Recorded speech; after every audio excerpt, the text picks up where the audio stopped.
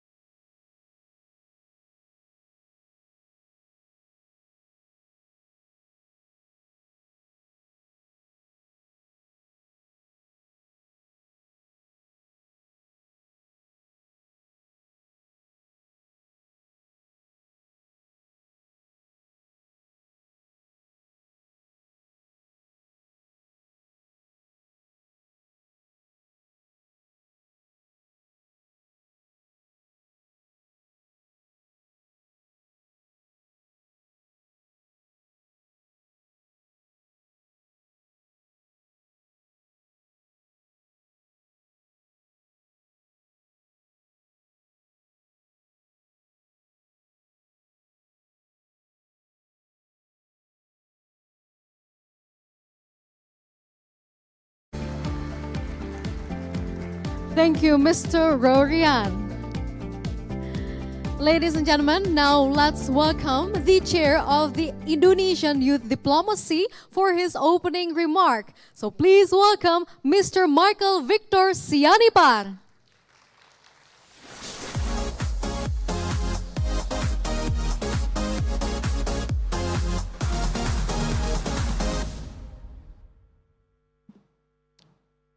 Good morning, delegates, observers, participants, and distinguished speakers and panelists who have joined this morning today for the opening and for our event, ASEAN Plus Youth Summit. Special thanks also to Minister Dito Adiotejo, who has made the time to address us as well, and for all the other representatives from various countries in ASEAN and beyond. I was informed that there are 80 plus delegates and also more than actually 3,000 people who sign up to come here. But due to the limited capacity, we can only accommodate 1,000. So those of you who are here, thank you for applying, thank you for the enthusiasm. And this is an opportunity that unfortunately many others cannot participate because of the limited capacity of the venue that we have. But not just in this venue, 3 kilometers from this building, another significant, a lot more significant, I would say, event is happening, which is the ASEAN Leaders Summit, where the leaders of our countries are gathering. Yesterday, it was the meeting between ASEAN and the US, ASEAN and Japan, ASEAN and China and Korea.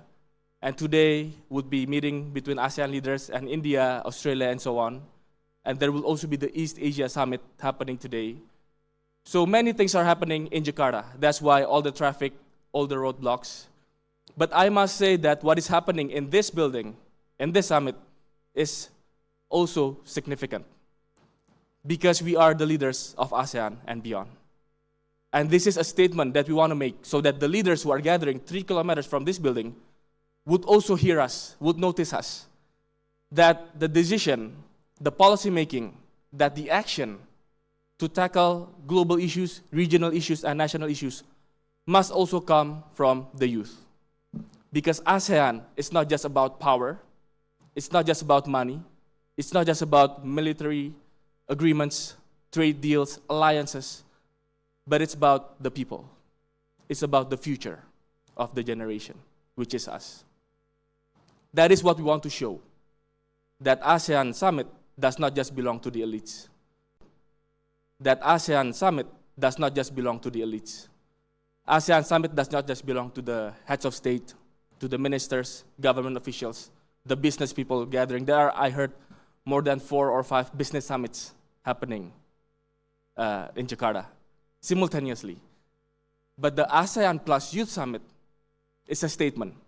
It's not just an event, it is a statement of our unity that we understand moving forward, ASEAN must grow together.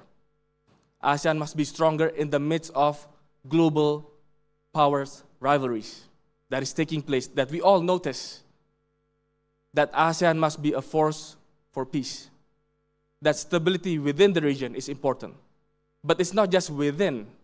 We also invite observers, we also invite dialogue partners, because we know that in the global world, what is happening in ASEAN, in Southeast Asia, will have impact across the world, and vice versa. That as we see ourselves as the epicenter of global growth, but we also see that hopefully we can also become the epicenter of global peace. That this is not just about hard power, economic and military, but it's about the people coming together, united. And that is what the delegates and observers have achieved yesterday at the dissemination at the members of, with the members of parliament and throughout the past few months. And I hope that the initiative that is done in Indonesia today can also be continued by other ASEAN countries because it's a rotating chairmanship.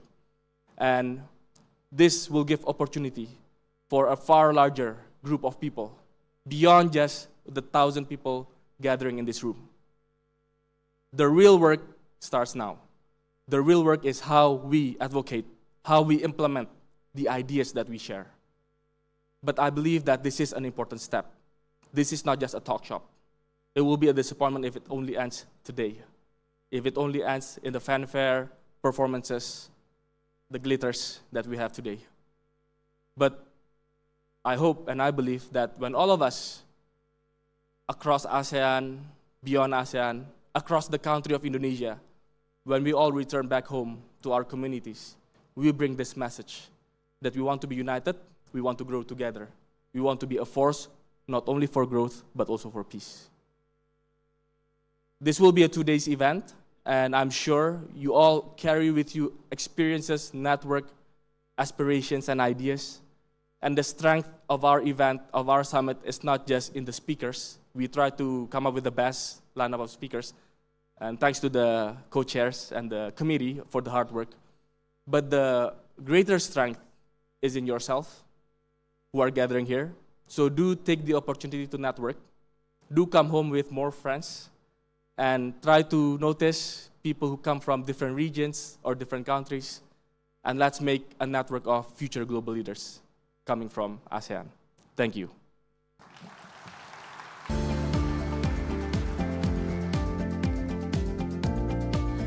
Thank you, Mr. Michael.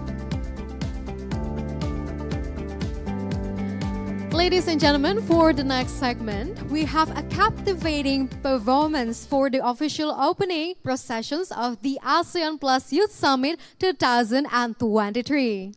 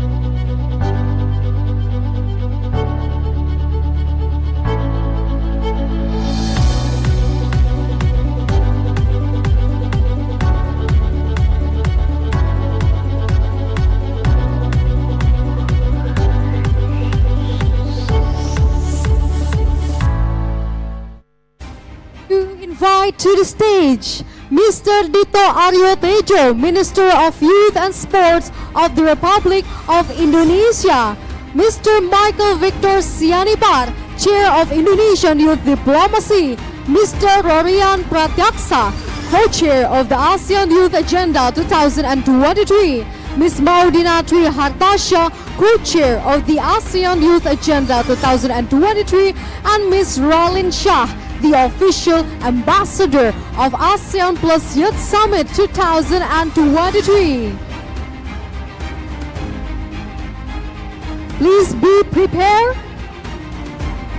and let's do the countdown together. 8, 7, 6, 5, 4, 3, 2, 1.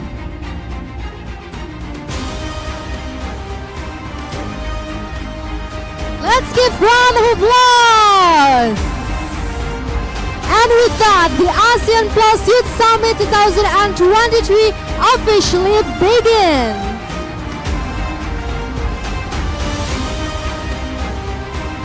Ladies and gentlemen, let's take a photo session together. Please, could you please go to the center of the stage?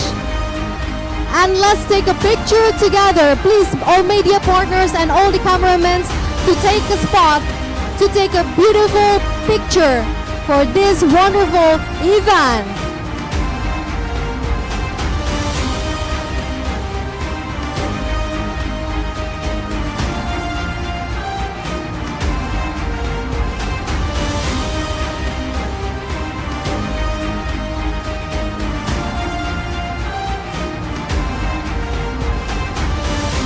Thank you, ladies and gentlemen. You may return to your seat.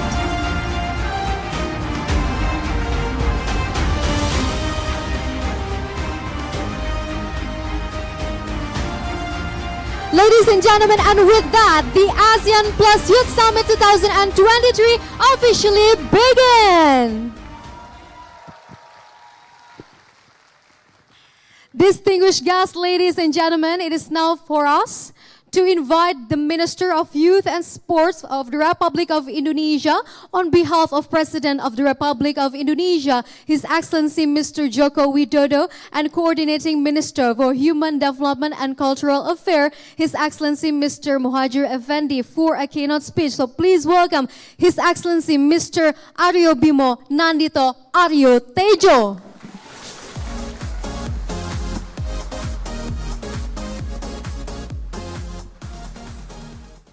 Assalamualaikum warahmatullahi wabarakatuh. Distinguished guests, esteemed delegates, and youth leaders, greetings for all. A very warm welcome to the ASEAN Plus Youth Summit 2023. We should acknowledge the current state of ASEAN that is predominantly populated by youth. Most of us youths have to achieve nothing less than a job that aligns with our passion, but also with a sufficient wage, promising career, and guaranteed pension. However, we also should not fail to address how such liberal amount of youth population has started to cause a gap between the number of productive labor and jobs available. Furthermore, many of our friends, our fellow youths, are still experiencing hardship such as unemployment, underpayment, even stuck inside the quicksand of extreme poverty. This situation is caused by how majority of stakeholders still fail to segment us, youth, as consumer instead of producer. Supposedly, our large amount of youth become automatically synonymous with extra supply in number of labor, production, jobs, and new entrepreneur opportunities that could support the region development.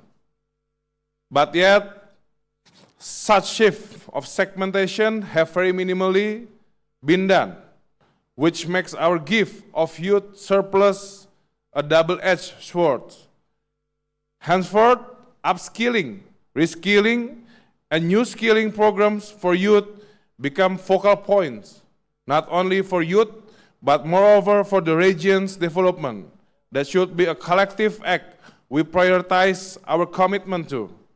My fellow respected youths, the world is rapidly changing.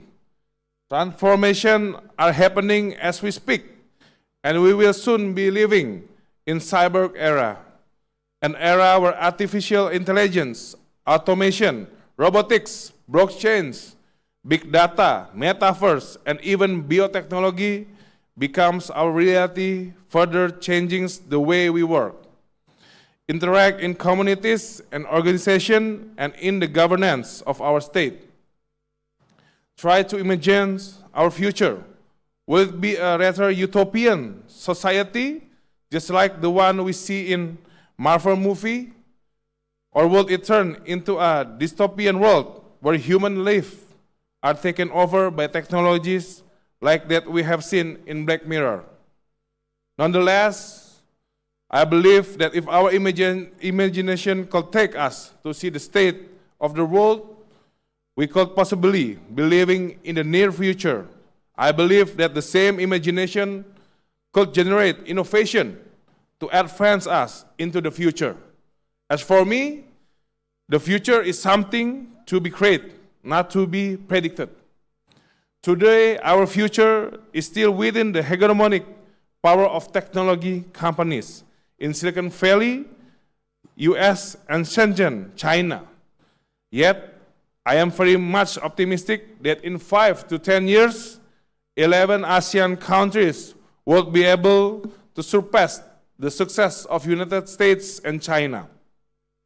As a matter of fact, what the US and China have created is inevitably going to be our reality in the very near future. The problem here is not the technology itself, but rather how this advanced technology cannot be used to its maximum capacity by all ASEAN youths, especially those living with marginal communities. Infrastructure and technologies, superstructure development disparity becomes one of the biggest challenges which hinder youth in adapting to Industry 5.0, a collaboration-oriented industry between human labor, smart machines, production flexibility, and employment flexibility. In the midst of such futuristic industry ecosystem, as quote from Yuval Noah Harari, civilization's biggest threat is no longer exploitation, but instead irrelevance.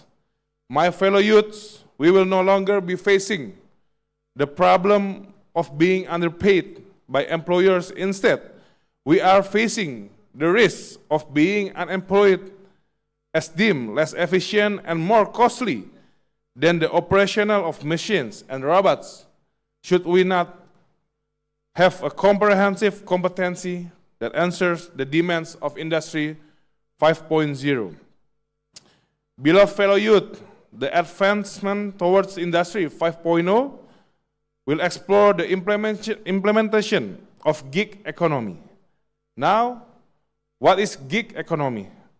An economic concept where short-term projects are available to accommodate freelancers to work from anywhere, with anyone, and with temporary commitment. The ultimate benefit of gig economy is job flexibility for youth. With the scheme, youths are given the liberty to handpick their own projects and to apply their own preferred method, place, and time of work. Such a flexibility also opens more opportunities for youths to engage in side jobs with no limitation to who their partner could be. Living in this area has brought to ease at collaborating and communicating like never before. Indonesia can work in Cambodia, receive payment from Singaporean company, building client networks to the Philippines, vice versa. And it's true from gig economy demands youth to not only work, but also have the entrepreneur spirit to monetize their skills. After all, I have a few notes to share on a gig economy. First, the challenge of gig economy is definitely uncertain income, as employees will not be bound by long-term contracts. This puts youth in more risk of experiencing significant income inflation from time to time.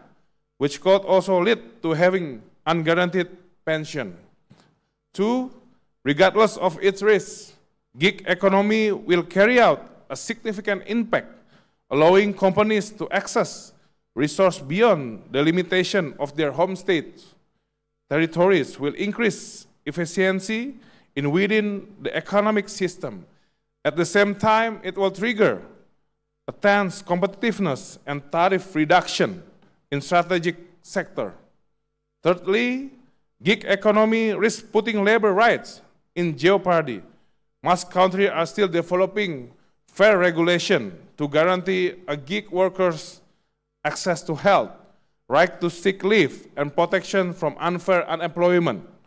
And fourth, disparities in infrastructure development, resource availability, and access to education risks gig economy to become a continuous producer of social discrepancy that would even make it harder for youths to adapt to Industry 5.0.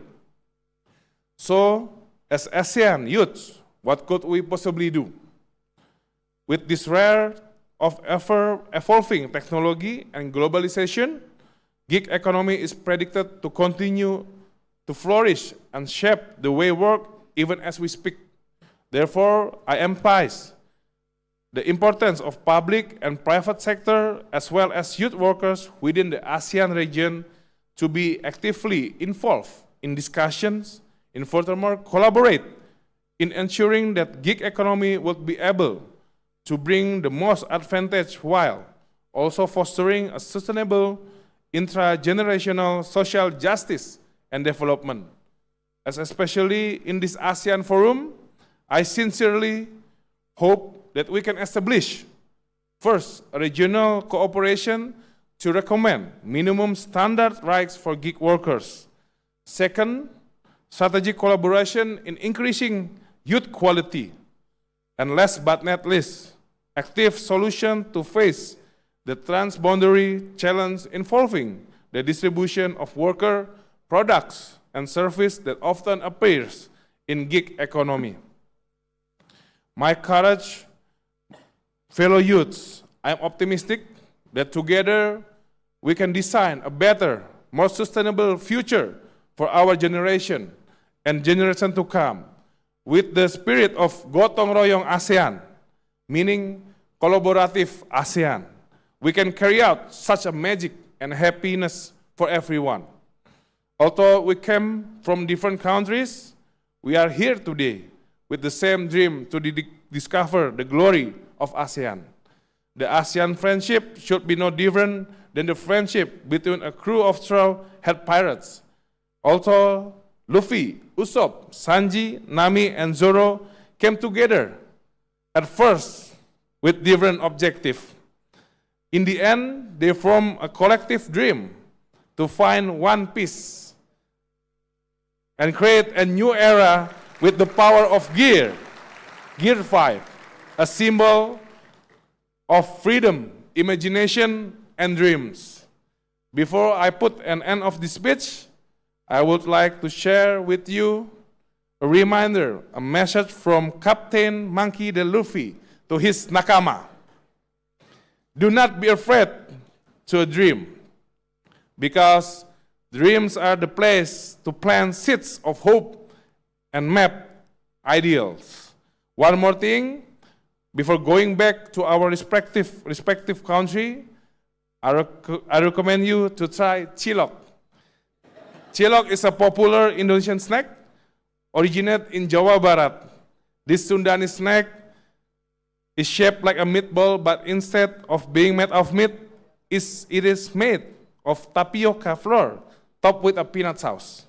So delicate and memorable, just like Indonesia. Terima kasih, thank you. Wassalamualaikum warahmatullahi wabarakatuh.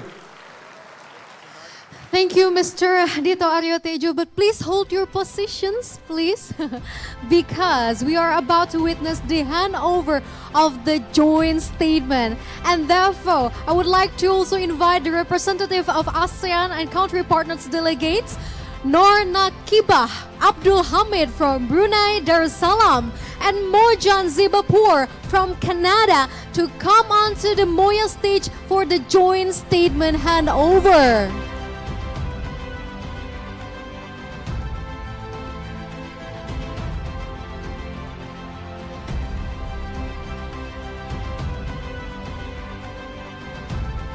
And here it is, the handover of joint statement, represented by one delegate of ASEAN country and one partner country. We're going to have the handover of the ASEAN Plus Youth Joint Statement 2023 to the Minister of Youth and Sports of Indonesia as the senior officials of the Ministry of Youth Indonesia.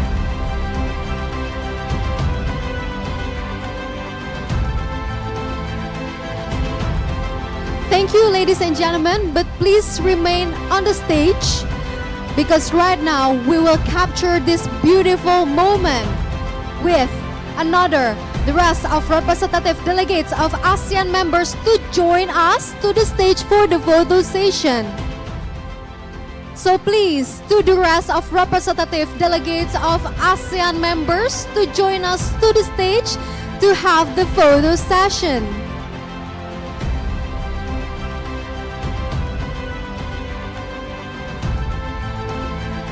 Be prepared, ladies and gentlemen. Put your best smile.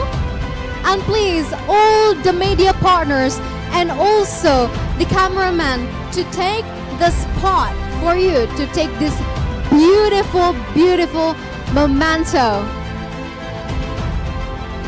We hope that through this joint statement, all the delegations from ASEAN countries and their partners countries call upon the ASEAN leaders to support youth in exercising their active citizenship at the micro, meso, and macro levels by empowering and involving them in all decision-making processes through open, participatory, and meaningful avenues. Be prepared, ladies and gentlemen. Put your big smile on the camera. Be ready, cameraman.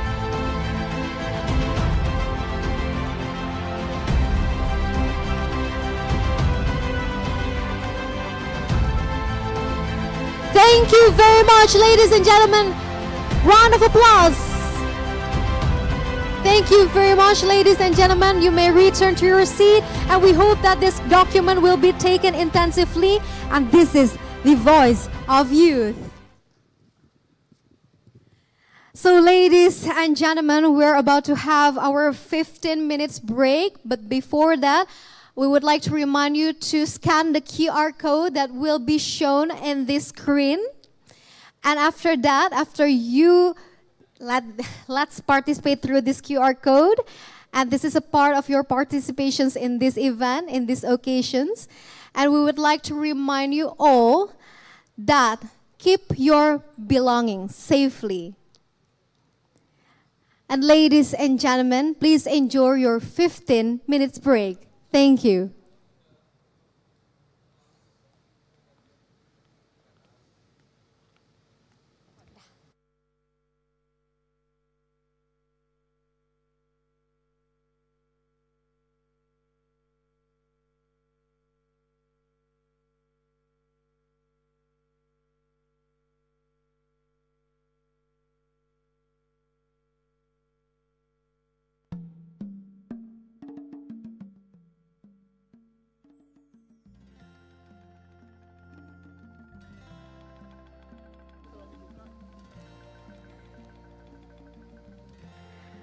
Ladies and gentlemen, before we go to the upcoming discussions for the panel 1, please take your 15 minutes break.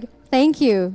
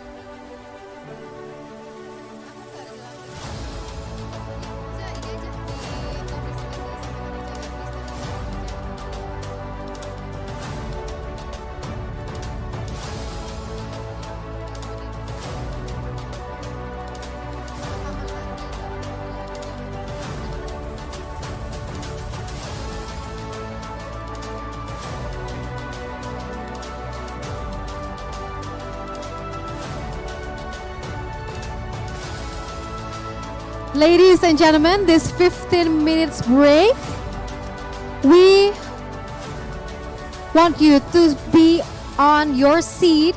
Don't go anywhere because we will have the upcoming discussion shortly. Thank you. Please don't leave the room.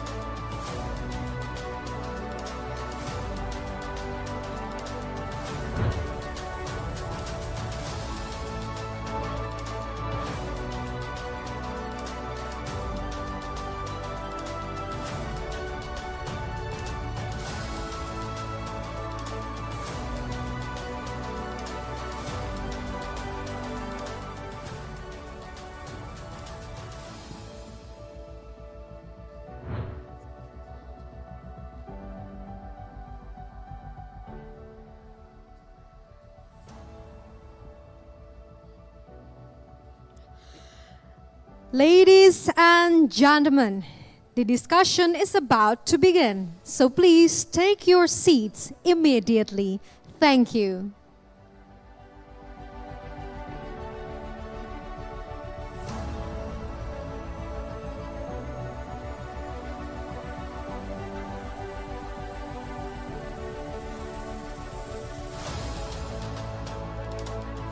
Ladies and gentlemen, for those who are outside the ballroom, please get entered to the venue as we will begin shortly.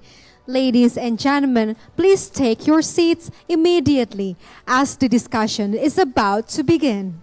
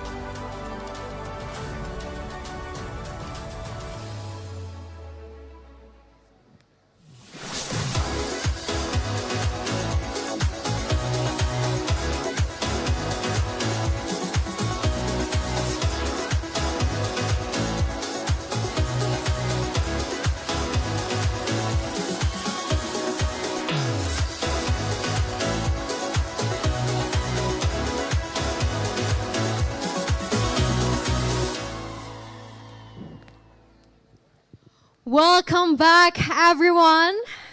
We hope that you had a restful break, don't you? All right. So without further ado, we will now begin our first panel discussion titled Elevating ASEAN Opportunities, Prospects, Hurdles, and Crafting a Resilient Future.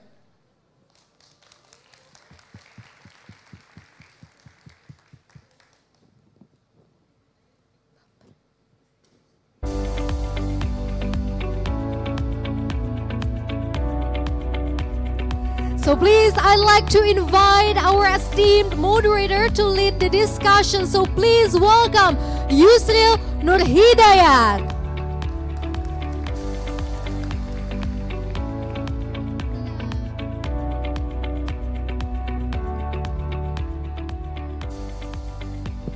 Good morning, Mr. Yusril. Morning, thank you. How are you? I'm doing great. I'm actually very hyped to be in here and to see all these incredible youth gathering for such important purpose. Because you are radiating such positivity and we really like it. Can we give round of applause for our moderator? So as we cannot wait for the discussions about elevating ASEAN opportunities, prospect hurdles, and crafting a resilient future, so therefore, let me hand over this talk show to you. So please, the stage is yours. All right, thank you. Good morning, everyone. I just want to say that I wanted to thank the organizing committee so much for giving me this opportunity to be speaking and then to moderate this first ever panel of the summit, which I think is a very, very important and very interesting panel. I am very, very hyped and very happy to be in here. I think the energy that you guys give are very, very good, and I'm very, very excited for this first panel. But before I'm introducing the panel, I think I wanted to bring in some numbers for you guys to kind of make sense. Why are we having this panel? And why do we have this panel as the opening of the summit? ASEAN in itself offers so much opportunities. And when we're talking about ASEAN opportunities, we're talking such enormous promises that are definitely propelled by the latest technological advancement of the region and also the trade development that is growing up so fast. And so I think the topic of how can we even elevate the opportunities even more of the region is such an important topic, right? To give you numbers, by 2030, I think the region is projected to be the largest fourth economy in the world with a combined GDP of 3.7 trillion USD. That's such a big number. And also with a population of 670 million altogether. And what's so interesting about that big number of population is that 70% of them are within the working age range. So I think the demographic bonus are coming up and it's actually getting real. But anyway, let me introduce this panel. So our panel is Elevating ASEAN Opportunities. We're gonna be diving into some possible avenues and also talking about some hurdles that we'll encounter governments, organization, youth organization will encounter when it comes to elevate the opportunities. And also towards the end, we're gonna be dissecting into how can we actually create such resistant and also resilient future for this region, right? So allow me to introduce the four panelists that will be joining us today. I would like to invite first into the stage Miss Ralin Shah, an actress, philanthropist, and entrepreneur.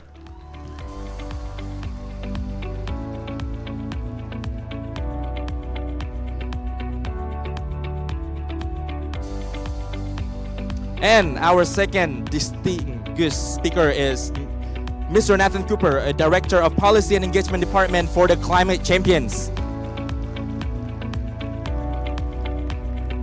Welcome. And obviously, last but not least, we have Mr. Bam Mija, co-founder and Chief Commercial Officer of Sarisuki, Philippines.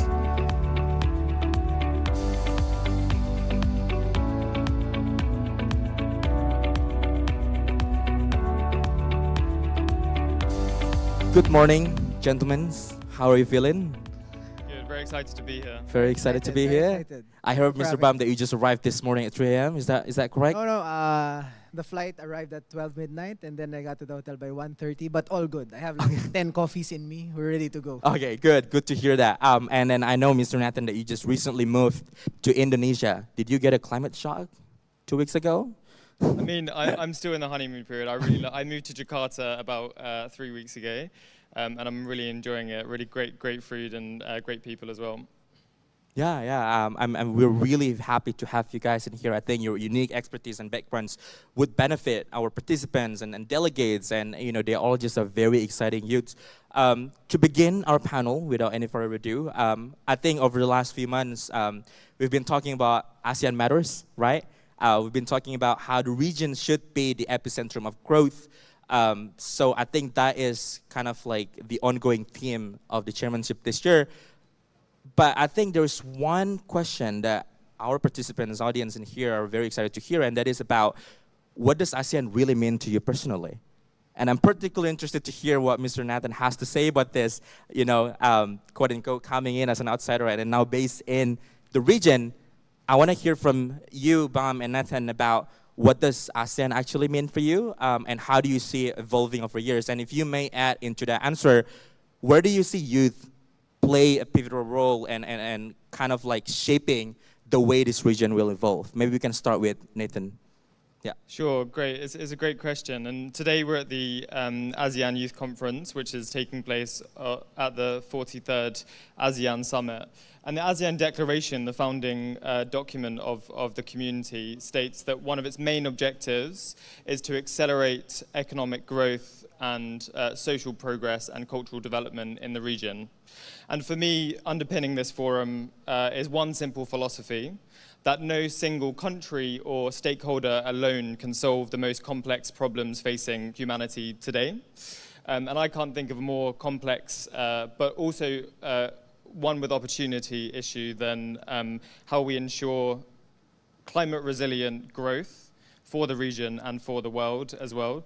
This decade, we need to reverse biodiversity loss, halve global emissions, and enhance the adaptation, the resilience of climate vulnerable communities, whilst also ensuring that this decade is a decade of growth for the region. And there's a saying in English that goes, problems can become opportunities when we bring the right people together.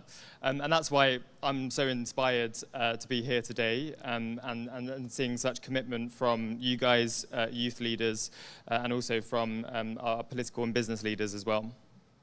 Yeah, absolutely. I think if I want to highlight some of the things that you've mentioned, I think you mentioned a couple of times something about collaboration, unity, harmony, and I think that really is one of the core foundation of this region and the very core reason why ASEAN is created in the first place. Now I'm interested to hear what you, Bam, has to say about what does ASEAN really mean for you and how does youth, especially them in front of us right now, such impactful youth, can play a pivotal role. Yeah, thanks, Yusril. Two words come into mind. First is home. So ASEAN has been my home for the past, I'm not going to tell you my age, but I'm not part of the youth anymore. But it's home. So I've spent most of my life in the Philippines, some in Singapore. So it holds a very special place in my heart, seeing this region grow and flourish. So home is the first thing that comes into mind. Second thing, it's really potential. Yeah, Israel beat us to the data a while ago. 500 million population. I think about 30% moving into the workforce, right?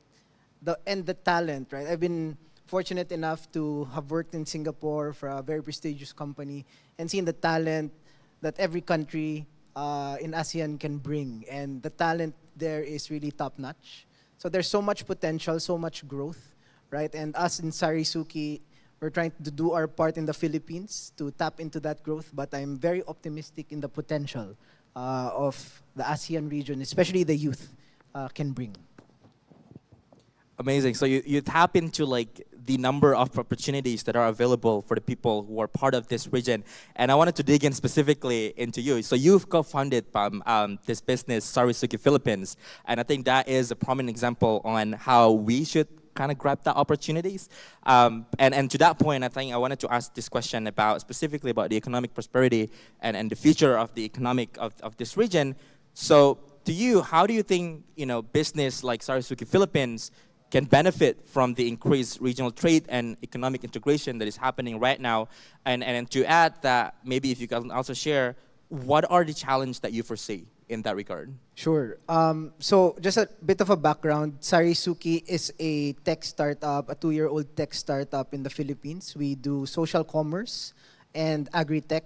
So we sell daily goods of rice, meats, fruits, vegetables through our online sellers. We have about almost 10,000 of them in the Philippines.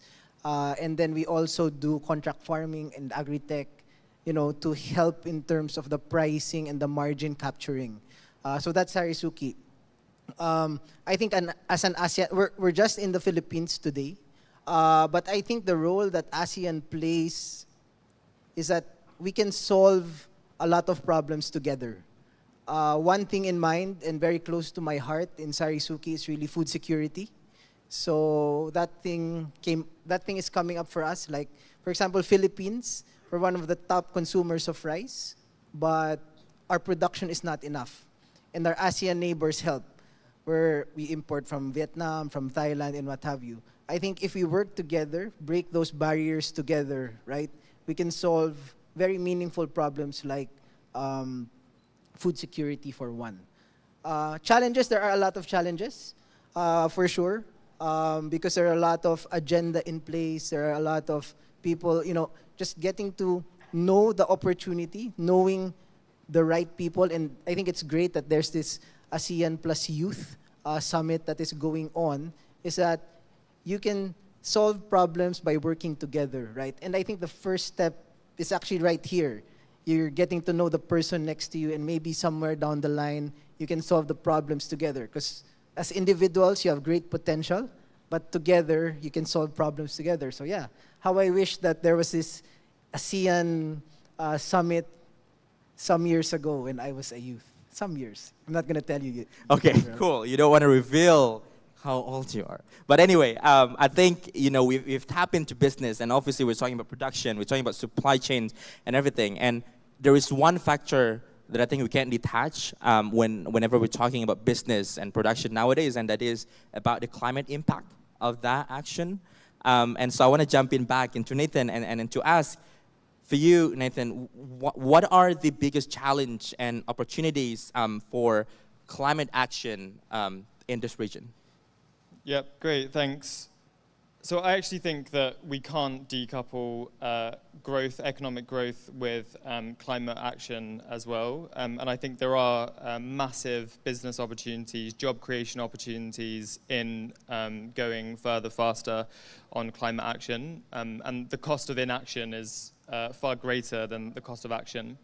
I think 4 specific main opportunities for the region, which we can really double down on the kind of competitive advantage of the region, are nature, shipping, and marine activities, and energy and finance as well. Firstly, in terms of nature, the region is home to one of the most biodiverse marine and land ecosystems in the world. We've all heard of the Coral Triangle encompassing Malaysia, the Philippines, Indonesia, and other countries as well. But in tropical countries, a lot of deforestation is caused by commodities that are traded internationally. I think 3/4 of deforestation is caused by the conversion of land from pasture land and agricultural land as well. But protecting nature doesn't mean that we're sacrificing on economic opportunities and trade opportunities as well. I actually think protecting and restoring ecosystems can have a massive benefit, not only for biodiversity, but also for the economy as well. A recent report at the World Economic Forum put out, where I used to work, says that actually nature-positive solutions can create over $10 trillion in business opportunity, and over 400 million jobs, new jobs by 2030. So there's a clear business opportunity here. That's in terms of land. In terms of coastal and maritime as well, mangroves, seagrass, tidal marshes across all of our coastal ecosystems can really help with fisheries, help protect coastal livelihoods and economic opportunities across our coasts as well. On shipping, the ASEAN region is a really global, vital hub for shipping and economic trade. Shipping actually constitutes around 2 to 3% of global emissions. So I think there's a real great opportunity in the region for enhanced collaboration to reduce the carbon footprint of shipping and maritime activities. And particularly Singapore, but other ASEAN member states are really driving the way on being a green hub for shipping. The last sector that I'd like to talk about is energy. And I think one of the kind of most significant considerations in the region is the effect of coal on both climate change, but also public health as well. And coal-fired power plants can actually have serious problems for public health, for local populations, but also for global emissions as well. I think there's a real great opportunity for the region to double down on the great abundance of energy resources that it has: wind, solar, hydropower, and others. So I think that can be a real economic opportunity for the region. I'll pass back to the moderator. Thanks. Yeah, absolutely. I think, you've mentioned a lot of numbers, lots of chances that could happen if you actually tackle it correctly. And I think I just want to remind everyone in here, especially you guys, as youths that are involving in so many great, impactful activities and organizations, that those numbers will just be numbers if there are no actions taken.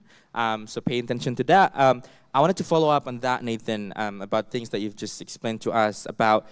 What do you think is the specific role of governments and also non-governments, such as cities, regions, and businesses and investors in driving that climate actions? Yeah, thanks. So I think there's a clear role for governments, both national governments, but also regional organizations like ASEAN and others, and businesses, investors, and then more broadly civil society. In terms of governance, national governments, there's a clear role to set very clear directions of travel in terms of where the economy is going in the medium and long term. There's been, in the last 2 years, a great proliferation of net zero commitments and climate pathways from a lot of countries. But I think what businesses are really looking for is clear direction of travel and regulation that enables businesses to follow the pathways that governments have set.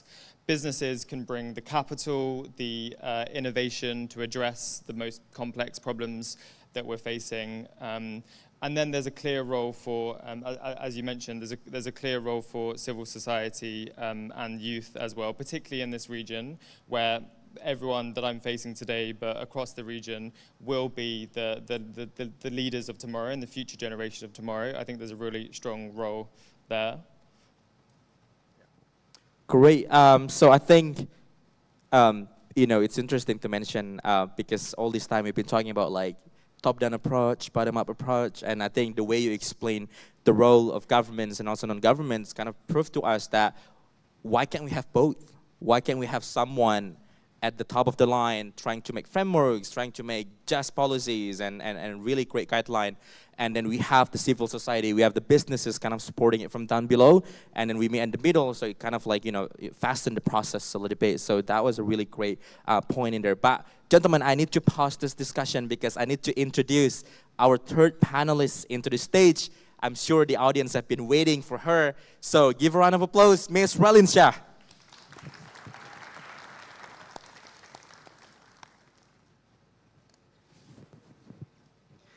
All right, good morning, Relin.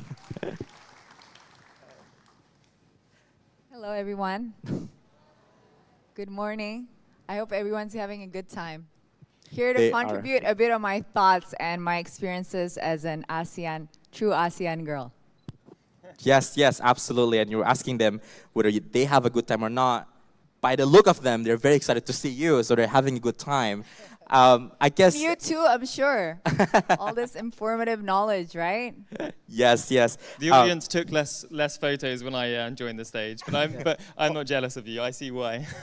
All the phones are out now. Yeah, we're seeing all the phones are up right now. But anyway, Relin, we started this discussion by asking the two of them, what does ASEAN mean to them personally? And I think we're very interested to hear your story and how do you define ASEAN for you. And if you could just add into your answer, where do you see youth contribute in the region? For me, I see ASEAN as a beacon of hope. I feel that our region is so unique.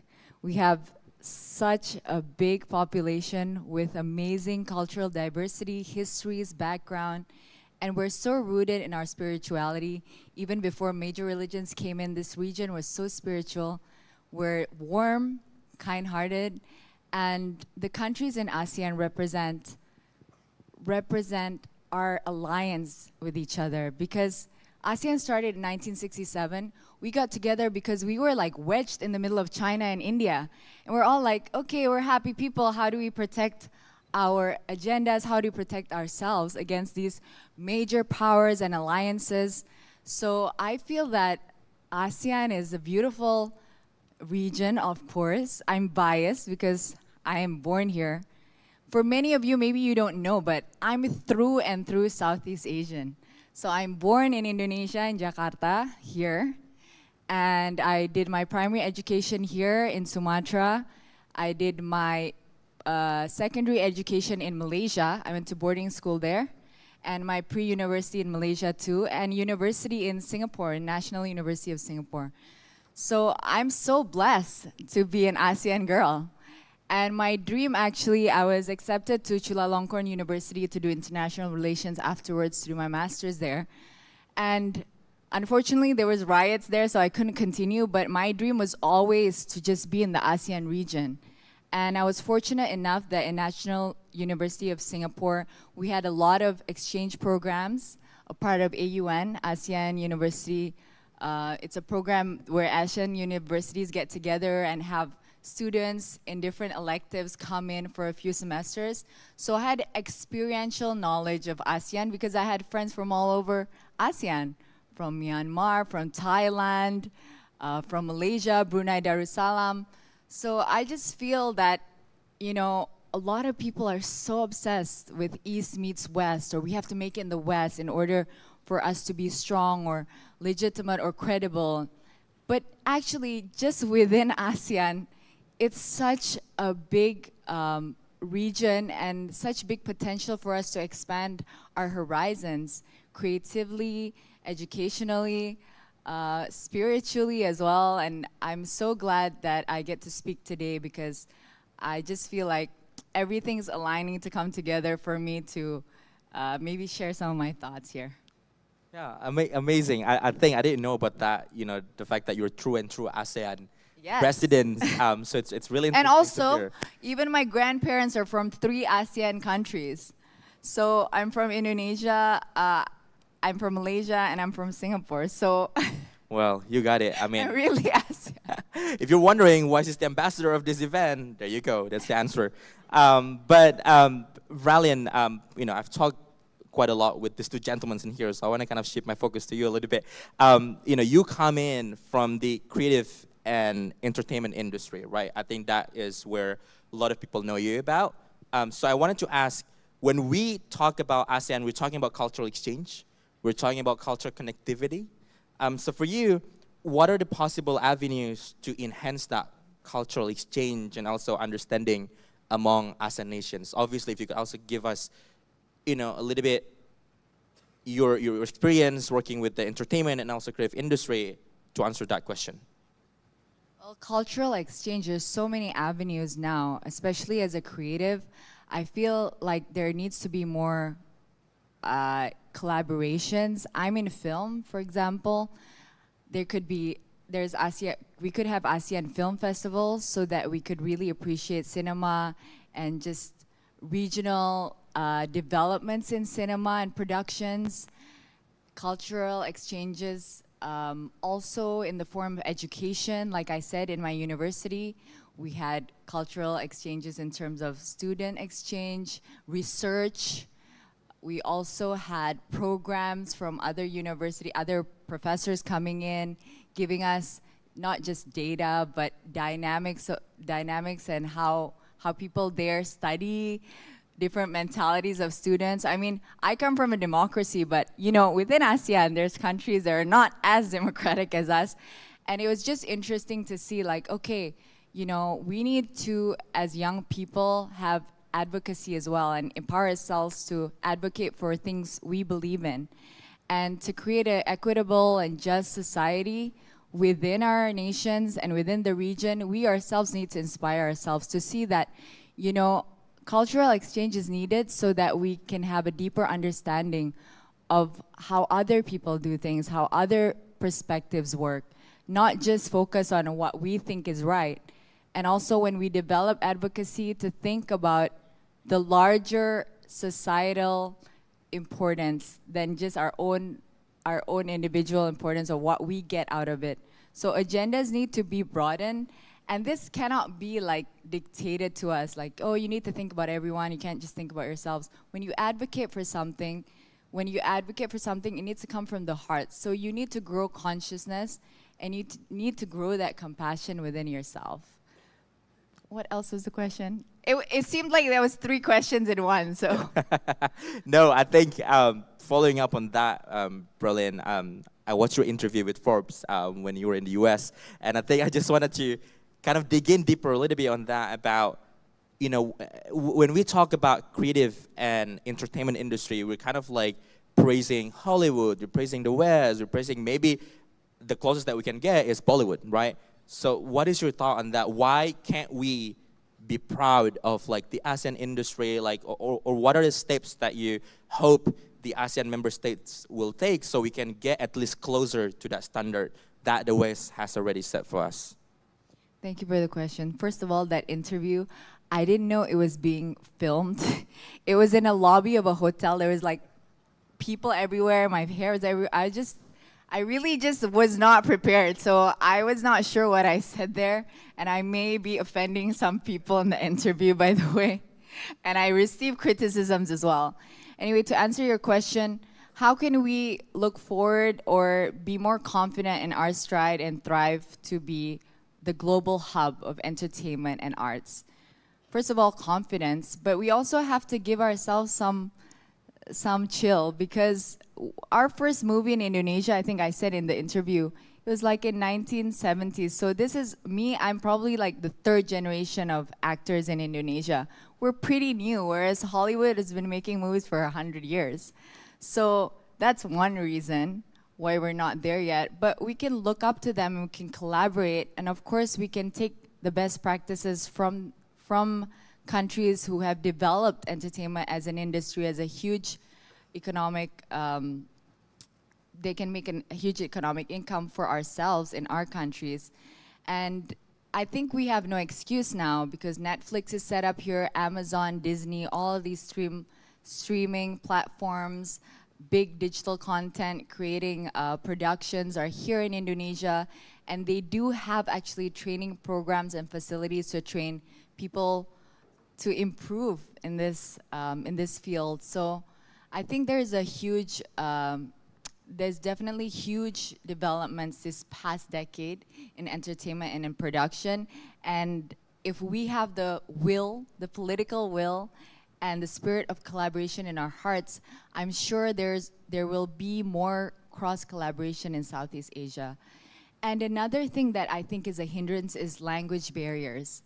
You know, Indonesian and Thai, it's very different languages. It's not, and you know, Brunei, Malaysia, Singapore, Indonesia, Bahasa Melayu is used. So I did a movie about 4 years ago. It's called Police Evo 2, Police Evo 2 in Malaysia. And because it was in Bahasa Melayu, it was aired also in Brunei, in Singapore, in Malaysia. And so I think language is also a huge barrier. But I think it should be not a barrier, but it should be something beautiful. If we could get multilinguistic productions going, then we could actually learn more languages and be more familiar and deepen our understanding of the linguistic dynamics of this region. I mean, it's such a diverse region. I feel entertainment is so closed off. Like Thai actresses are with Thai actresses, Indonesian. I managed to make friends with some Thai actresses because I just think they're beautiful. And I feel that the Thai entertainment industry is so much well advanced and developed than Indonesia at some point. But I don't see it as like a downside, or I don't feel small because of it. I just feel like, okay, how can we learn from them?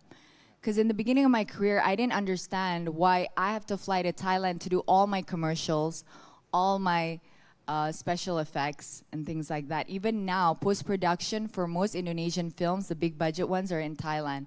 Like, how can we learn from them and bring it here? Or how can we bring Thai companies here to train us or to set up here in Indonesia and have that, you know, have that kind of collaboration and learning and education in that space? Yeah, absolutely. I mean, it's very optimistic what you're giving, and I think you're right. I think we need to chill out. I'm gonna use that quote We now. need to chill out. Give think- ourselves a break. Yes, yes, absolutely. I think it's about the balance between striving all the way, but also taking a step back and then to realize that, hey, we're only a couple years old, and then to kind of just like redevelop our strategy and so on. So talking about creative and entertainment industry, obviously it's not far from tourism, right? And I want to go to Nathan now.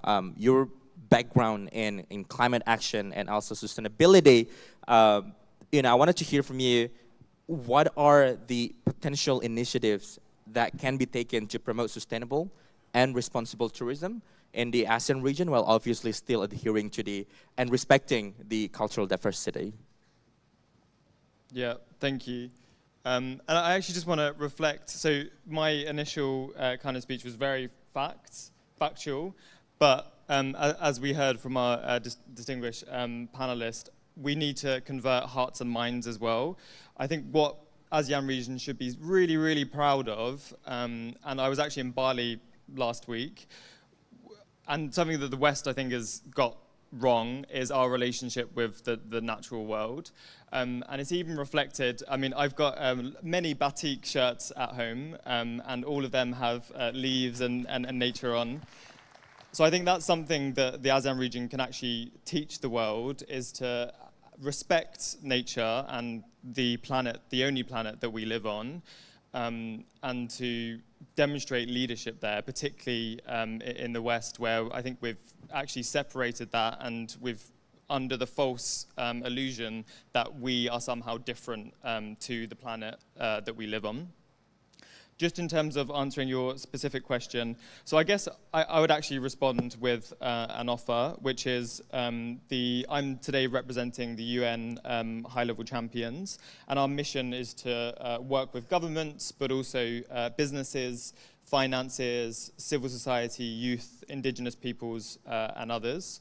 And we really want to drive climate ambition, not just in terms of reducing carbon emissions, but also how we adapt to the climate impacts that the world's most vulnerable people are facing today.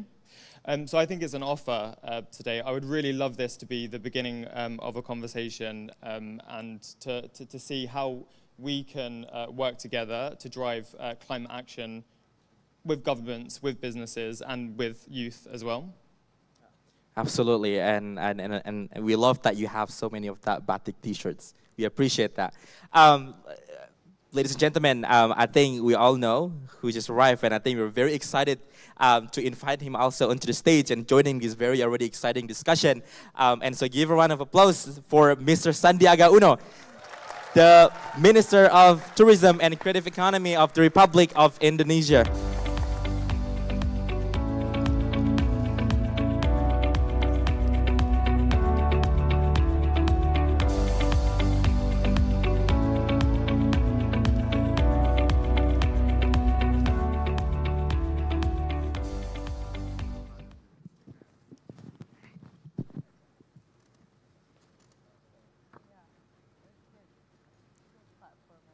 Mr. Sandi, we are just very grateful to have you in here. I know that you're very busy right now with the whole thing that is going on. The fact that you're still allocating your time, we're just very happy and very excited to hear your thoughts on this very exciting discussion already. How are you?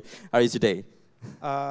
Thank you for having me, and apa kabar semuanya? Selamat pagi. Well, I'm very happy to be here to see the future of the global world. And if we talk about the epicentrum of growth, you are the epicentrum of growth. So just like 5 minutes ago, we welcome from Prime Minister Modi to Vice President Kamala Harris. So I told my boss, Pak Jokowi, that I will slip from the main sessions to join you guys here, because you guys are, when you talk about ASEAN matters, it's actually youth matters. And this is something that we need to push for the youth to take real actions from climate actions to job creations, from micro, small, medium enterprises empowerment to women empowerment, from ideas such as startup in fintech to the green economy. And this is something that I believe these sessions will need to contribute. And today we have world leaders congregating in, I'll tell you the story, in Senayan at the JCC. And at the gate, when we receive the world leaders, there's actually a look and feel of our new capital. So it's something that we need to think about, also the youth in this room, how we could create not only a net zero concept, but regenerative, like pretty much what we do in tourism and creative economy. You don't just making sure you're not contributing to carbon emissions, but how do you take actions so that the activities that you do actually offset not only your carbon footprint, but others' carbon footprint.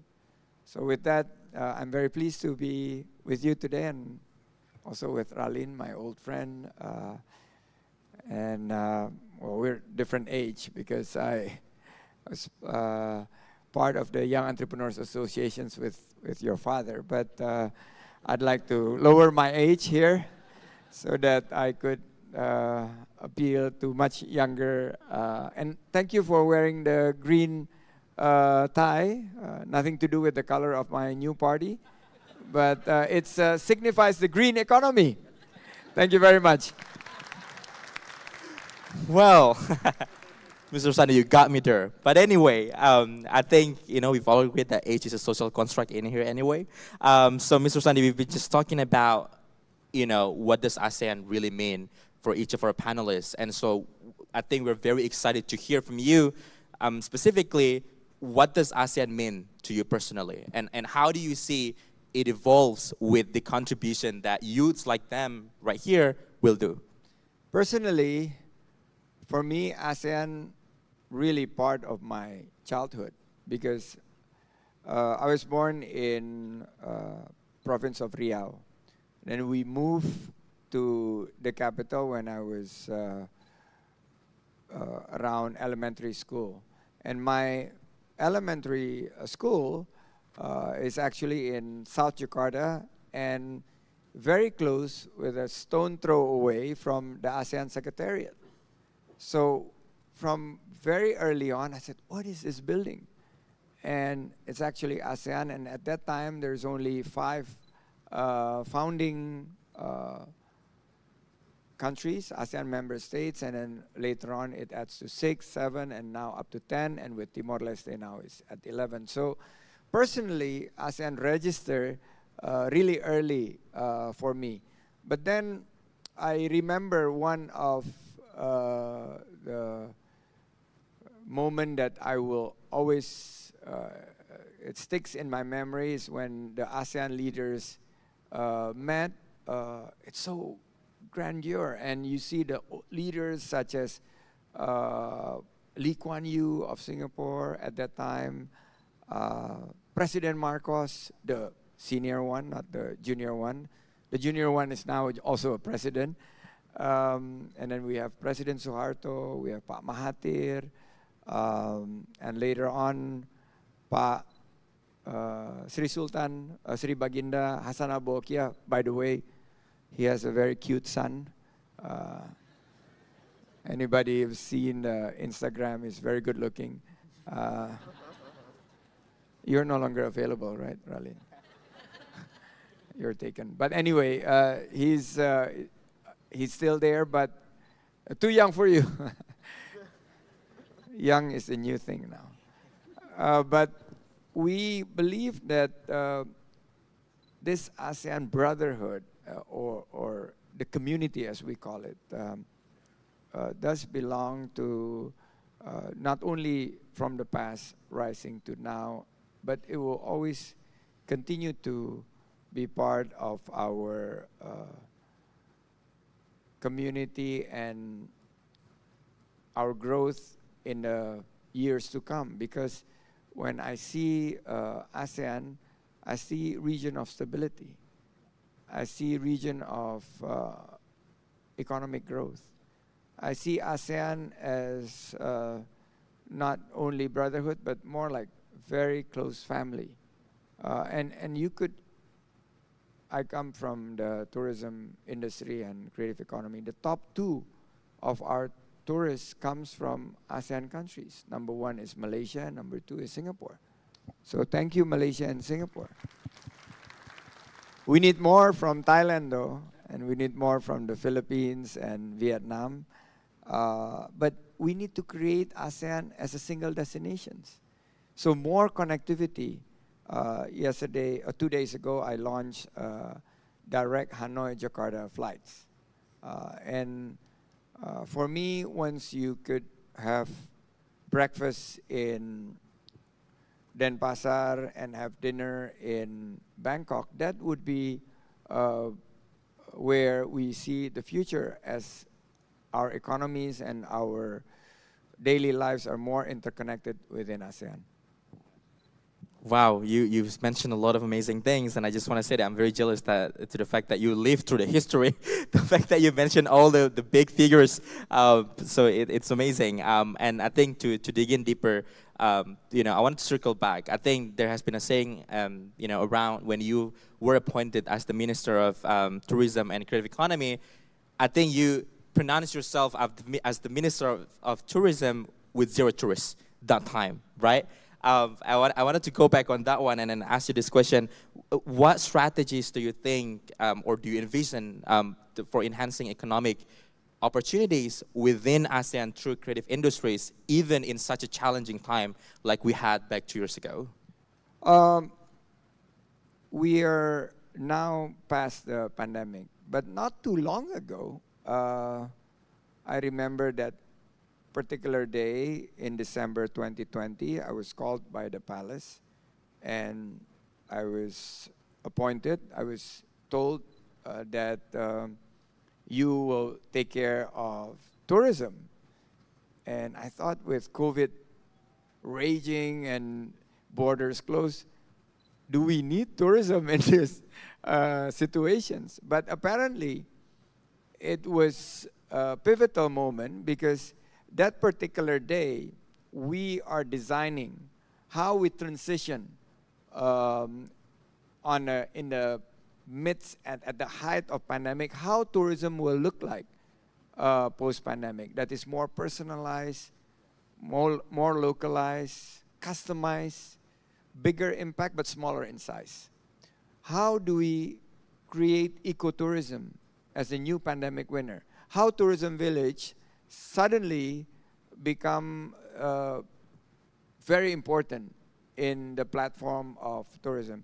How events such as ASEAN and G20 last year really contribute to the revival and recovery of tourism. How does tourism is more inclusive? It's not just people with the money. When you need healing, it's not the only for the rich. But healing, mental health is also for the wider community, for the bottom of the pyramid. And that is why Tourism Village becomes an option. You need to, every now and then, used to be it was just twice a year, but the younger generations now take more vacations.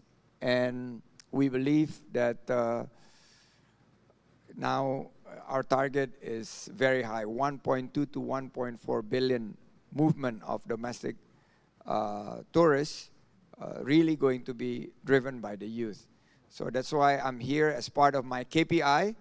I need to thank 80, I think I was told 80 participants from outside Indonesia. Please give a big hand from people who are arriving from international. But you, the rest of the 1,000, which is the 920 Indonesians here, you guys need to also travel and experience Indonesia. Because right now we are still at surplus in terms of more people coming in rather than people going out of Indonesia for tourism. But sooner or later, if we don't act now, and if you don't understand how beautiful is Lake Toba, how Labuan Bajo is very, have clear, pristine water, we will have a deficit. And some countries have to visit, and some regions have to have a deficit in terms of tourism. So we need the youth to take concrete actions, hopefully now. Thank you so much.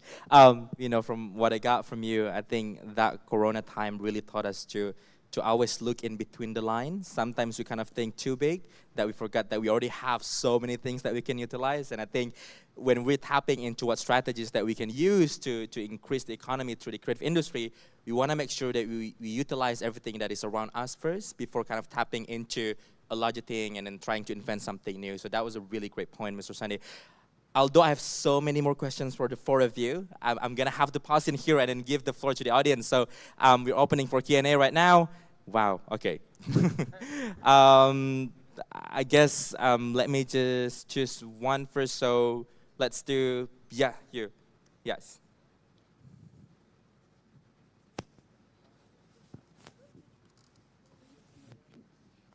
Thank you so much for the opportunity. Good morning, everyone. First of all, let me introduce myself. My name is Tika Tazkia. Sitting here, I represent my community based in Bandung.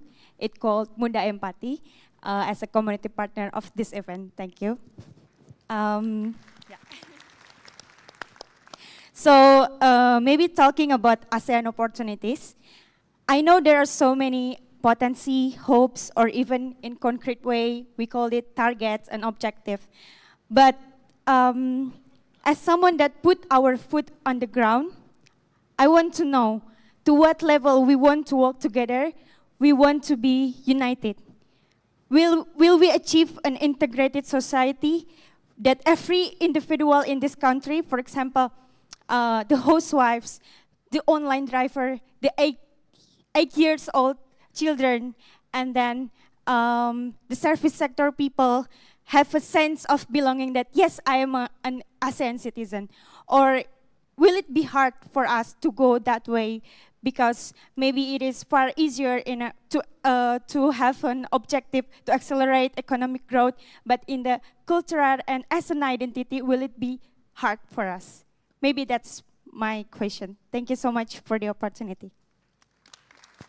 Amazing. I think that's a very interesting question, right? I think when we're talking about sense of belonging, we always think about nationality. We'll always think about all these things that just convene in our nation. So I want to hear maybe who would like to get us started on that question. Okay. Okay. Maybe we can have Mr. Bam first answer that question about that creating that sense of belonging of ASEAN. I definitely recognize that right now it's really country first, then ASEAN. I think that's the natural movement. As what we have heard from our panelists, our ASEAN culture is what, 20 years? Less than? 1967. So you add 50 years, right? Some countries are not even as old as that. I think this is a good start. We're not yet there, but we can be further. And I think it starts with commerce. So for example, for us, in our small startup, right, we want to be integrated with what our ASEAN startups are doing. So after this, I'm going to talk to 2 startups that are doing the same thing, right? So I think that's an opportunity that this forum has given me as well.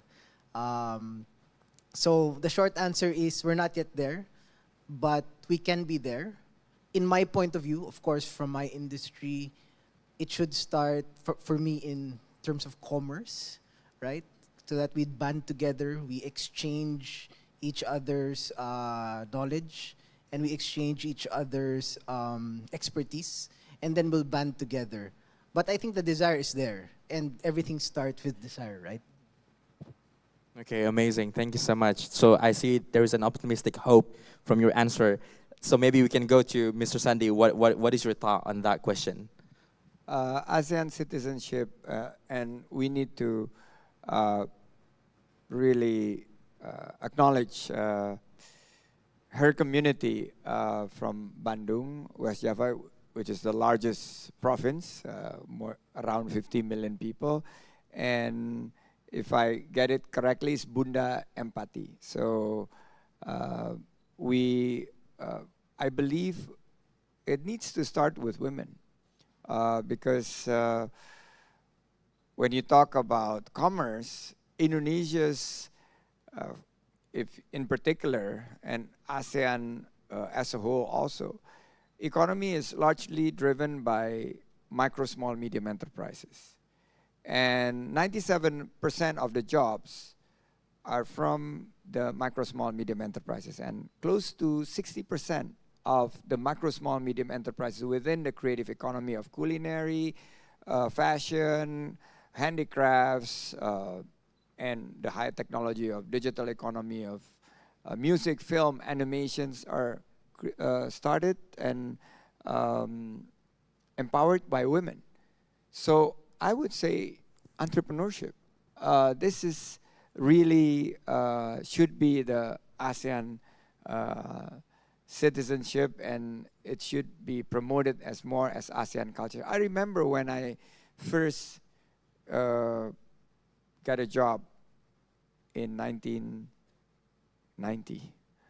Some of you may not been around 1990, but my first job paying me 450,000 rupiah per month in a bank in Jakarta. 450,000 is about $20, $30 a month back then. My ultimate superior was a Filipino. And because at that time, the Philippines is very strong in finance and accounting. I still remember his name, Dominador Gregorio Jr. And my IT ultimate boss came from Singapore. And then we have a Malaysian engineer also within our financial institutions. So if you look at beyond your borders and thinking about ASEAN, there's a lot of things that you could do. So the concept of ASEAN, your country first and then ASEAN second, may be the case, but it should be based on how you create your and charting your move forward and including the resources that ASEAN has. That should be an ASEAN culture.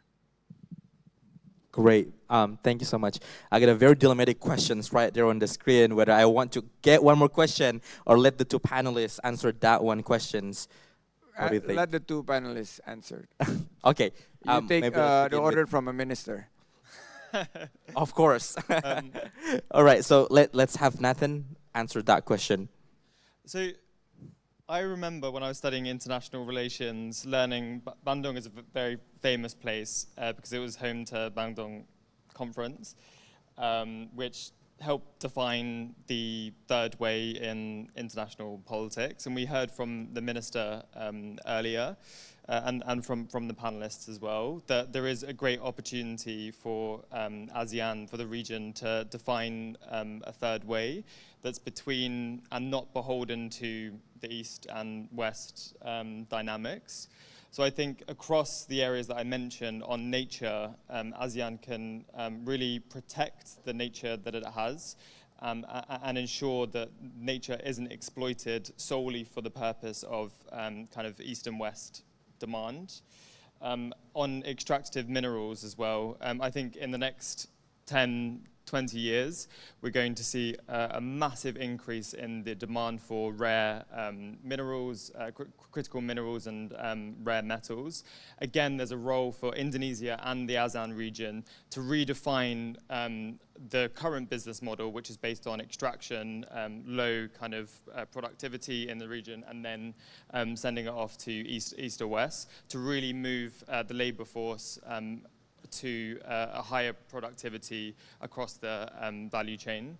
So yeah, when I hear our representatives from Bandung, I hear that there's a really great opportunity for the region to define a third way in international politics. Yeah, that is very insightful. And to close that question, Bralin, what do you have to say? Pertama-tama, selamat Mbak yang dari Bandung untuk organisasinya Bunda Empati. I love this name. Bunda means mother, empathy means empathy. So, you know, we have these jurisdiction lines defining where's Indonesia, where's Thailand, where's Malaysia. But actually, in our consciousness, we shouldn't have these lines, because these lines are mental lines. We all come from the same region. We come from shared histories, cultures, and Indonesia, it's so diverse. Bhinneka Tunggal Ika. Berbeda-beda tapi tetap satu. Unity in diversity. And what really binds Indonesia together is our shared human values of love of family, well-being. We are such a warm culture. When I go to America, you know, I've taken some acting classes in America, and the one thing they said is, you're the only Indonesian I know. I guess Indonesians are really warm and friendly. So how do we define our citizenship or being Indonesian or being Southeast Asian? It's also how we develop ourselves as joyful, self-sustaining, positive, adding value to every relationship we have, adding value to every company we work at. You know, when we are strong as individuals, then you can spread the love. So when your question was, oh, how can we feel more Southeast Asians? When you feel more Indonesian, when you understand your culture more, when you go deeper into who you really are, and you really realize it, not just know in terms of informative knowledge, but really work on spiritual tools, have some time for yourself to realize, oh, I'm not alone. There could be another Bunda Empati organization somewhere in the Philippines, for example, and you could create that network. But on your own, you have to be strong on your own before that ripple happens. So you have to be sure of where you're going, what your mission is, and work towards all your energies to dedicate time, attention, energy, and commit to that one mission that you're doing in whatever field you are doing and be the best at it. In that way, you can inspire others to be the best at what they're doing. And slowly you realize you have so much energy, you need to share it amongst Indonesians, you need to share it in the neighboring countries. Like I said just now it's a time for East to meet East. Even in the West, now I'm trying to get into Hollywood, guys, but I can't because there's a writer's strike. And now there's an actor's strike. And so then my manager over there is saying, hey, Raleen, can we put in money into productions that are happening in Indonesia? What's happening there?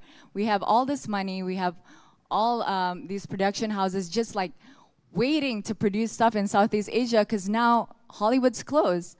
So then we need to build our capacity to reach those new opportunities that are coming to us. And so how do we do that? So when we think about ASEAN citizenship, like I said, give ourselves a break. We're new. Like ASEAN formed in 1967, there was 5 countries, now there's 11. There's so much that we can learn. When I was studying in National University of Singapore, I took a lot of electives from Southeast Asian studies, and actually I was my professor's favorite student because I was obsessed, and I kept talking about North Sumatra because that's where I come from. And guess what? People are interested because I'm very passionate about it. So when you're inspired, when you have that energy that you're so passionate, and you will find ways to gather knowledge. You will find ways to get things done the best way, the fastest way, without any ego, just like get it done when you need to get done. And as young people, you guys are the future. You are the present and the future. There's so many possibilities that can come from your life because you're starting at 20 or 18. You know, it's year 2023. So when I meet someone born in the year 2000 and they said, I'm 23. And I'm like, you're born in the year 2000? I'm like, how is it that he's 23 and I'm 23 too? But, you know, time goes by so fast. That's what I'm trying to say. So there's so many possibilities. Just gather your energies, be the best at what you can be the happiest you can be the healthiest you can be. Because when you are mentally, physically happy, when you're mentally and physically healthy, it will lead to joy. and it will lead to discipline. It will lead to an energy that can sustain itself without much motivation. So keep getting inspired, because young energy, it's malleable, it's liquid. You guys are not set in families yet, institutions yet. You guys are still quite pure. So use that energy to go with the light, to go with things that inspire, that build, that gather humanity, that make people conscious that you are not just an individual, you're part of a bigger thing. And nothing is impossible, because energy is fluid and you can make anything happen, because you have many years to come as long as you keep yourselves healthy. So I think ASEAN citizenship, it's a beautiful thing. It's a long way to go. I'm not trying to paint a beautiful picture here. It's a long way to go. There's so many struggles. We're coming from countries from different democratic backgrounds. There's alliances. There's so many difficult things. But in our shared humanity, we must not forget we're all humans. We all feel the same things. We all feel grief, joy, disappointments, and we're all striving to be the best at what we're good at. And also, we're all striving to reach the human potential and know that this is the best I can be. Because you only live one life, guys. I know you guys are young, so you think like, oh, I'm gonna live so many more years, but we're all gonna end up at the same place. So why not give it our best shot? Because there's only one shot. Amazing. Thank you so much. I think, this summit and also the amazing works that the IYD has been doing, it really is the embodiment of what you said about connectivity and collaboration and all these efforts to kind of build up into the ASEAN citizenship. Unfortunately, time's up. But I wanted to close this session. Every time I'm moderating a panel, I always make sure to help my audience to create their Instagram caption. So I want each of you to say perhaps one message in one sentence to all of them. They're ambitious youth, they're very kind of exciting youth, doing so many amazing works. So who'd like to start? One sentence, a message for them. Maybe you can start with Nathan then. Sure. This is the message I tell myself every day. The one purpose that I'm put on this earth to achieve is to leave the planet in a better condition than I found it. So I think that should be the mission for everyone here as well, to leave the planet in a better way than we found it. Great. Thank you so much. And Mr. Pam. Yeah, I think don't waste the opportunity. Youth is an opportunity. This is an opportunity. So if there's something that you should do, don't waste an opportunity, and everything is an opportunity. So congratulations for this summit, and I hope you guys rock it. Great. Elevating ASEAN opportunities. Bralin, what do you have to say? I think continue learning without thinking about earning. Because when you expand that horizon of your knowledge, you'll find your passion. And I wish to leave this planet with people who are happier and healthier. Wow, that is so deep. And now, Mr. Sandy, you're going last, so now you have to kind of live up to all these standards. Young generations take vacations. That will be my quote for my office. Thank you so much. It's been an amazing discussion, everyone. We're really happy to have four of you in here. The discussions were very engaging and very insightful. And I think to close up this whole discussion, I just want to say that when we're talking about elevating ASEAN opportunities, really we're talking about how can we connect, how can we collaborate, and how can we together across the borders to create that sense of belonging, or what really is, we call it today, ASEAN citizenships. I think we're being very busy with global citizenship that we forgot to talk about ASEAN citizenship. So starting from today, don't only talk about global citizenship, but always make sure that you also talk about ASEAN citizenship. That's it for us. Thank you so much, and have a great day. Thank you, moderator, for such a stimulating discussion. So, as a part of our gratitude, we would like to give souvenirs to all the panelists that will be given by the moderator.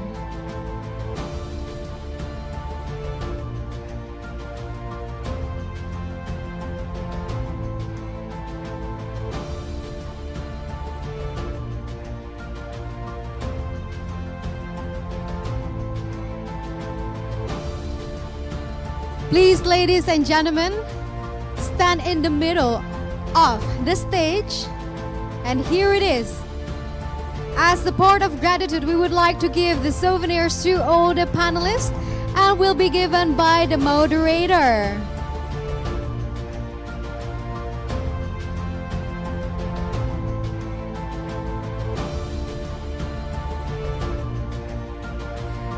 Here it is, the souvenirs.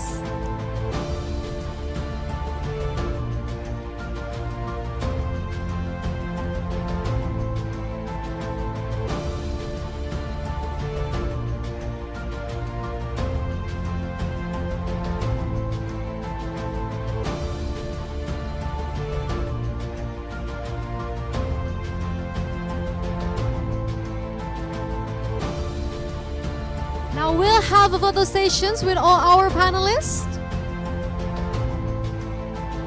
All right. Please be prepared. More center, ladies and gentlemen. All right.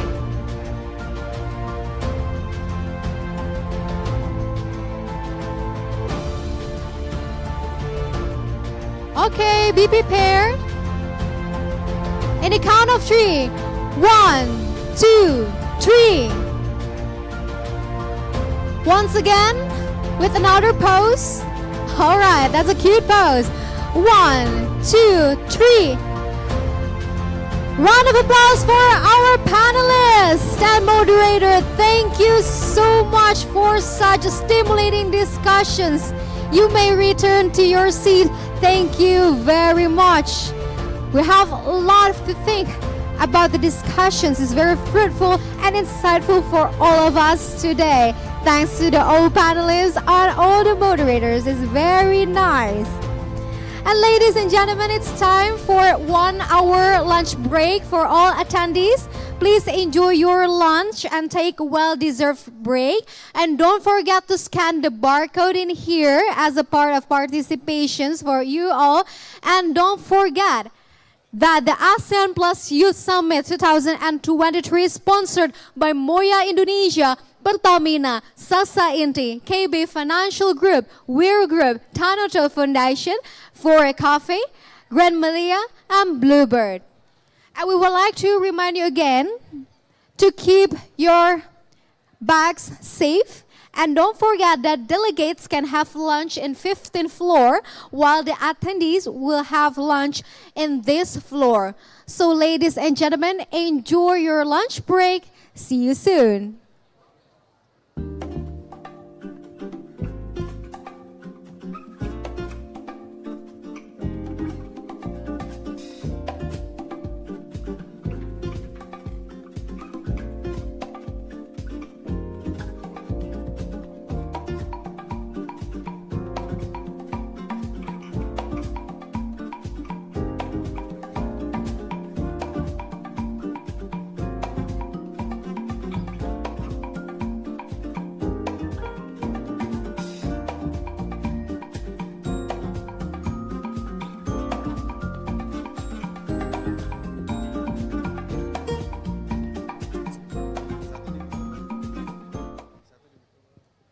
Ladies and gentlemen, as our time is very short, so therefore we expect you to come back in here in this area by 12:45. Thank you.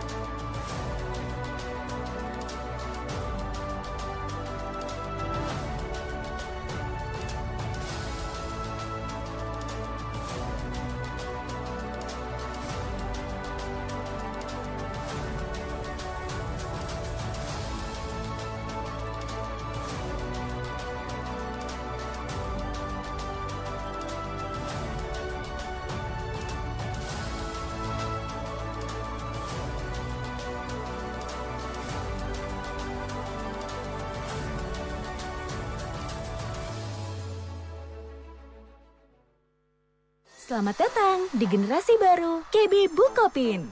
Halo semua. Dengan layanan sepenuh hati dan komitmen untuk selalu berinovasi, kami hadirkan solusi finansial yang lengkap. Bagaimana? Lengkap kan?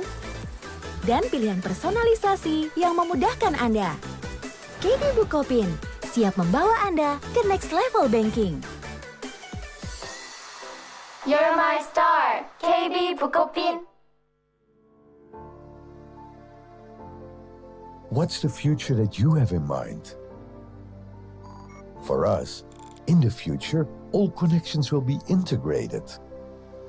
Imagine instant access to highways and high-speed railways, to seaports and airports. In the future, you will be surrounded by a quality workforce. One that creates limitless opportunities. Technology and nature will become one, powered by smart and sustainable infrastructure. The future is where workplace, education for the next generation, technology for your healthcare, and the place where you and your loved ones relax are always close by.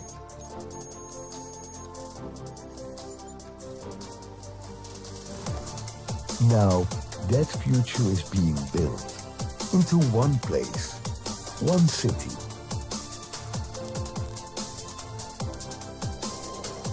Subang Smart Politan, made from future.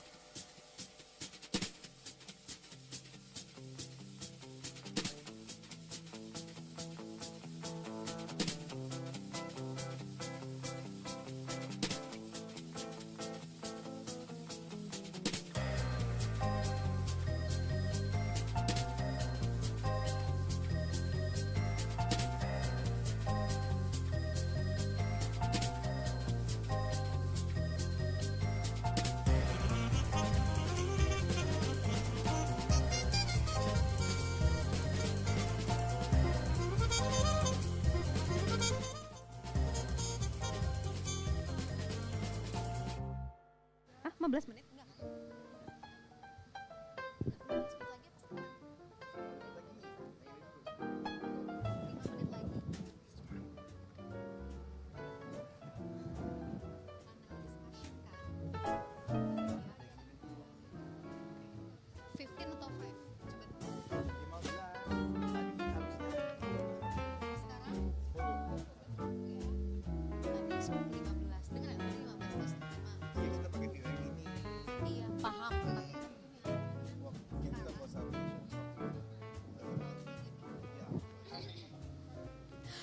Ladies and gentlemen, distinguished guests and delegates, we kindly request your presence as we are about to begin the next panel discussion. So please, ladies and gentlemen, if you are outside the venue, please come inside the venue and please take your seat immediately. Thank you. Once again, ladies and gentlemen, we would like to remind you that we kindly request your presence as we are about to open up the next panel discussion. So ladies and gentlemen, if you are out of the venue, please come into the venue and sit in your place. Thank you.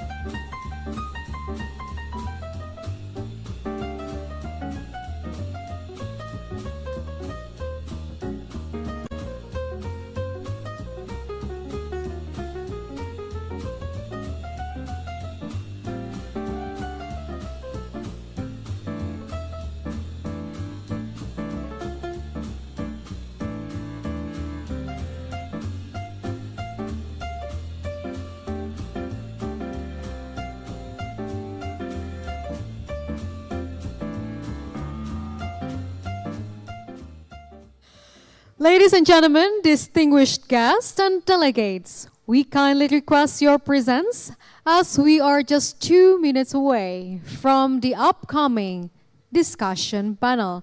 So please, ladies and gentlemen, if you are outside the venue, please come to the venue and be seated. Thank you.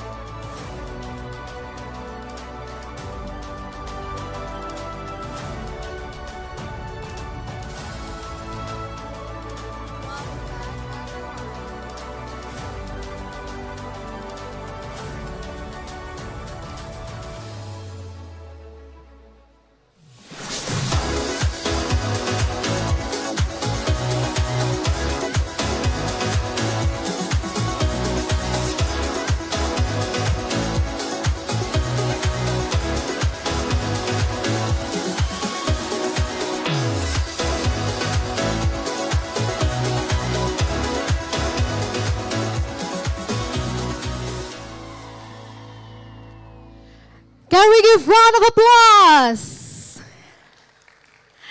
Welcome back, everyone. We hope that you had beautiful lunch, delicious meals as well.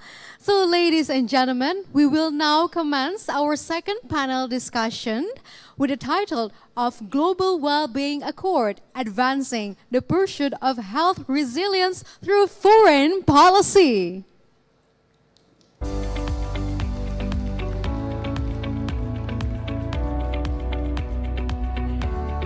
So please welcome our moderator for this session, Yuri Okura.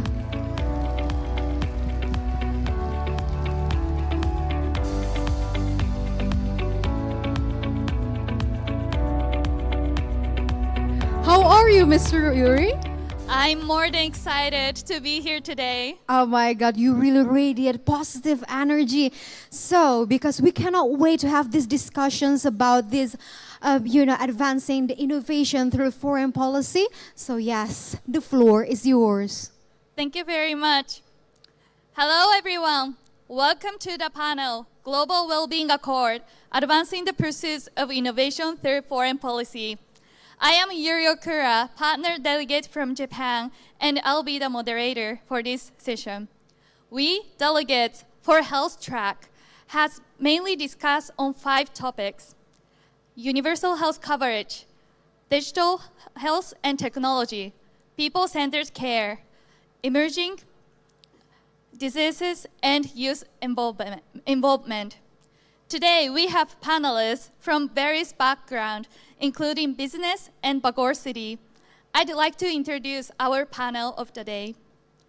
First panelist is Mr. Bima Arya Sugiarto.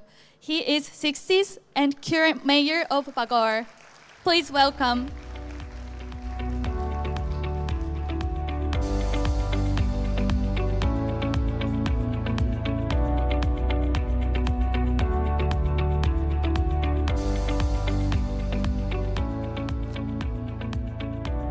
I would like to introduce our second panelist, Mr. Irwan Dinata. He is Chief Executive Officer of PT Moya Indonesia. Moya works to provide clean water for great living. As Indonesia lacks access to clean piped water, so Moya works with local water authorities to deliver clean water to homes and businesses. Thank you. And the third panelist is Mr. Gupta Sitarus. He is Group Chief Sales and Marketing Officer of YIR Group. YIR Group is a developer of immersive technology software solutions based on AR, VR, AI for various industrial sectors. And we would like to welcome our last panelist, Mr. Danu Wijaksana. He is Chief Executive Officer of Good Doctor Indonesia. Good Doctor Indonesia is a healthcare app that aims to connect healthcare with patients in delivering high-quality health services, thus improving accessibility of healthcare without being constrained by time and geographic boundaries. So please welcome our panelists.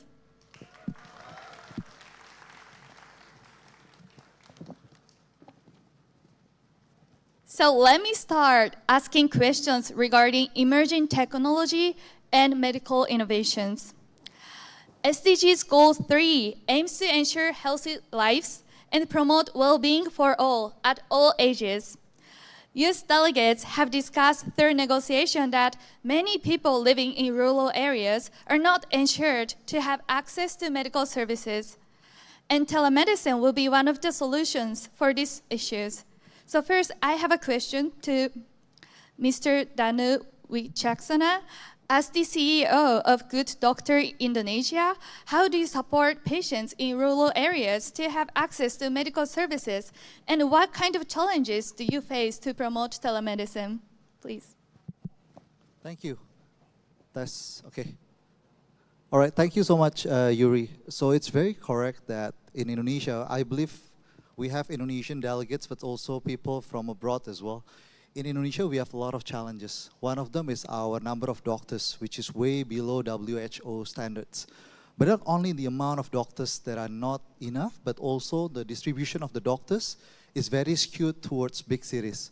So that's where companies like us in telemedicine play a role to be able to provide equal access of quality healthcare to everyone in Indonesia, including people in rural areas. How do we do it? Using technology. So I'll give you example on how we help the government together with, I think, Pak Bima, Kang Emil as well in West Java, when we solved the COVID-19 pandemic 2 years ago. Actually, it's been a while, but time flies. So back then, we encourage people to do vaccination, which is very important to be able to curb the COVID-19 as soon as possible. But as you know, I mean, a lot of Indonesians here, not many people wanted to do vaccination back then. So we need to do some encouragement, awareness of why vaccination is important. Then we use social media, we use our platform, both in Good Doctor and also in Grab, to be able to give that awareness and education. Number two, when we try to ask them to come to the vaccination center in Bogor, in Bandung, we ask them to register so that the queue will be nice. Otherwise, people will come at the same time and then they will feel uncomfortable. So we provide registration platform. Number three is very important. Not everyone is eligible for vaccination back then because of age, because of pre-existing condition, chronic disease and everything. So we provide a system whereby our doctors create several questions to filter whether certain people are eligible or not. So because of that, I think people who come to the vaccination center will be facing very easy process. So they can get vaccination, there is no side effect, and everything will be fine. Now, last point is about rural areas. So I think that's where telemedicine, we believe, will be very helpful because people in rural areas, they don't have a lot of options, Yuri and everyone. They have probably GP in every kecamatan, which is like a district, but we using technology, just using their app, or even we can provide, for example, just a TV, they can access GP and all the specialists across Indonesia. And we are working with the payers, including we are working towards BPJS. BPJS is a universal healthcare in Indonesia. So at the moment we are working with insurance companies, but hopefully soon enough BPJS will cover telemedicine as well. And I think that's a gateway of providing good quality healthcare access to every Indonesian. Thank you very much for very inspiring stories. I can see that like how patients in Indonesia's experience has changed dramatically through your services. Let me move to that next question, which is for Mr. Mr. Gupta Sutulus. So how would you expect emerging technology like AR, VR, AI, which your company is working on, to improve the quality of healthcare services in ASEAN countries? Right. Thank you, Yuri, for the question. So first of all, I think we need to set back a bit to how does SDG actually play a very important role for private sector like us, like in technology company, to help us to give framework for us in developing our products. So since the beginning of our company, like 13 years ago, we always try to make sure that our business is a business with purpose. So as we all know that technology play a very important role in pushing the narrative of digital transformation, which led to economic growth, which aligned to SDGs. And since 13 years ago, we're a group, we are focusing on 3 fundamental technology, which are AR, VR, and AI. And we always try to make sure that our use cases has impact to the public. For example, one of our business unit called DAF is focusing on IoT machine. And we have deployed the IoT machine in across sector, like in retail, in public spaces. Currently, the function is rather for commerce and for public facility, but in the future, we also aiming to explore how does this IoT machine can collaborate with the government and with private sector like a Good Doctor to provide asymmetrical access of good health for the public sector. Not only that, another business unit that we have established called MindStore, we are establishing a virtual store solution which help private sector like pharmacy, like retail, to provide an access for people like us to own business, so people in rural area can have access toward pharmacy and good medicines. So I think we see a lot of potential and we see a lot of opportunity for technology to take part in providing access for people in having a good quality of health services. Thank you very much. I also would like to ask you that to develop especially innovative medical device, it will require many elements. For example, it will require some like funds to conduct, to develop the medical software itself or to conduct clinical testing, and the regulation has to meet or like cover that new emerging technologies as well. And also it requires various people, including like software engineers, sometimes hardware engineers, medical professionals to get involved to like create those medical softwares. So do you have any opinions on how can governments or leaders support innovation to happen in healthcare field? I think at this particular phase, the critical part is to educate the stakeholder regarding how the technology can take role in these particular issues. Otherwise, if we don't have any understanding on that, then we cannot make people buy into the ideas. So educating the market, educating the stakeholder, educating all spectrum of stakeholder is rather critical for us at this particular point. The second thing is about infrastructure. How can we make sure that those who doesn't have any access to technology can be helped to have access? For example, how can we centralize, how do we take accountability of providing such access to the rural area? So I think those two critical points that I personally think that we can get from the government to support us. Thank you very much. When you say about like educating stakeholders, for example, could you give us some example of what kind of stakeholders are required to be educated? For example, like, again, we are very happy that more and more startup like Good Doctor and others are taking more responsibility on that. But again, when we talk about technology, we see we have a lot of opportunity for us to educate the stakeholder. For example, the health sector, hospital, doctor, how can they onboard and start to take responsibility and start to take accountability in onboarding their services into technology. So yes. Thank you very much. I myself sometimes working on like educating like doctors or healthcare practitioners to like tell them new technology, like some diagnosis supporting system using artificial intelligence, and that like when we do that, the hardest point is that those doctors, like healthcare practitioners, are sometimes hates to change their existing process. So have you ever like encountered those like barriers?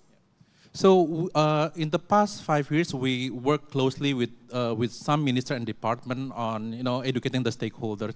And in the past 2 years, we see emerging interest from many people, from doctor, from architect, from lawyer, to enter the Web3 area. They begin to see, of course, not everyone, but younger demographic. They start to see this Web3, the metaverse, AR, VR, as a platform for them to amplify their service. You can imagine if we have one doctor who, they transform into avatar, and then he built his presence in the metaverse.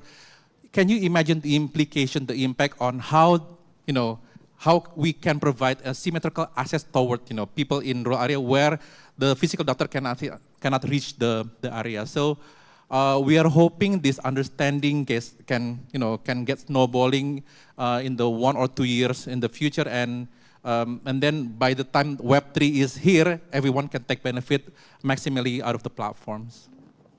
Thank you very much. Let me move to that next section, which is about infectious diseases and the role of health. So infectious diseases like tuberculosis, TB, are very serious in ASEAN countries. We all learned the importance of international cooperation to prepare, prevent, and respond to pandemics, especially during COVID-19. So I have another question to Mr. Danu Wicaksana again. So you've already mentioned a little bit about what your company has done during COVID-19. But I believe that under COVID-19 pandemic, telemedicine played a very important role in preventing the spread of disease, as you mentioned. And could you tell us the situation of infectious disease in general in Indonesia, as some of us are from ASEAN other countries and also partner countries? And also I would like to ask you, from your perspective as the CEO of a healthcare app company, how should the government or international society tackle infectious disease? Thank you. Yeah, I think it's a very good question. Many people believe that chronic disease like diabetes, hypertension are actually the most causes of death in Indonesia. But don't forget, there is a thing called infectious diseases. What are those? Malaria, dengue, TBC, right? And then COVID is also infectious disease. And we just had a meeting together with the Minister of Health, and the numbers is that last year, about 110,000 people died because of TBC alone, which is a lot of people, yeah? So it's very important for us to be able to find a way, not only to cure, but also to prevent and promote. I think that's the general theme everywhere in the world. If we just try to focus on curative measure after people are sick, I don't think any country will be able to fund or provide necessary funding to cure everyone. So even the Minister itself, Pak BG, has told us that we need to focus on preventive and promotion, and that's what we do now. I think before the session, I shared with Yuri that we are working with USAID and EPIC on helping the HIV and AIDS patients, which is also infectious disease, on serving them to provide them with a safety space for them to consult with our doctors online. Because in Indonesia, and probably in many of your countries, HIV and AIDS are still perceived to be a taboo. It's a disease that you don't want to tell people you have it. So we are working with these NGOs together with the Jakarta government to provide ability for them to consult anytime and to be able to send them medicine delivery anytime 24/7. So I think that's the way we hope that government, private sectors, and the stakeholders can work together to tackle the infectious disease from the preventive and promotive measures as well. Thank you very much. Prevention will be very important key to tackle those infectious disease. So next question is for Mr. Bima Aryasugelt. So health is a very important element for our life, and I'd like to ask you that, how do you view the critical role of health as the bedrock of human development and well-being in your city? If we are looking closely at the data, which shows the issues which has been circulated in the social media and also from our public aspiration channels, then we are pretty sure that the major issue for public today is health issue. Healthcare system, the access of healthcare for every individual citizens is important. So this is actually what we have been implementing since the past few years. Knowing that the position of the city of Bogor is very unique. Bogor city is a city with 1 million people, but we are surrounded by Kabupaten Bogor with 5 million people. So the mobility of people from area surrounding Bogor is really intensive. So it is important for us to ensure that every citizen in the city of Bogor, they can access the healthcare system. 5 years ago, we began to renovate our general hospital, RSUD Kota Bogor. But the problem again, according to data, 60% of the visitors are coming from Kabupaten. So only 40%, the patients, the visitors are coming from the city of Bogor. So it is important for us to build the healthcare system at the local level, at the district level, kecamatan. So that is the first factor to ensure that the healthcare system is in a good conditions to be accessed for every citizen. And the second factor, I believe that preventive preemptive is also important to make people healthy. So campaigning healthy lifestyle is also our passions. We declare Bogor as a city of runners. We focus on the issue of sport tourism, for example. We held so many events related to the sport activities, such as marathons, even for bikers, and so on and so forth. So we are talking about, once again, healthy lifestyle. And the city of Bogor is also known as the pioneers of the movement in reducing the impact of tobacco. Currently, I'm actually the co-chairman of Asia Pacific City Alliance for Tobacco Control. We have our PERDA, our local regulation, who is considered very firm in dealing with tobacco control. We have a number of local regulations updated in a very intensive pattern to ensure that Bogor is the frontliners in dealing with tobacco control. So health issue for me is not only about curative, but also preemptive and preventive. Thank you very much. Health matter is not only about like curing diseases, but also like as you mentioned, like having healthy lifestyle will be also very important way to prevent becoming diseases, for example, like diabetes. And also in improving the quality of public spaces, like renovating garden, parks, pedestrians, is also our effort in making a more healthy lifestyle for citizens. Thank you very much. And yesterday we went to Bogor City. You were in Bogor yesterday. Yes, and we were very inspired to see like how beautiful the Thank city you. is. Good to hear. Thank you very much.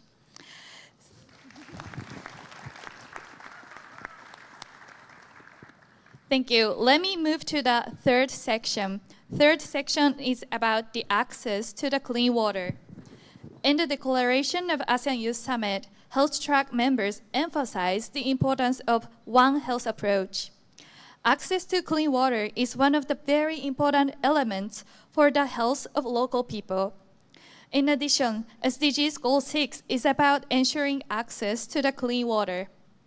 So I also would like to keep on asking questions to Mr. Bima Arya Sugiarto, that drawing from your experience as a mayor, could you shed light on the challenges faced by communities within your jurisdiction that have limited access to clean water and proper sanitation facilities? According to the latest data, currently around 70% of our citizens are connected to the clean water provided by our municipal water company, PDAM. So our homework is another 30%. And we are now in collaborating with World Bank and also with the Minister of Public Work in enhancing the connections of the clean water for every citizen in our city. But the problem lies not only with the issue of connecting people, but also with the issue of improving the quality of the water itself. Considering the majority of pipe under our jurisdictions is actually inherited from the Colombo Plan era. So it is like 30 years age. So the quality is, decreasing from year to year. So my homework is, of course, not only, again, connecting to more people in the city of Bogor, but also improving the quality of the connection itself and the quality of water.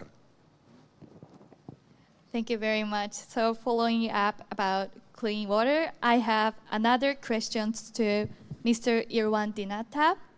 The sustainability concept has been a trend for a while, but nothing really has changed dramatically.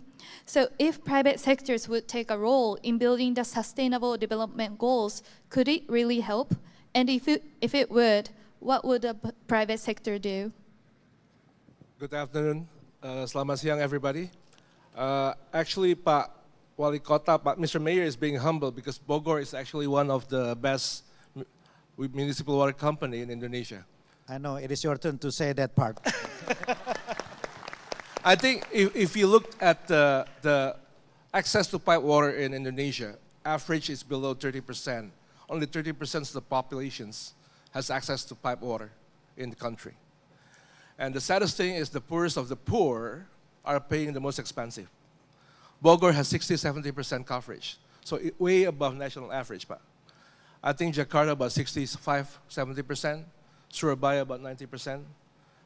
So if we're talking about sustainability in the future, we're trying, Ms. Yuri, to build and to get a better sustainability in the water business for the country. But it's not only a private sectors, but we need the involvement of the public works ministry, the government, is not government, the municipal water company, the city, the kabupaten, and also the provincial government to be involved.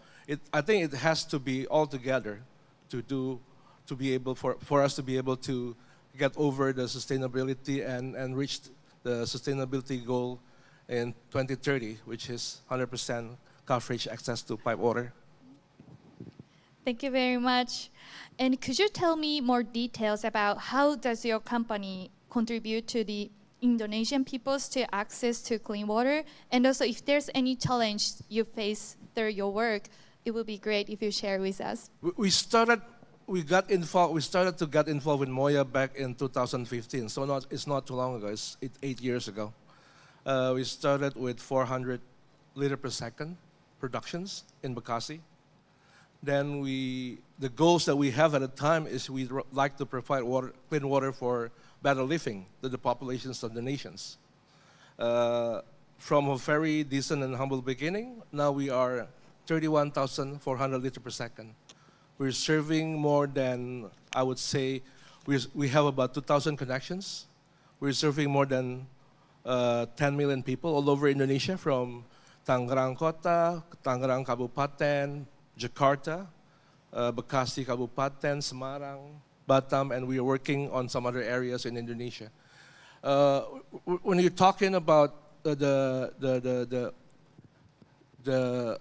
involvement of Moya in the developing and in providing clean water for the people, I think it's very important that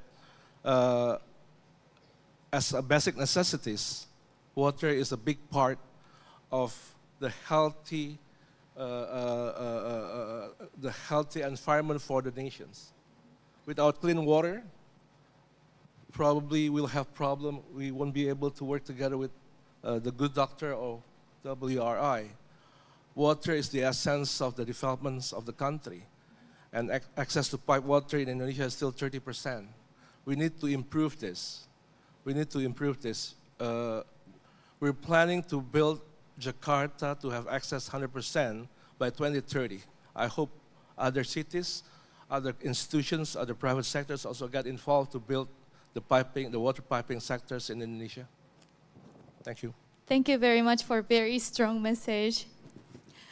Okay, so let me move to the Q&A session from every one of us. Okay, there's so many hands. Okay, so can staff hand over microphone to someone in second row?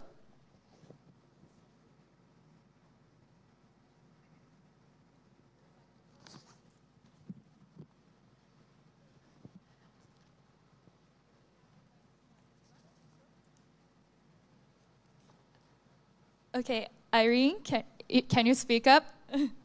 If there's no microphone, I can bring it to you.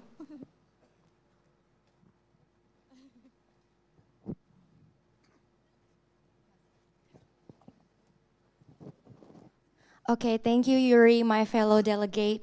So hi, everyone. My name is Irene, and I am the chair of the health track and also the delegate of Indonesia for health. So my question is, how do telemedicines contribute to empower primary health care for prevention and promotion services, because I noticed that telemedicines only usually focus more on curation and rehabilitation. And my another question to that is, how do you also promote interprofessional collaboration to provide end-to-end healthcare? Because especially with the rise of chronic diseases, for example, like me, I have mental health and also bowel disease. So we need not only doctors, but also pharmacists and the psychologists to work together. And I think that is not like really happening in ASEAN countries. So that's my question. Thank you.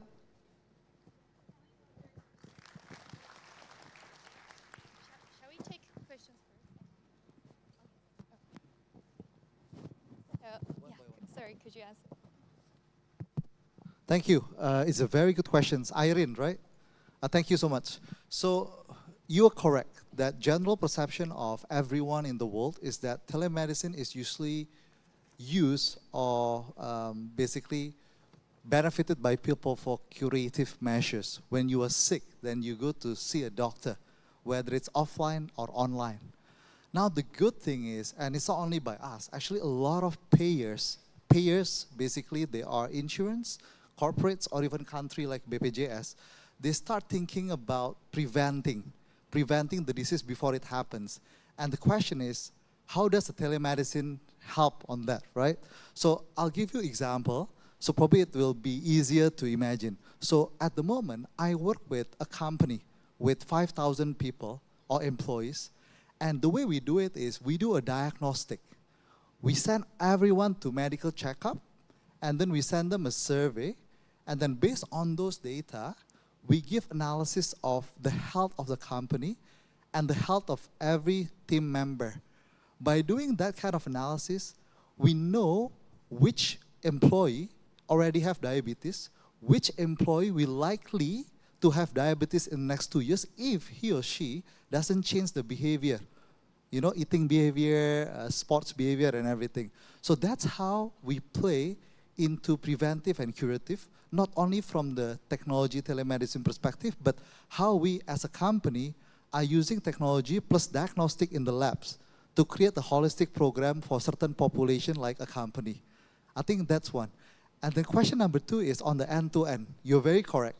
In telemedicine, we always say that we are complementing hospital. We are not replacing hospital. Why? Because the service for health care has to be end-to-end, from the preventive, and then if it's already happened, then it's a curative, but there's a primary healthcare, secondary, tertiary, and so on. What happened is a lot of companies in Indonesia, more than 2,500, they trust us to help all their employees on the primary healthcare level.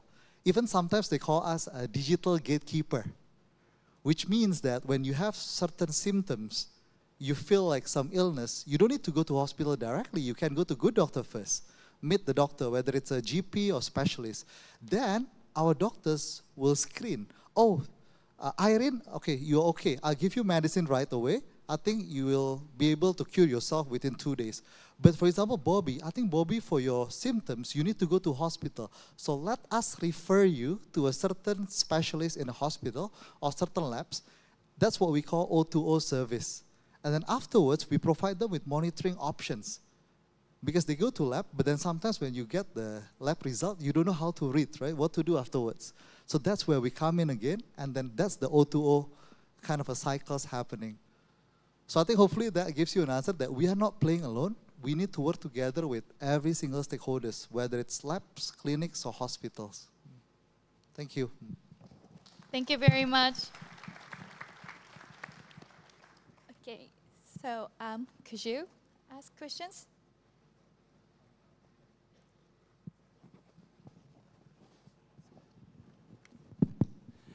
Good afternoon. Ivan Krompis here from GIPA.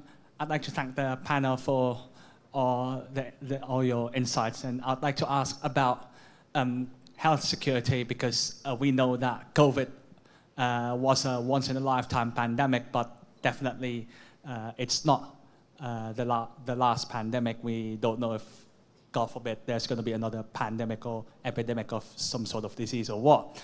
But what are the roles of both the public sector and the private sector in advancing the global health security agenda, especially within the ASEAN region, and what are the role of many stakeholders, whether they're governments or like private sectors, in advancing Southeast Asia's disease monitoring, because it's really important to address the security, global health security and regional health security in Southeast Asia with all the underlying risks, such as where pathogens and viruses, bacteria could emerge. We don't know for that for sure, but that's my question. Thank you very much. Thank you. Does anyone would like to take this question?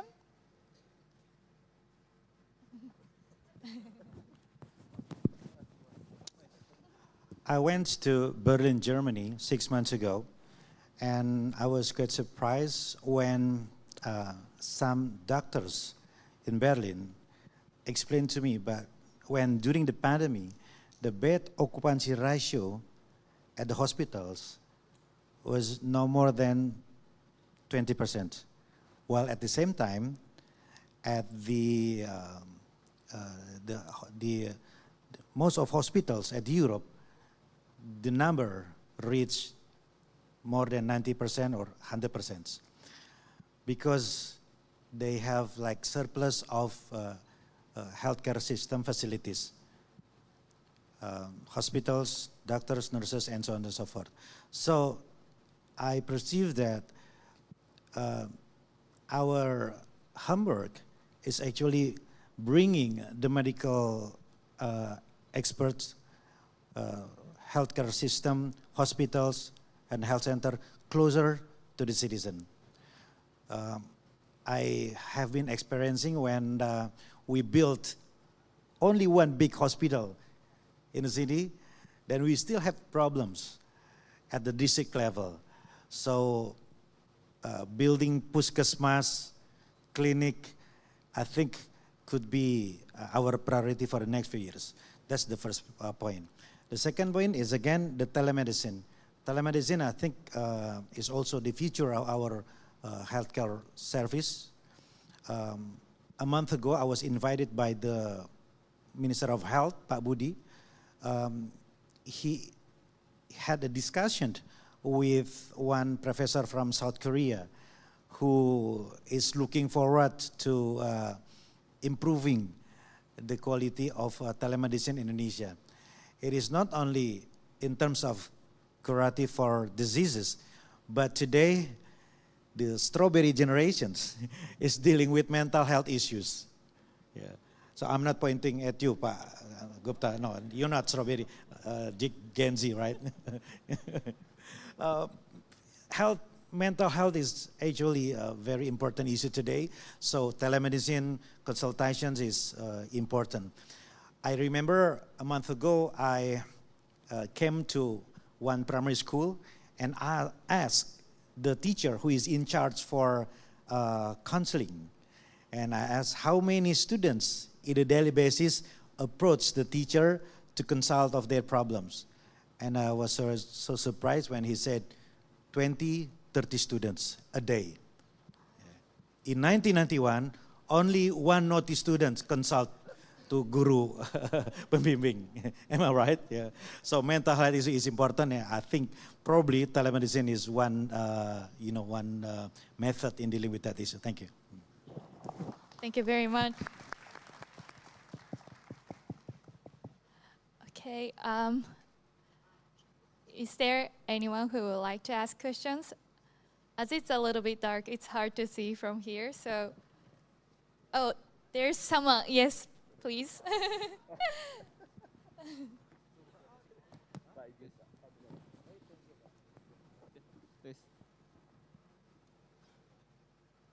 This. Okay. Good afternoon, everyone. Thank you. My name is Muhammad Himawan Ali Anzar. I'm from alumnus University of Al-Azhar Indonesia and former medical staff at Hadian Clinic, Tangerang. I want to ask about the telemedicine, as mentioned before, as the innovation of the technology. And the question is, how effective is telemedicine for communities in unreachable areas within the Asian region with limited internet access and limited knowledge of the internet, as in Indonesia as known gaptek, considering the health centers or the public health center or hospital like Puskesmas, it's so often far away to reach and also insufficient for the medical equipment. Thank you. And how is the solution about that problem in the future? Thank you so much. Many questions regarding telemedicine. Please. Thank you. And you are healthcare professionals, so thank you as well for all the work, especially during the pandemic. To your question, the answer is still work in progress. We have to be honest. Another story we did, in fact, we are trying to do a pilot in Semarang together with the Wali Kota, Pak Hendy, to be able to offer free telemedicine to the, not really Kota Semarang, but Kabupaten Semarang, which is, we can call it like a bit rural, even though not very rural. The challenge is, in fact, you're very correct, is how to be able to encourage the first adoption of those people to be willing to try, right? To be willing to try to use it. Because in our experience in the past 4 years, once someone tried, it's more likely than not that they stay. In fact, every year, 60 to 70% people who have tried, they actually stay, keep transacting, keep doing the consultations, buying medicine and so on. So the way to do it, at least in our experience, number one is we try to secure the payer. I mean, I'm Indonesian, you are Indonesian, many people are Indonesians here. Healthcare spending is not something that we plan every month, right? It's not like beli baju, right? It's not like, buying nice food or whatever.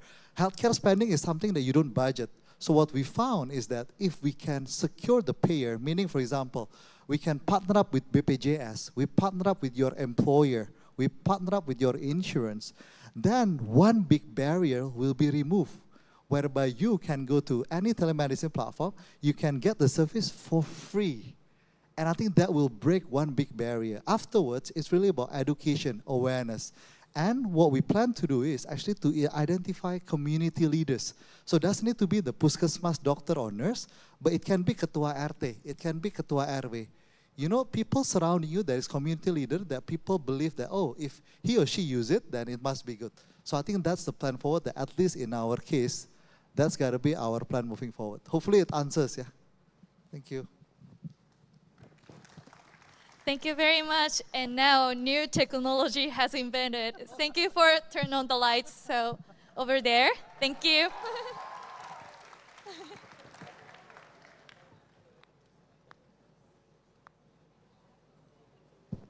Mabuhay.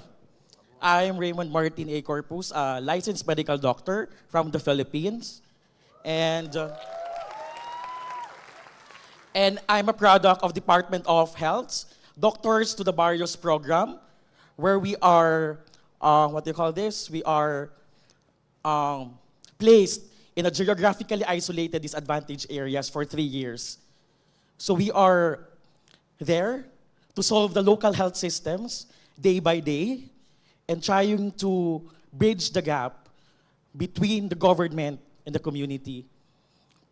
And last year, we have this hackathon in the Ateneo de Manila University. I'm a student in Masters in Public Management, major in Health Governance. And we have this telemedicine called Doc Ada Dayon, which means Doc is already here. It's a meta app in Messenger. It's a medbot for basic symptoms checker in the far-flung barangays in our community, which is San Fernando, Masbate. Masbate is an island in the Philippines. It's a 5th class kind of province, and we propose a piso Wi-Fi. In the Philippines, we have this piso Wi-Fi in the far-flung barangays, which has, for example, it's 30 to 45 minutes away from the clinic. It's coastal area, And the source of Wi-Fi there is the piso Wi-Fi. It's a machine, it's a box that you can put a peso, a single peso, which will give you a 30 minutes of internet. So we keep that in mind in proposing that in the Ateneo School of Government, Doc Ada Dayon, which the MedBot, and we are rejected due to that because it's meta. And we're trying to apply it in the community because it will help to bridge the gap between the rural areas to ours, to the main health center. For example, you have diarrhea. You have just a peso, and you will drop into the machine, and will contact us. And you will go to the app, the messenger app, and type Doc Ada Dayon, and will come up, and you will type there in the local language, what is your problem? And there is a consent first, because consent is a must. Then the app, the MedBot will ask, what is the problem? So we are solving basic problems, diarrhea, headaches, just like that. For example, I have this diarrhea for almost 2 days, and it's bloody. So the app will said, go to the health center now, and go to the health center, and our ambulance will go to that barangay, to that far-flung area. And I think that's innovative for us because the people will appreciate it. But in the hackathon, it was rejected due to its, reasons. Just like a while ago, you told us that it will interfere as doctors to properly manage the patient. And its beta, is that safe for everyone? So my question is, how can we improve our little startup? Because I know it has potentials. I know it will bridge a really big gap in terms of telemedicine. I think that's all. Thank you. Thank you very much for sharing very inspiring stories. Does anyone would like to take this question? Well, if I may add, so yesterday we had a chance to had a meeting with your president actually. So we sat down with President Bongbong and 5 ministers, and we were talking on the possibility of us to implement our technology in Philippines as well, because we have same demographic, we have same psychographic. I think one of the possibility for us to implement technology in providing access is actually, for example, like the question before, what happened to those who doesn't have any access to internet? Because like for Indonesia, not everyone has smartphone. Like I would say like only 80% of our population has smartphone. The rest is still using dumb phone. I don't know whether you still understand dumb phone. Dumb phone is the phone that still has a button on it. And so what happened to those people? So I think that's where we can collaborate. Again, the role of this particular IoT machine or smart machine is not to replace doctor or hospital, but to amplify or to provide an omni-channel so those people who doesn't have any internet can have access to telemedicine. So so that one thing. Another thing is how does internet and technology can also play a role in preventing things. We have several use cases like during the early year of pandemic where we talked to a lot of stakeholders on how we can utilize our smart machine, our smart kiosk to help to prevent the infectious disease. And one of the use cases is we use our smart machine, we deploy in 2,000 retail to minimize the interface between consumer and the worker.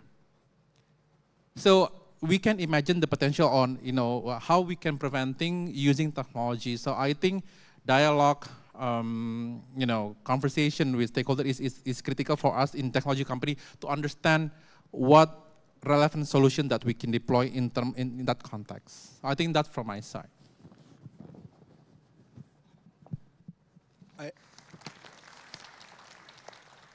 I'm not a medical expert, but a little tip for you. I think if you have a noble cause in what you're doing, you have to keep striving on it, and do your best. Reach out, and never give up. I think if you have, if you're passionate enough about what you're doing, you'll be successful one day, and everybody will look at you, and everybody will help you, support you, and make you grow in many other places. So don't worry. Times will come.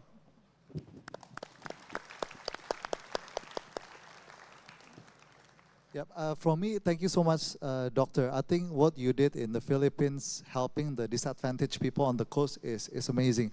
I just want to share two things quickly. Number one, in Good Doctor, we also do fundraising, right, every few years. And it's been difficult, especially during the tech winter environment right now. What we found is that people see healthcare not only as a pure financial investment, but also there is a social impact towards it. And usually the venture capitals that are willing to put money is not the normal venture capital who is a pure financial investor. But we need to find venture capital which is backed by the country. So that's what I found effective here. For example, in Indonesia, we have probably like 50 venture capitals. Around 10 of them are backed by state-owned enterprise or the country itself. Those VCs, they don't only think about financial returns in the next 5 years, but also social metrics. What can the investment do to the nation? So they have different kind of metrics in their mind, and probably that's something that you need to think about. Who in the Philippines will be thinking that way instead of just financial returns? So that's one point. Second point, I remember when you mentioned there is a technological challenges in the rural area, coastal areas about having a video call and everything.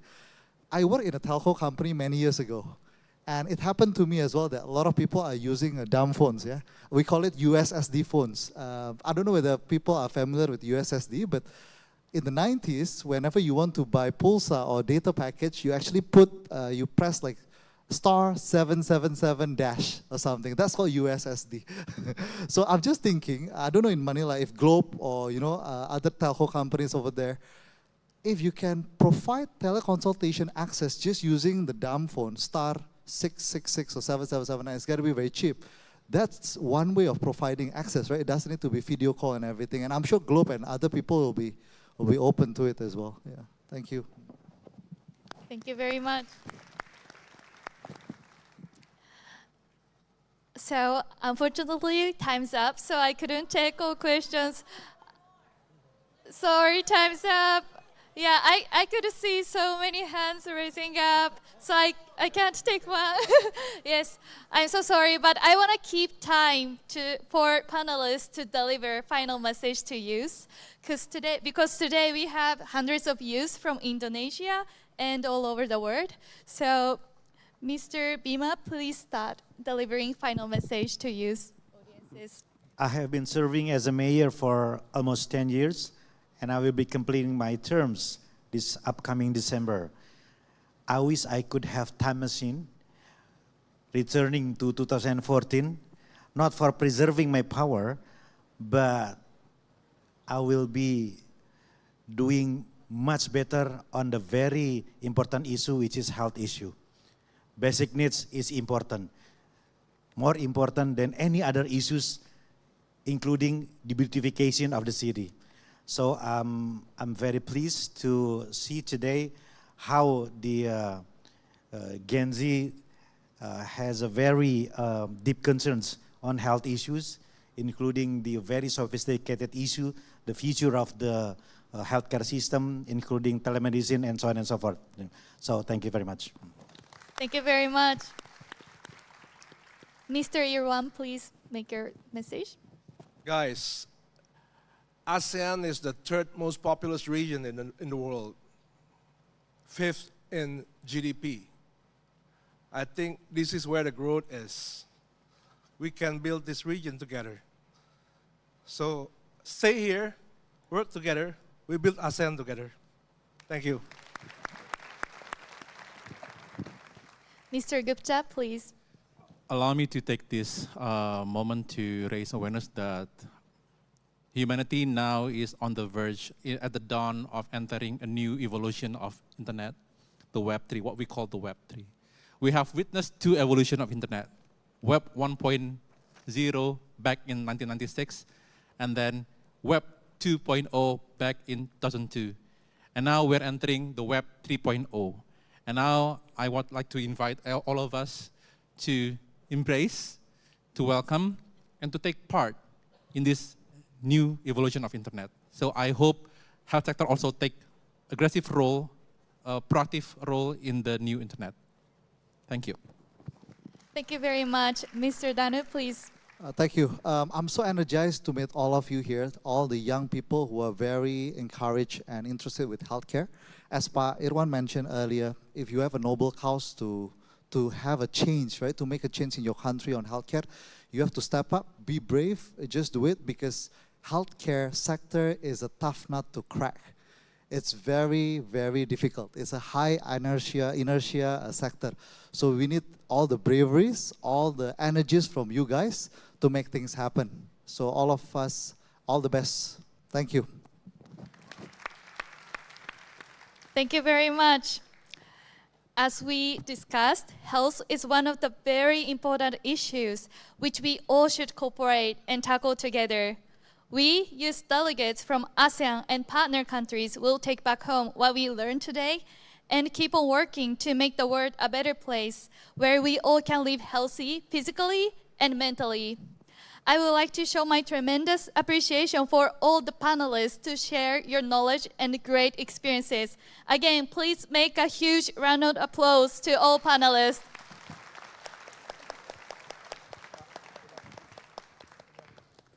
Thank you, moderator, and all the panelists. Thank you very much for such eye-opening and also insightful discussion for all of us. Once again, please round of applause for all the panelists and the moderator. So, as a part of our gratitude, we would like to give you all the panelists and the moderator the souvenirs. Here it is, the souvenirs. So please stand up and get into the center of the stage, please.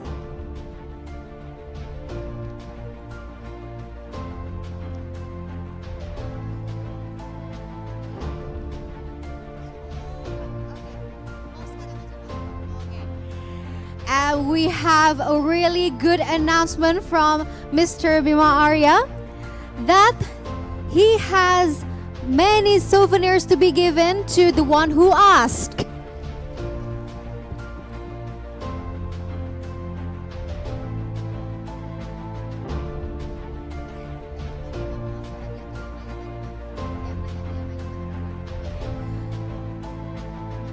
For those who deliver a question, please stand up.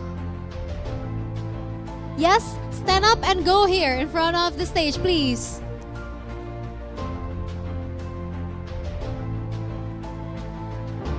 Please, we'll conclude this session with a photo session featuring all the panelists.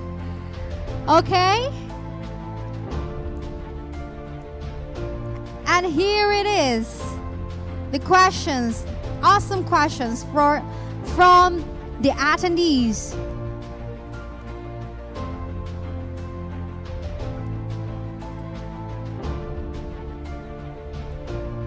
And here it is, the special souvenirs from Mr. Bima Arya to the one who asked with a beautiful question. Can we give round of applause, ladies and gentlemen? You really deserve this. Okay, let's commemorate this with capturize this moment. Please, our media partners and all the cameramen to take a photo with this beautiful momentum, very wide opening discussions closed with these souvenirs.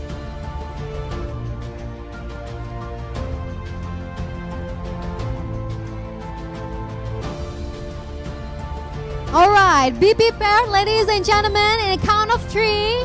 1, 2, 3. Once again with a pose. Once again with a pose.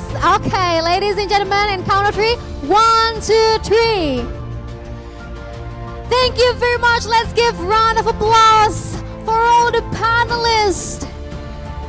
And also our pretty moderator. Thank you very much for delivering a very wide opening and also insightful and fruitful discussions with all of us in here.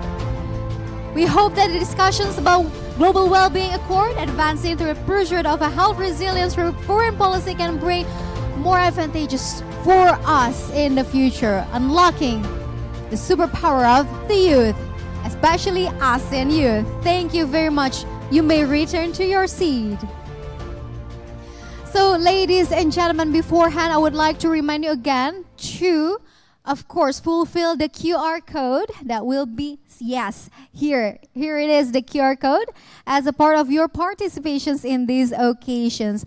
And don't forget, we would like to remind you again that the ASEAN Plus Youth Summit 2023 is sponsored by Moya Indonesia, Pertamina, Sasa Inti, KB Financial Group, Weir Group, Tanoto Foundation, Fore Coffee, Grand Malia, and Bluebird. And ladies and gentlemen, we would like to remind you again that up next we'll have upcoming discussions, but don't go anywhere because right now we will watch the video presented by Pijar Foundation. So please enjoy.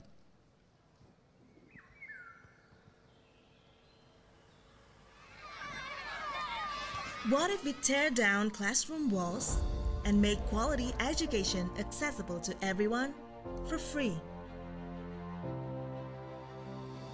What if instead of in dark closed rooms, policies are made through collaboration with her, him, and them? What if the road to innovation is not filled with hurdles but helping hands, and technology can actually make a difference? What if questions like these are no longer wishful thinking, but rather a spark that sets off real actions? Welcome to Pijar Foundation, where we're breaking down barriers and building the pathways to a better future with you.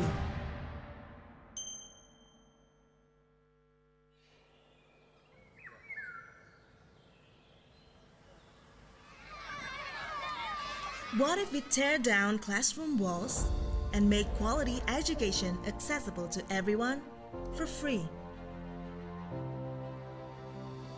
What if instead of in dark closed rooms, policies are made through collaboration with her, him, and them?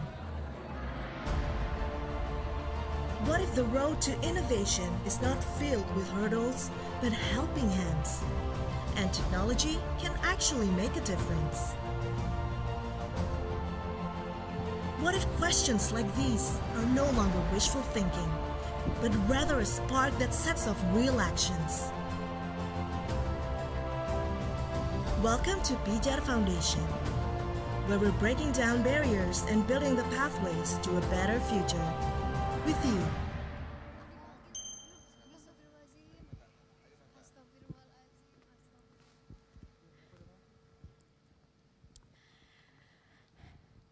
Can we give a round of applause for Pijar Foundation?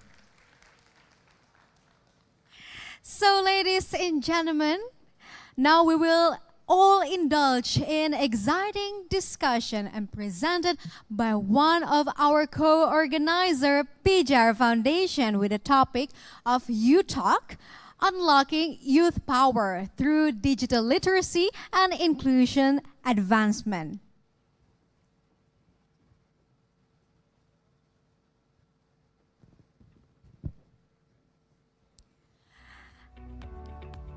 And here it is. We got all the panelists and also the moderator. So please welcome the moderator, Pharaoh Variska. Thank you. Good afternoon, everybody. I want to hear more energy in this room. Good afternoon, everybody. Okay, nice. Because we are all youth, so we have to be really, really energetic and say it out loud. I want you one more time to say Good afternoon. Good afternoon, everybody. Nice. So it's been an honor for me to be hosting this wonderful panel with all the great panelists here. And I am Fero from Pijar Foundation, the co-founder and also the executive director of this foundation. Pijar Foundation is a philanthropy that is focusing on the future topics. So our mission is to accelerate Indonesia to ensure our spot in the world's top 5 economy by 2045. Or we call it the Indonesia Emas of Indonesia 2045. And to execute that mission, we are working with a lot of key stakeholders in Indonesia, including IYD and also ASEAN. And our activity concludes 3 things. The first one is talent reskilling, second is innovation acceleration, and the third one is policy. And today we are gathering here. I think I was told that we have around almost 1,000 people in this room, which is a very, very great energy from all the youth in Southeast Asia. Please give a round of applause to everybody in this room. And not only that, but we have also distinguished speaker together with me. First, we have Ignatius Denny Wicaksono. Halo Pak Denny. Halo Pak Vero. Pak Denny is the head of Business Development 2 division at the Indonesia Stock Exchange. As you know, it's very important for us, the youth, to make sure we invest and we invest in the right place. And I think Pak Denny can share a lot about that. Thank you. Secondly, we have Bu Rizky Amelia, or we Halo. call it Bu Kiki. Yes, halo Mas Vero. Halo Bu, apa kabar? How are you? Alhamdulillah sehat. Alhamdulillah sehat. So Bu Kiki, or Rizky Amelia, is the Vice Chairman General at Cyberkreasi in the field of program and human resources. Cyberkreasi has done a lot of movement to increase the digital literacy of youth and also Indonesian in general. As a part of an independent organization from the Ministry of ICT of Indonesia, they are playing a very important role in Indonesia's digital literacy. Third, we have Mrs. Marcella Panji, or Mbak Sheila. How are you, Mbak? Good. How are you, Vero? I'm good. So Ms. Marcella is the Public Policy and Government Relation from TikTok Indonesia. And I believe, who here, raise your hand if you're using TikTok? Almost everybody, Mbak. Almost everybody. I am, but I'm not very active, so I need to learn from everybody here. So we will learn a lot about how TikTok increasing the digital literacy in Indonesia, especially when it comes to youth.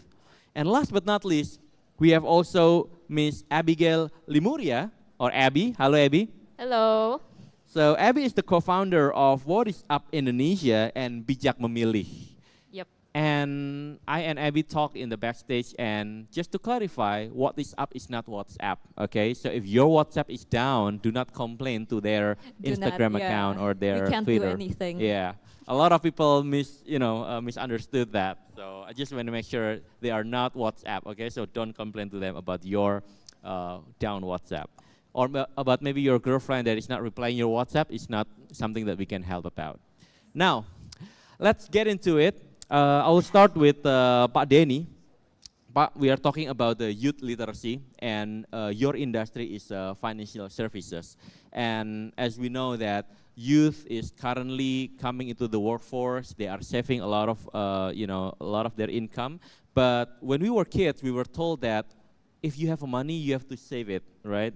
And then you get interest from the bank, and then little by little you can buy a house, which I think that's not only the way that they can manage their money.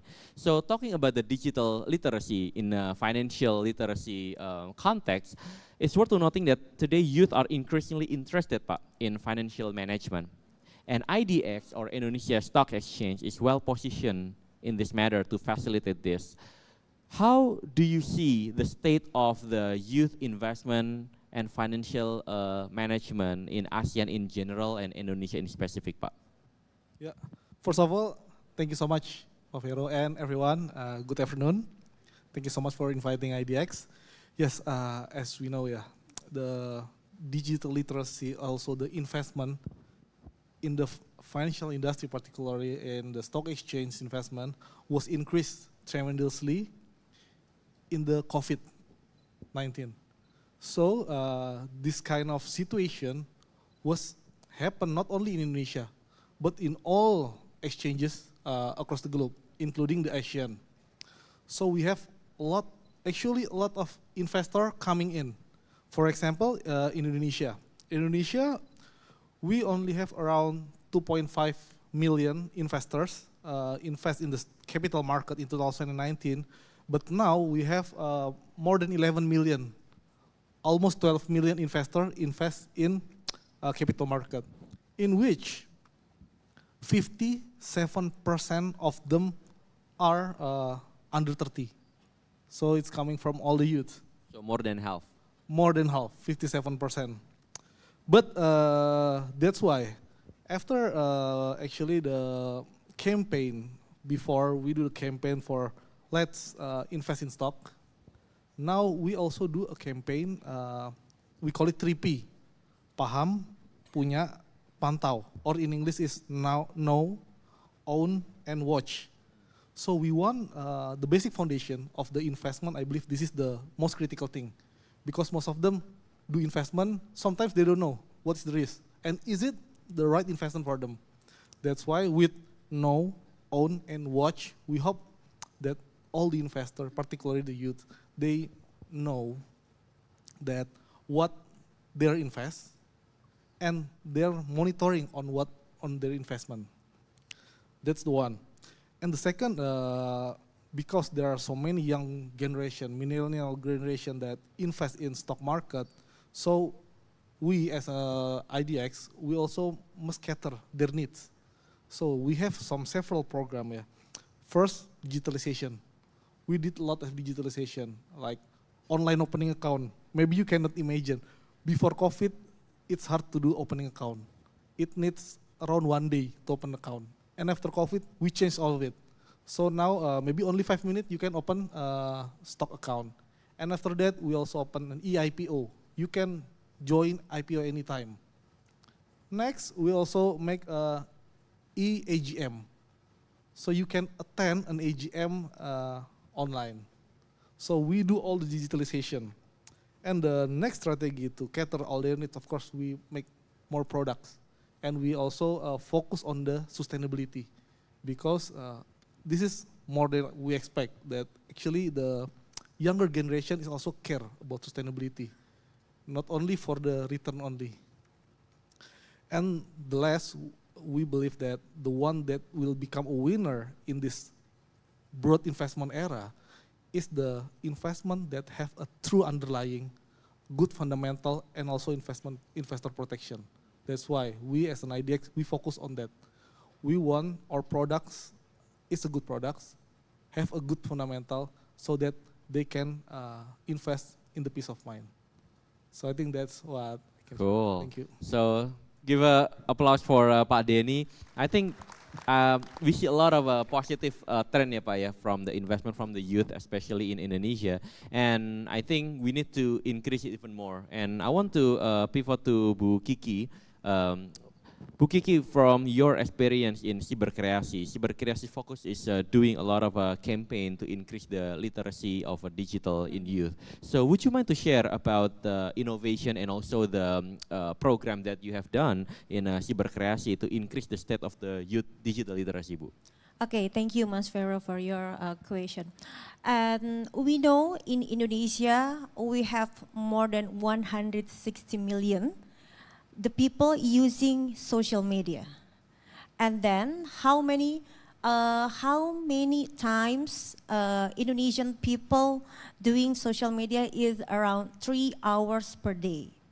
And then we know that we need more strategy to build the people should know about digital literacy. So because we believe that in ASEAN has already put their attention and also effort that into digitally literate its people, but we want to make sure that inclusivity still needs to be worked out. So the Cyberkreasi, we have a national movement, and then we collaborate with Ministry of ICT Indonesia, and then we have more than 140 stakeholders in Indonesia doing digital literacy movement. what we do, we are continually to work on the program. We also have stakeholders with TikTok, with all digital platform in Indonesia. We are doing training of trainer. We are doing like have a class for content creator. We have a lot class for podcast. We want to make sure nobody left behind to know more about what digital literacy it is, because the ICT, the internet is growing up, and then so we want to make sure the capacity of digital skills in Indonesia more than everything know about what is digital literacy. Thank you. Thank you. Give a round of applause for Bu Kiki. And I think the campaign and also you mentioned that you're working with a lot of stakeholders in Yes, Indonesia of course. to Yeah. increase this. You are not working alone. And I think the amplification can be even bigger if we are using technology. So I want to pivot to Mrs. Marcela. TikTok continues to grow in terms of popularity among the youth. And even your CEO recently visited Indonesia, right? And during the visit, he said that TikTok is more than just entertainment platform. Could you share more about that and also the work that TikTok has done to support the digital literacy across ASEAN in general and also Indonesia in specific? Yeah, thanks so much, Masfera, for the question. Thanks everyone for having me today. I'm very honored to be in the panel. Yeah, I think first and foremost, as you said before, TikTok is an entertainment platform. Our mission is to inspire creativity and bring joy. So our users come to our app every day to find content that brings them joy, and our creators come to our app to create authentic entertainment content. But interestingly, over the years, as we grow as a platform, our content supply also diversifies. So in Indonesia, actually, as a matter of fact, education has become one of the most popular verticals alongside comedy, right? So I think that is, we see that as a very exciting trend. In fact, in Indonesia, the biggest ever in-app campaign that we have on TikTok is called Sama-sama Belajar, or Learning Together, whereby users and creators alike can just share on TikTok the kind of skills that they can teach to other users, right? It has amassed almost 110 billion views until today. And this approach is also, we also see this approach regionally across Southeast Asia. For example, last year when we experienced a lot of school closures due to the pandemic, we TikTok, we conducted a lot of campaigns in-app to broaden that opportunities to make sure that youth can still access learning opportunities online through our application. And these campaigns that we ran in Indonesia, in Thailand, Philippines, and Vietnam reach 2 billion users and it amassed around 8 million video submission, where we encourage people to create educational content on TikTok, essentially. So these are some of the great examples that I think I can share to show you how we as a platform try to contribute and to play a role in supporting digital literacy among youths in the region. And I think when we talk about digital literacy, the second aspect that I want to highlight is how it is very key and it's very important for us to empower youth to leverage digital platforms and digital space in a way that is also safe for them. And also, beneficial and productive. That's why at TikTok we really, take safety issues very seriously, and it's very important for us, collaboratively to increase and strengthen youth literacy when it comes to online safety.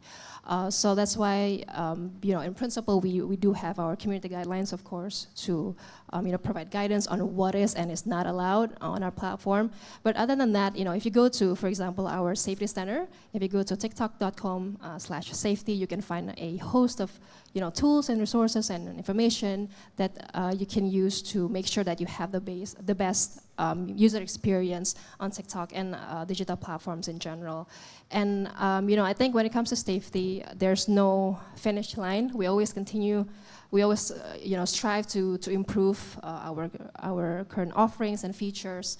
We have, for example, family pairing tools, so that parents also can be actively involved in ensuring their teens have the best user experience as well online, and to make sure they're shielded from whatever harmful content that they shouldn't be seeing online.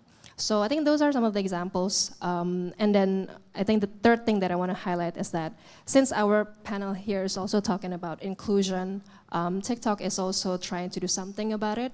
We are very aware that in Indonesia, particularly the issue of digital divide is still a thing, is still a pain point that we need to address together. That's why when our CEO visited Indonesia a couple of months ago, we announced one of the flagship projects that we're going to run in Indonesia, which is called TikTok Jalin Nusantara, whereby we're going to provide free internet access and digital upskill opportunities so that we can reach more and more people in different locations in Indonesia, and provide them with that opportunity to leverage our platforms and to be involved in the digital economy so that they can make something out of it.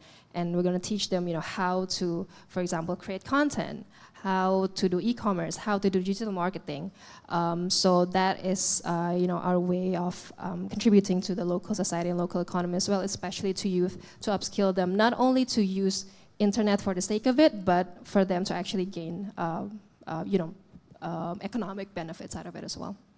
Awesome. Give a round of applause for Mrs. Marcella. And I want to pivot to Miss Abigail. You are leading this movement, what we call Bijak Memilih, and your work involves curating and presenting complex information into a snackable content. And research says that youth attention span when it comes to consuming a content is increasingly shorter. And last time I checked, it's about 11 seconds only, very short.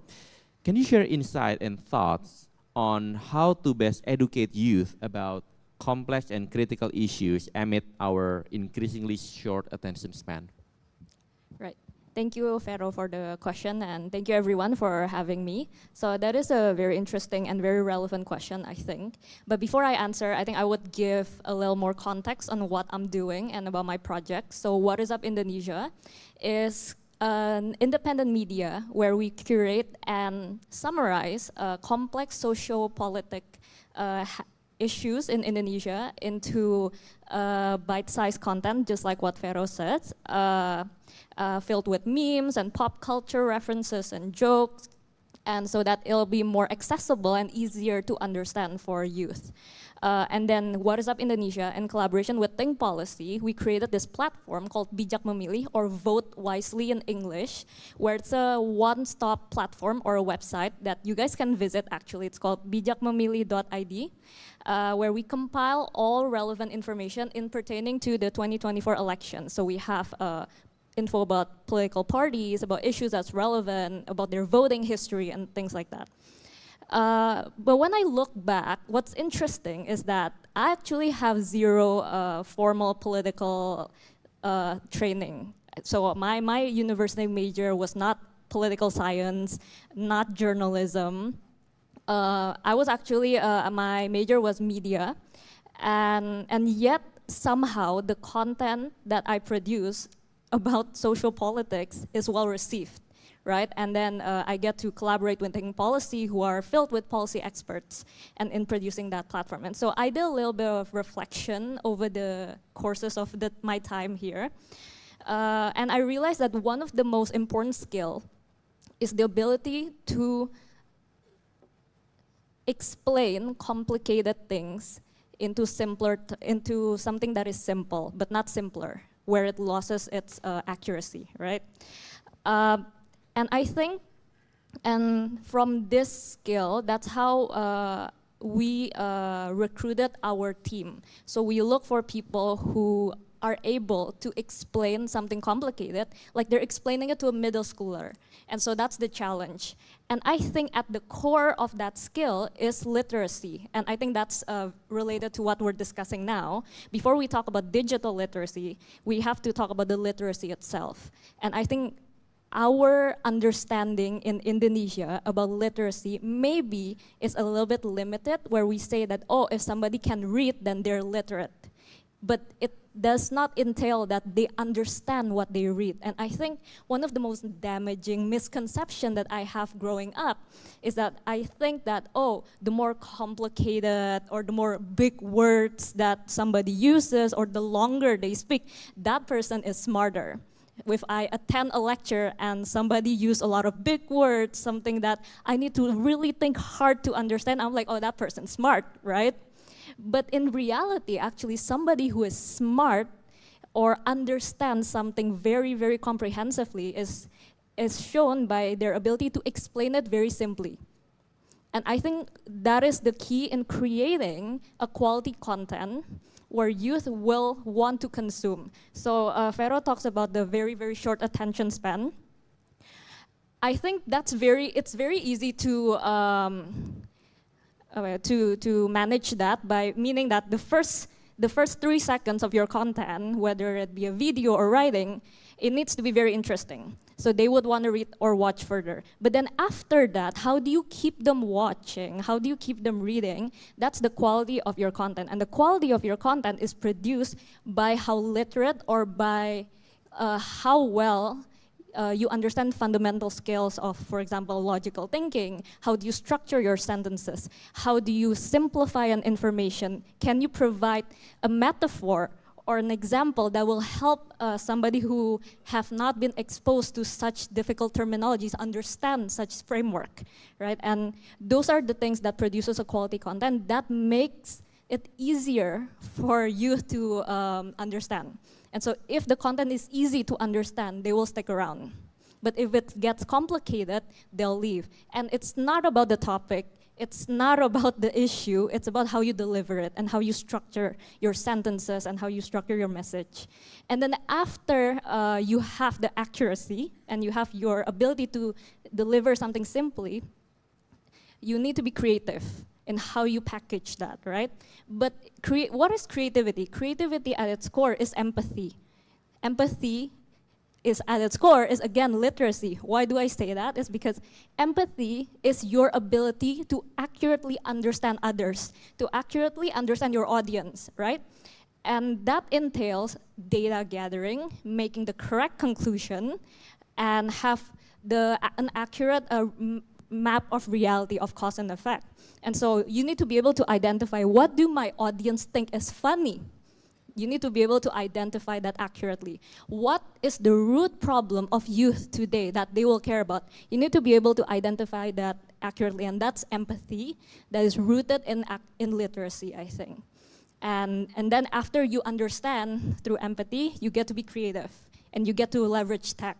And that's what we do in What Is Up Indonesia. In Bijak Memilih, we package it creatively with memes, with pop culture references, with jokes. But at the end of it, what our audience keeps coming back for more is the quality of content and its relevancy.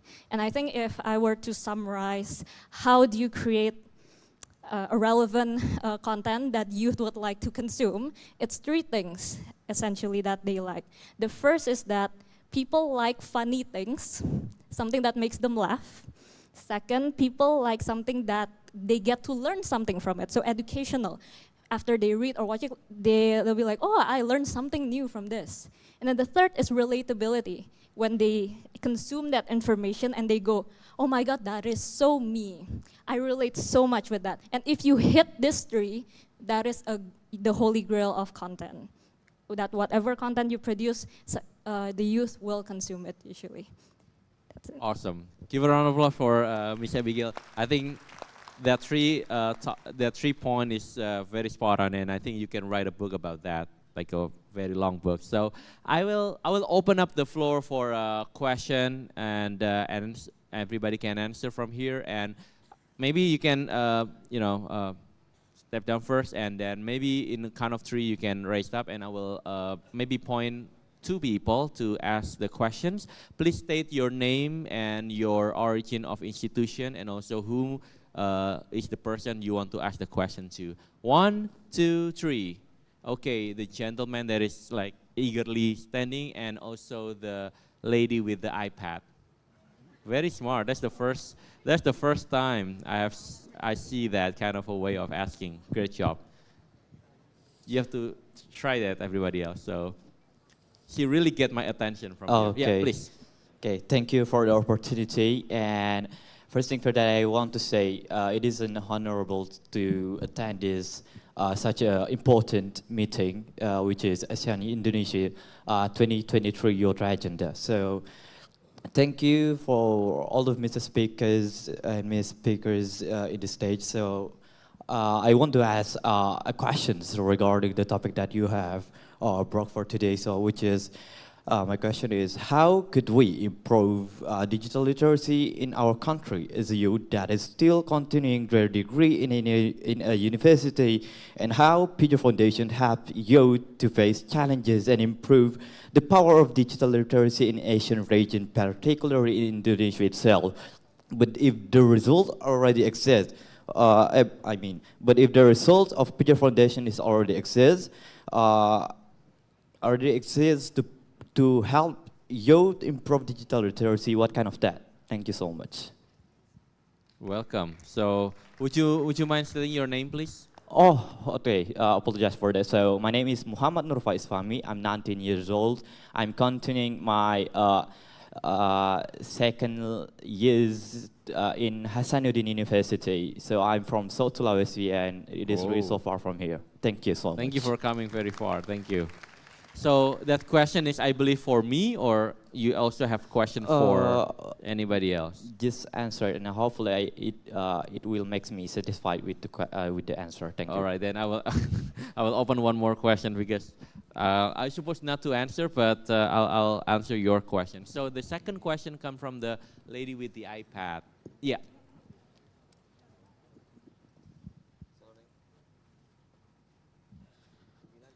Hi everyone. Before I state my question, I would like to thank everyone here because I made a little some discussions before the session, and it turns out that from like 15 people that I spoke to, 12 of them has a social movement. So round of applause for everyone here. Okay, I'll go straight to my question. My name is Shahla. You may call me Lala for short. My question is that nowadays, as youth, we have a lot of energy. We have a lot of activities, a lot of excitement. And my question relates to my statement earlier about the social movements. Now, a lot of people have these social movements, a lot of activities. A lot of us are content creators. A lot of us now have been starting investing in the stock market, in bonds market. And the question is, how do we ensure its continuity? Because as youth, we're a bit unstable. I think we can agree on that. And we have ups and downs, and we tend to give up during the downs, and we decide just not to continue our movement. So my question is, how do we ensure our continuity when in reality, big things like being an education TikToker and promoting inclusivity or digital literacy takes more than just one content, takes more than just one day. And we need that ambition to keep going instead of just moving it as a one movement.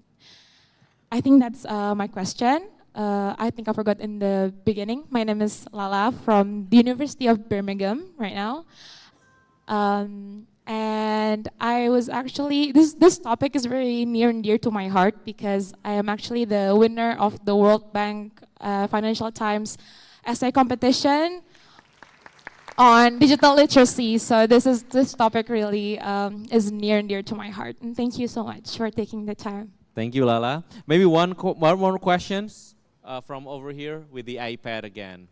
Yeah, I really catch the attention. Really, good job. So, can somebody please provide the microphone? Maybe that will be a trend, asking question with the iPad lights on. So.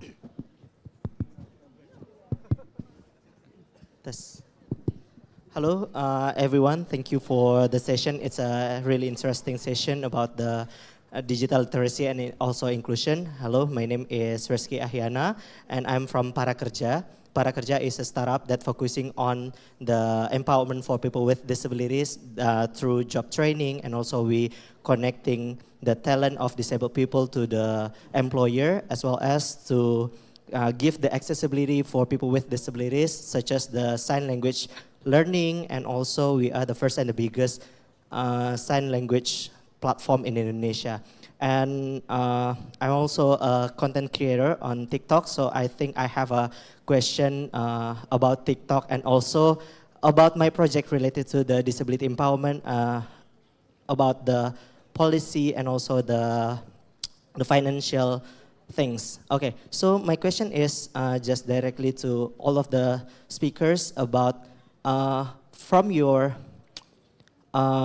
field of work and things that you do, how you can ensure that the people with disabilities also feel included, because the topic of this session is about the digital literacy and also inclusion. Talking about my work as the content creator on TikTok, actually there's a lot of disabled content creator, but then when we talk about the inclusion, it's also talk about the representative, right? But when we see some campaigns from the TikTok, it's not taking people with disability to be on the screen rather than just people with the topic of comedy or educators and everything. That's the first question, the focus one. And the second is about the policy and also the financial literacy. Some of our projects, when we help people with disability to get a job and understanding their potential to get a job, but they have some problems about accessing the website of the provider of the governments or the businesses. And I think all of us can do some change about that later. But how to, from the IDX maybe, how and what's the project that you have done to improve the understanding of people with disability about this issue, and also about the politics as well. Thank you, and yeah, my name is Reski again. Thank you. Thank you.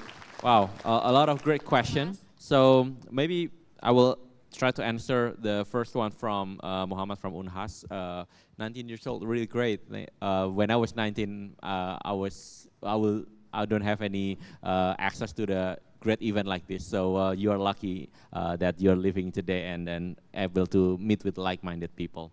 So what Happy Year Foundation did when it comes to improving the state of digital literacy, as I mentioned before, that our program consists of increasing the skill, and also the second one is increasing the innovation, and the third one is a public policy. And what we do is, for instance, we have a program what we call Future Skills, where we mobilize all the industry expert and also professional to teach towards the universities in our platform.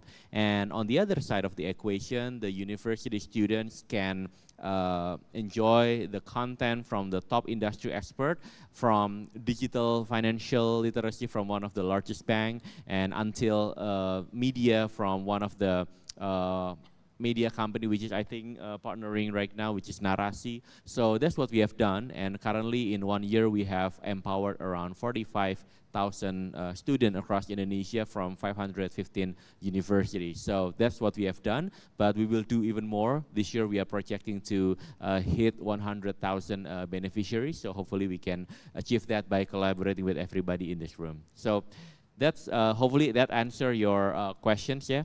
And second is from Lala from University of Birmingham. I think this is for everybody. We can start with Pa Denny maybe. How to ensure the continuity and consistency in creating social movement? Maybe in your context is how to make sure we are maintaining the consistency in educating the youth for the stock market. Yeah, thank you so much, and it's a really great question. So in IDX, we actually combine both the physical and also digital literacy. So in the physical, we have an investment gallery in almost all the university. So across Indonesia, we have an investment gallery more than 400. So if you need, for example, in touch with on how investment, and you want to discuss with someone, you can go there. and you can learn more about the investment there. And also, the other part is also digitalization, because we have a biggest archipelago, so we have so many people that we need to reach out. We try also all the social media content, and we try to make content like what Abi mentioned, and it seems going pretty well. But to become like quite expert on investment, yeah, we understand that they actually need to invest sometimes to do that. So that's why we also make 3 class of investment. We call it Sekolah Pasar Modal. So that consists of 3 level, and it's all free for everyone. You can join physically or you can join online. The level 1 is the basic, so you can learn about the basic of the investment, and the second level is for the intermediate, and the third level are for the more than intermediate. So we hope that we can not only enrich and do the inclusion they want to invest, but we want all the investors and all the youth actually understand the philosophy of investment and how to select an investment, including portfolio, according to what their needs, not only FOMO or herding behavior.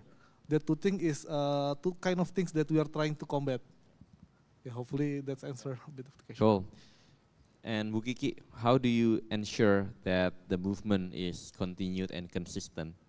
Well, actually, in Cybercracy, we have initiative undertaken to empower all local empowerment. Actually, we collaborative engagement with the academics, civil society, and then we also have the curriculum development. We want to make sure nobody left behind. So we want to collaborate with the youth people to have the training of trainers, to be the speaker of our many class. We also want to make sure about the collaboration with other stakeholders, including also the government, PIJAR Foundation, etc. Because we want to make sure about the comprehensive curriculum. Like we also have curriculum for disability people. We have the specific curriculum for the woman.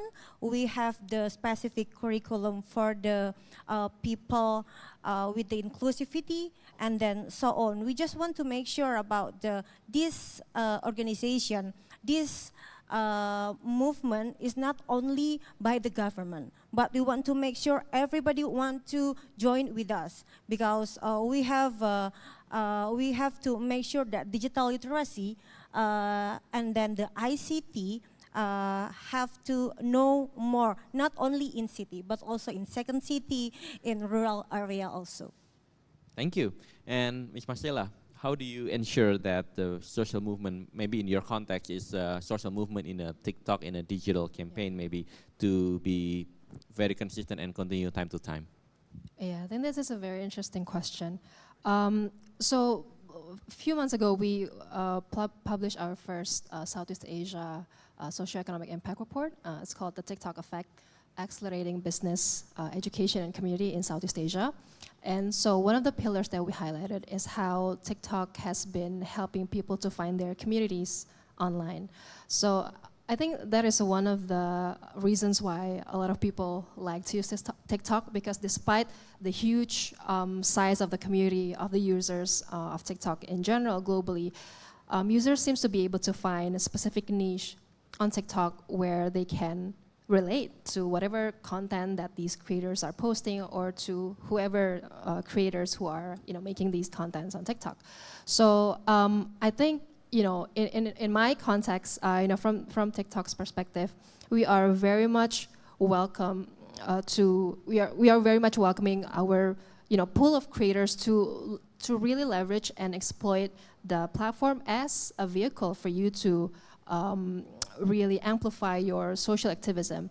I think one of the groups that were making the rounds when our CEO was back in Jakarta was Pandawara, who I believe most of you are familiar, whereby they start this great campaign and activism of cleaning the rivers together with the community members. I believe they started small, but then because of their authenticity and their capability as well in creating interesting, engaging content, as Abby mentioned before, they were able to garner the support from the TikTok community, and now they're doing really well. Just a few weeks ago, when we had this Independence Day campaign to celebrate our Independence Day back in August, we worked with them, with Pandawara, to clean a river together in Bogor, I believe, with a few government partners as well. So I think that's the key, yeah, to be persistent. In TikTok, we always say that how can you be popular on TikTok? How can you go and how can people find your content in FYP? Well, the key is to be consistent about it. You need to keep posting content that is, again, engaging and interesting and entertaining. And it doesn't matter how many followers you have on TikTok, because it doesn't work like other conventional social media, where the count of followers that you have really influence how much engagement and impression that you can get. But because TikTok, by nature, is a content distribution platform, it doesn't matter if you only start with small following. If you, again, create engaging content, you have the potential to, appear in a lot of people's FYP, and that's how you can start then, amplifying and increasing your sort of community base to improve your social activism through TikTok. Abby, social movement very close to what you're doing. So how do you ensure the continuity and also the energy stay consistent? Yeah, so I really like the question. I think it's very relevant to what a lot of us experience, and it's very relevant to me. So my answer is gonna be from my personal experience, and so do take it with a grain of salt. But you mentioned the main indicator or factor that contribute to why it's not sustainable or continuing is mental stability. Like a lot of us, one day we want to do this, the next day we want to do that, we get bored easily, or we see that it's not progressing as fast enough and we get frustrated and we just, you know what, I'm just gonna do something else. And I think that's very relevant. And from what my experience, right, the number one issue that a lot of youth change maker, I would say, do is they lie to themselves. I mean, I lie to myself. What do I mean by that? We lie to ourselves about our motivation. Oh, I want to do this movement because I want to help improve my country, for example. Or I want to contribute to the Indonesian education or things like that. But sometimes that's not the real motivation, and you guys know it. Sometimes your motivation is fame. Sometimes your motivation is money. But you lie to yourself. And because you lie to yourself, you keep chasing something that actually you're not that passionate about. And that will get you nowhere but a quick burnout. That's what I learned. And from all of the impactful and influential people that I've known, they are very honest with themselves and their selfish desires. But they do it in a way that's still helpful and impactful and beneficial to other people. So for example, I know a very, very well-respected educator, and their motivation is because they just want to live lazily in Indonesia. And they can't do that if everyone else is not educated, right? Then they need to do everything themselves. That's why they go into education. And then someone else, they wanted to get a lot of money, but also at the same time have an impact and things like that. So from my observation, I can be wrong, but a motivation that you are honest about and has a little tint of selfish desires is much less fragile than a noble motivation that you propped up out of lies. So that's number one thing. And then the second, for me, is self-awareness, and I think that goes hand in hand with that. And self-awareness entails stress management, right? Intrapersonal literacy, again, stress management, communication skill. I think from my observation, if you if you fix the way you think, if you think logically, and if you think clearly, you will become more emotionally stable. Because a lot of the time when we get triggered, for example, it's because we misunderstood other people. It's because we miscommunicated what we mean. But once you conquered that and become more clear in your thinking, it will fix some of that mental instability. And then the third is be kind to yourself. I forgot the exact number because I can't Google. I don't have any signal here. But it's biologically true that our prefrontal cortex, prefrontal lobe, part of our brain that deals with decision making, only fully develop at the age of 25, if I'm not mistaken. And so before that age, you will experience confusion and dilemma and mental, and that's totally normal. Just be kind to yourself. And lastly, be specific in your goal so it's measurable. Because what I realized is that if you're not specific with your goal, you will always feel ambiguously like a failure because you cannot measure your success. And so I think that those are the 4 things that I would recommend for all of us here from my personal experience. Wow.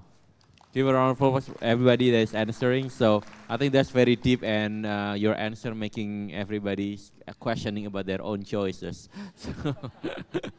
So the question from Rizky from Parakerja is about policy and financial literacy. So maybe for the financial literacy, maybe for Pak Denny, how do you increase the financial literacy inclusion for the people with a disability? And maybe next, Mbak Marcilla can answer from the policy standpoint from TikTok. Yeah, thank you. So about the disability first, yeah. In IDX and also FSA, we currently have like more than 800 listed companies that have the market capitalization more than 8,000 trillion IDR.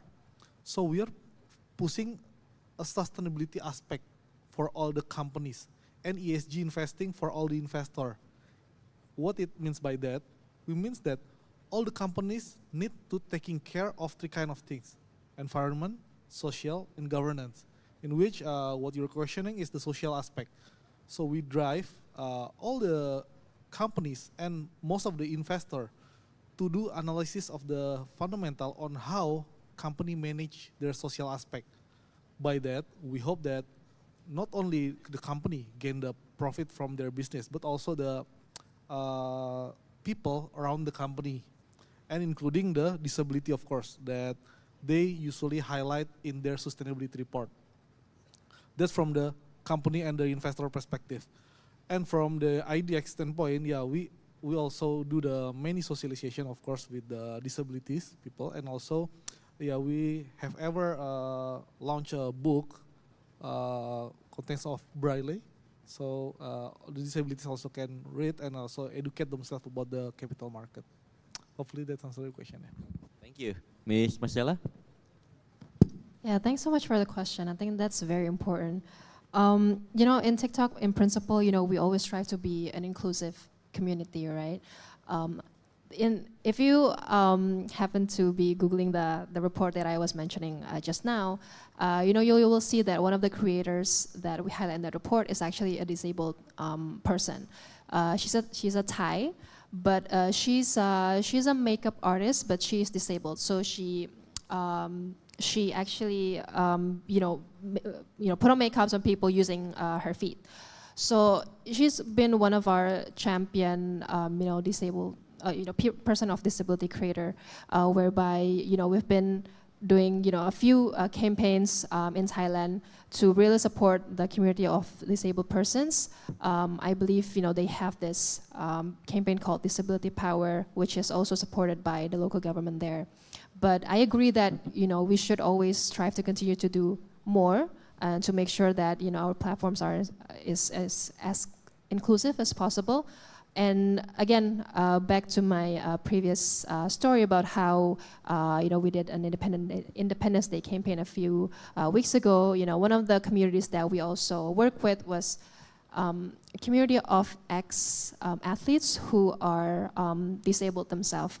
So, they shared stories about, their difficulties and how, they could use platforms like TikTok to share their stories to a bigger audience. So, yeah, thanks so much for reminding us of the importance of, being inclusive to all kinds of people. Thank you. Thank you for all the great questions. Applause for everybody. Now, I want to move to the final question for everybody in the stage, and I want to change the direction. If the previous questions is starting from Pak Denny, maybe I will start from Abigail. So the final remark and the final question is all about how the future looks like, because PJAR Foundation is all about preparing ourselves for the future. So starting with Ms. Abby, how do you foresee the future of youth movement, not only in Indonesia, but also in Southeast Asia? Okay. So I think youth movement have experienced a lot of evolution over the years, and mainly because, like we mentioned in the topic today, it's because of tech and digital, right? Back then, if I want to do what I'm doing, which is educating and advocating for politics and social issues, I might need to go towards in the streets and then use like voice amplification or go to stages like this and do speeches and you do maybe participate in demonstration or things like that. And some would argue that that would be quote unquote very masculine, and that's why maybe previously it's a very exclusive movement, like advocating for politics and social issues. But now with the presence of social media and tech, I can do it from the comfort of my own room. I can, political activism and advocacy now can come in the form of memes or in fan fiction or writing, blog posts, video, TikTok video, and all many different kinds. And so I would argue that tech has made youth movement more equitable and more creative and more diverse. And so as this tech continue to develop and as our world become more globally connected, I think the future of youth movement will be more transnational, because the world that we live in today are becoming more and more connected, and a lot of us are actually not only a country citizen, but also a global citizen. And so maybe the issue that we're fighting for will be more global. And I think we've already seen that now, like climate change, issues that are much more global and cannot be tackled only by one country. And then second, I think the movement will definitely leverage more tech, and it'll be more personalized and more authentic. Because I think as the world become more digitized, people will look for things that are more authentic. We will long for more of that human connection that cannot be replaced basically by tech. So I think that touch of more transnational topics, but more personalized and more authentic approach. But those things, I think, again, will not be achieved if we don't get our fundamentals right. If we can't pinpoint what is the core issue, what is the solution, what is the best approach. And that is why we need basic fundamental skills of thinking, and that's why we need to improve our literacy. Awesome. Applause for Miss Abby. For Mbak Sheila, from your perspective, what is the future looks like, especially when it comes to content creation and especially for the youth that we are seeing today? I think it's going to be very exciting. I mean, already today we see that content creation has started to emerge as a niche and an emerging sort of creative economy sector on its own. We see that a lot of creators are emerging on TikTok, and they're making pretty good money out of making content of TikTok on TikTok. So I think if I can sum up, I think the future of content creation would be again exciting, where it's going to be a space for especially young people to express, to connect, to find communities where they can support and where they can find people that have the same interests as them, and a space for them to gain as well. Because as I said just now, it's becoming a space where young people, creative young people, can monetize their talent and gain benefit out of it and being empowered by it. So do you think that the content creation will be the future career in the mainstream context? Already we are seeing that Yeah. young people is increasingly attracted to becoming content creators. So yeah, I believe it's going to be a very exciting sector going forward. Awesome. Give a round of applause for Mbak Sheila. And next, Mbak Kiki. What do you see as the future of innovation and campaign, especially when it comes to increasing the digital literacy of the youth and also Indonesia in general? Well, actually, like I said before, that we have a lot of people to use social media in Indonesia, and most of the youth using in social media. So we hope the youth of people in here will be staying updated with the technological advancements, and then we want to make sure we have a strengthening collaboration with the youth people, especially with the ASEAN, because we have a lot of things to do, such as we have target 50 million in Indonesia should have digital literacy, should have skills in digital literacy. We called it in Indonesia, we called it CABE. We have curriculum development in Indonesia, digital literacy, we call it CABE, but not cabe-cabean. Okay, the C is pepper. Yeah, cabe is pepper in Indonesia. The C is cakap, and then the A is aman, B is budaya, and then E is ethics. So it called it like we want to make sure nobody left behind. We want to make sure everybody know about what the capability of digital literacy, what they can use for TikTok, what they want to know more about pinjaman online, what they want to know more about the hoax. We want to make sure about digital literacy in Indonesia is growing up, so the people in Indonesia is understand about what digital literacy. Thank you. Awesome. Give a round of applause for Bu Kiki. And last but not least is Pak Denny. Pak Denny, if you imagine about the future of investment, especially from the youth, what would it entail? How it looks like? Yeah, in my opinion, the future, the near future of the investment, I think it's grab the what youth need actually, simplicity and also digitalization. I believe in the near future there will be so many kind of asset class, like maybe in previous year we also have the cryptocurrency, crypto investment, digital asset, equity crowdfunding, and many kind of investment will be there. But in the long run, I believe that the one that have a good fundamental and the good investor protection, it's the one that will stay until the end. That's why I also encourage all the youth here to learn before you're investing and know what you're investing, because there will be so many kind of investment opportunity that will come in front of you, and be wise to spend your money, because that's your sweat on there, right? That's why IDX, in my opinion, we also always try to go into the fundamental and also transparency and investor protection. Cool. Give a round of applause. And looks like investing is similar like voting, yeah. In her movement, I think it's almost similar because you vote with confidence, right? So I think that's conclude all of my moderation for today. So I would like to say thank you for all the speakers and panelists. Give one more applause for the panelists and also the speakers that have given their precious time to be with us today. And next is the plaque giving, and I will give it back to the MC. Please, thank you.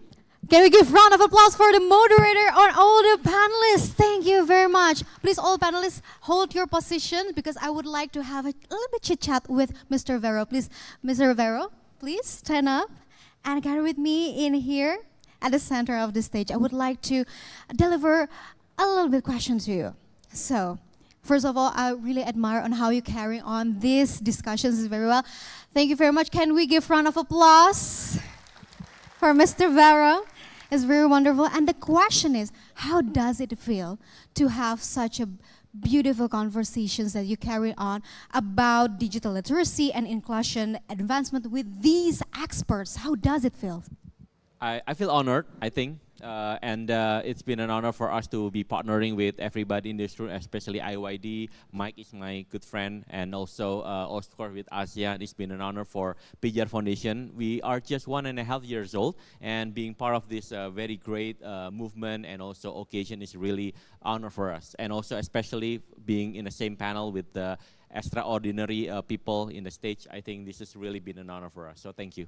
All right, so we really appreciate and value all the panelists in here. So we would like to give the placard to all the panelists, and it will be given by you, Mr. Vero, as the Executive Director of PJR Foundation. So please, the team, the placard, the stage is yours, Mr. Vero. Maybe first I would like to give from Pak Denny and then to AB, yeah? Sure. Okay, Pak Denny, please. We have one plaque for you. The first placard.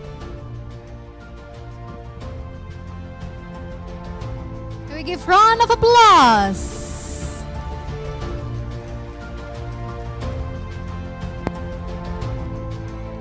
Next to the second placard.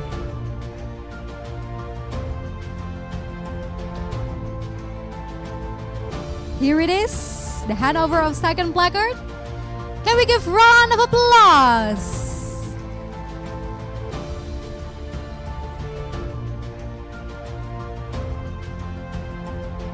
And moving on to the next placard, the third placard.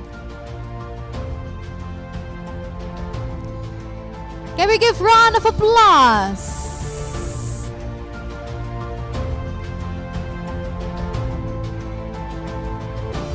And up next, last but not the least, here it is. And I want to take this opportunity maybe, not only to give plaque to Abby, but also to explain about the philosophy behind the placard. So this was designed by a young person named Sayed from Aceh. And this is representing the star and the sun, because in the past when we try to find the new world, when our ancestors find a new world, they always used to look at the sun and the star, and that's why we are putting it in the plaque. So that's the philosophy. All right, we'll conclude this session with a photo session featuring all the panelists. So please, ladies and gentlemen, all the panelists, stand up and step forward at the center of the stage with the placard. And of course, with our talented moderator, the Executive Director of PJR Foundation. Okay, gather up. All media partners and also all the cameramen, please take your spots to shoot this wonderful moment.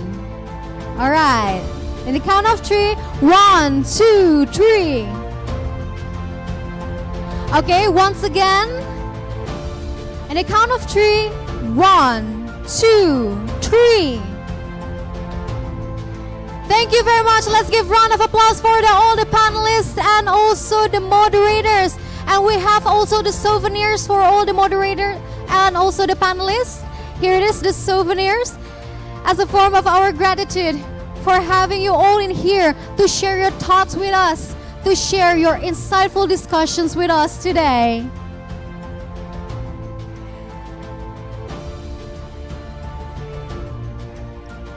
We really value your presence in here. Okay, ladies and gentlemen, you may return to your seat. Thank you very much. Once again, round of applause for our panelists and also our moderator.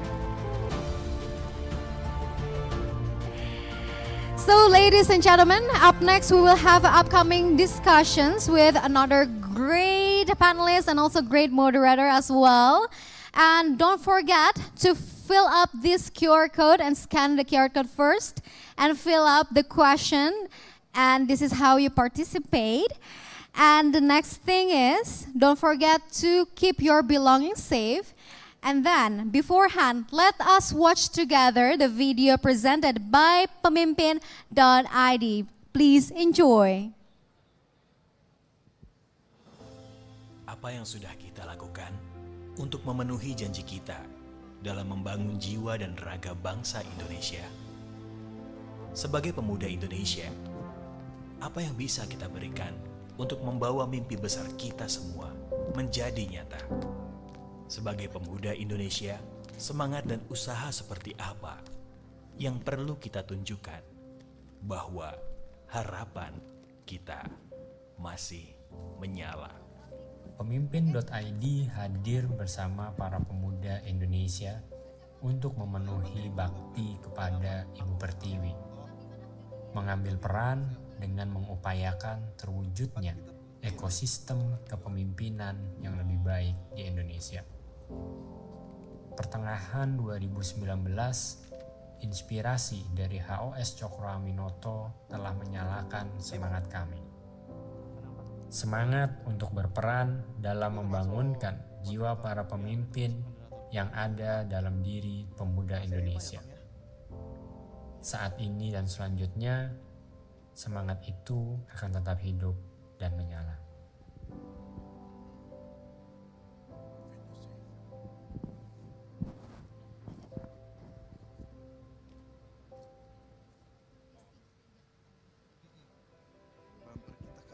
Peran dan upaya pemerintah dalam merealisasikan amanat dan program bagi masyarakat semakin kuat dengan adanya sinergi lintas bidang. Kehadiran ASN Academy serta kolaborasi yang digagas oleh pemimpin.id membuktikan peran para pemimpin muda yang siap berkontribusi untuk Indonesia. Peran pendidikan dalam menciptakan perubahan dan membangun manusia Indonesia seutuhnya perlu didukung dengan kesadaran bahwa pendidikan sejatinya adalah tugas bersama. Pemimpin ID hadir untuk mendukung terwujudnya pendidikan yang inklusif dan memerdekakan. Kontribusi sektor industri melalui korporasi semata-mata tidak hanya untuk komersialisasi.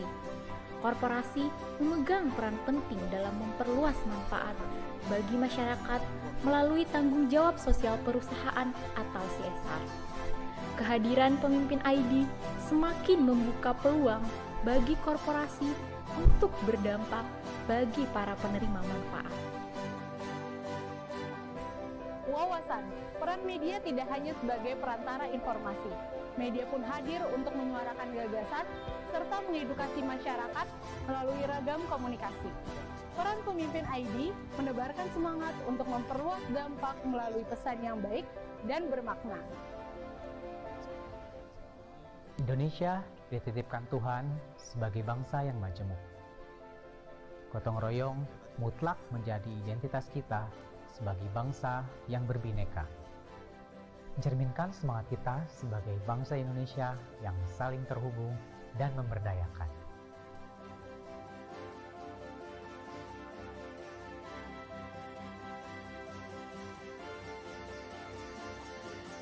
Pemimpin.id hadir untuk kamu, untuk kita semua. Melalui peran serta kolaborasi antar pentahelix, kami percaya semua orang bisa berdampak baik.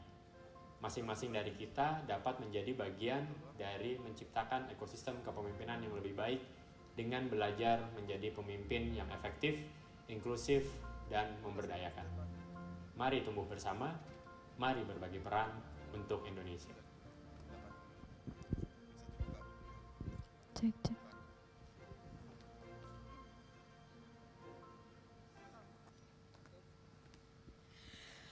Can we give round of applause for pemimpin.id? Okay, ladies and gentlemen, thank you for staying with us. And I really like these upcoming discussions because I do believe youth has superpower to change the world through educations and work. And therefore, this upcoming discussions is also presented by our co-organizer, Pemimpin.id, with the discussion topic of empowering youth for the future of educations and work.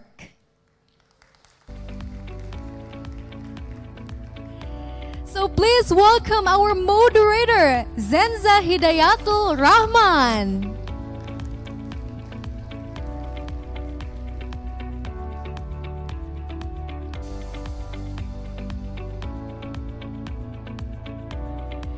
Hello, good afternoon, Mr. Zenza. How are you? It's really good. It's really good, right?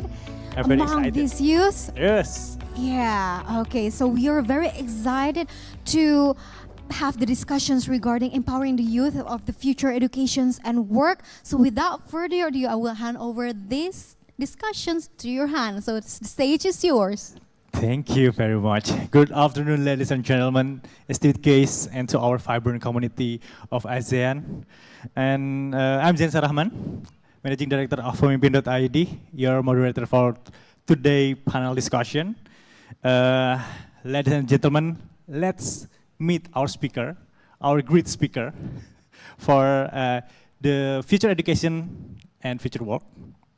And each of them is leader in their field, and they're here to share their side. Okay. First, we have Mr. Hishamuddin. He's my funny friend from Singapore. The main representative for Indonesia at the Singapore Business Federation. He knows a lot about business in our region. He's the expert one. How are you, Mr. Sham? Horas. Horas.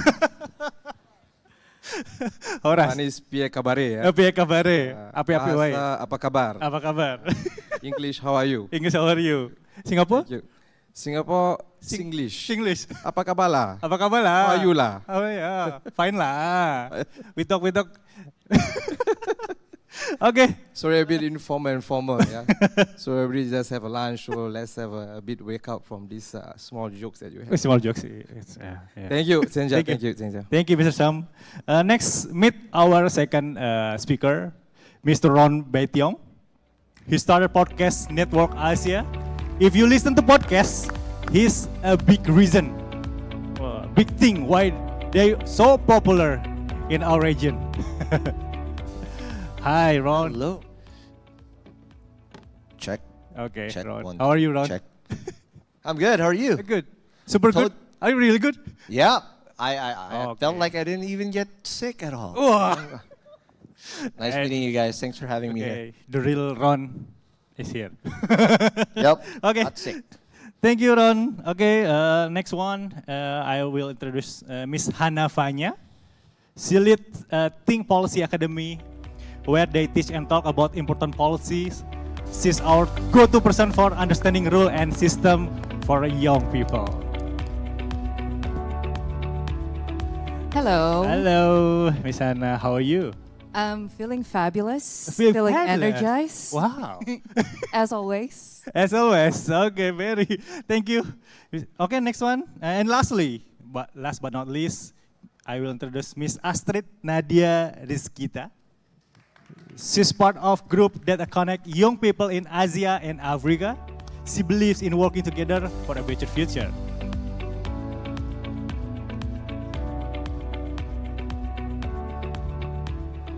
Hello, Miss Astrid.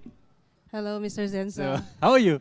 I'm really good and so excited to be here to see all the young leaders, to all the seniors as well. Okay. Okay, ladies and gentlemen, let's start our discussion. Of course, having such a distinguished panel of experts before us, of course, and today present a unique opportunity to delve into the pressing matter, focusing on ASEAN youth actually. Let's start by trying to chart the path forward. Okay, starting with our first question to Mr. the expert one, Mr. Hishamuddin. from your vantage point, yeah, how do you envision the future of education and work in ASEAN? Okay, to me, education is something, as you see now, there's ChatGPT. You know, student can use ChatGPT, yeah, to do all your final thesis, yeah. So again, AI is growing very strongly in globally, and again, having technology across. I mean, we were just talking language, so you just can use your phone with Google Translate, yeah, to just get to know to each other, even from foreign country. But I just want to emphasize on this particular matter. IQ is always there with Google, with open source technology. What is important, which I think they need to focus more, is in terms of EQ, emotional intelligence. This is what I think in the education sector, schools. I just met University Pancasila. We discussed a lot of things about leadership.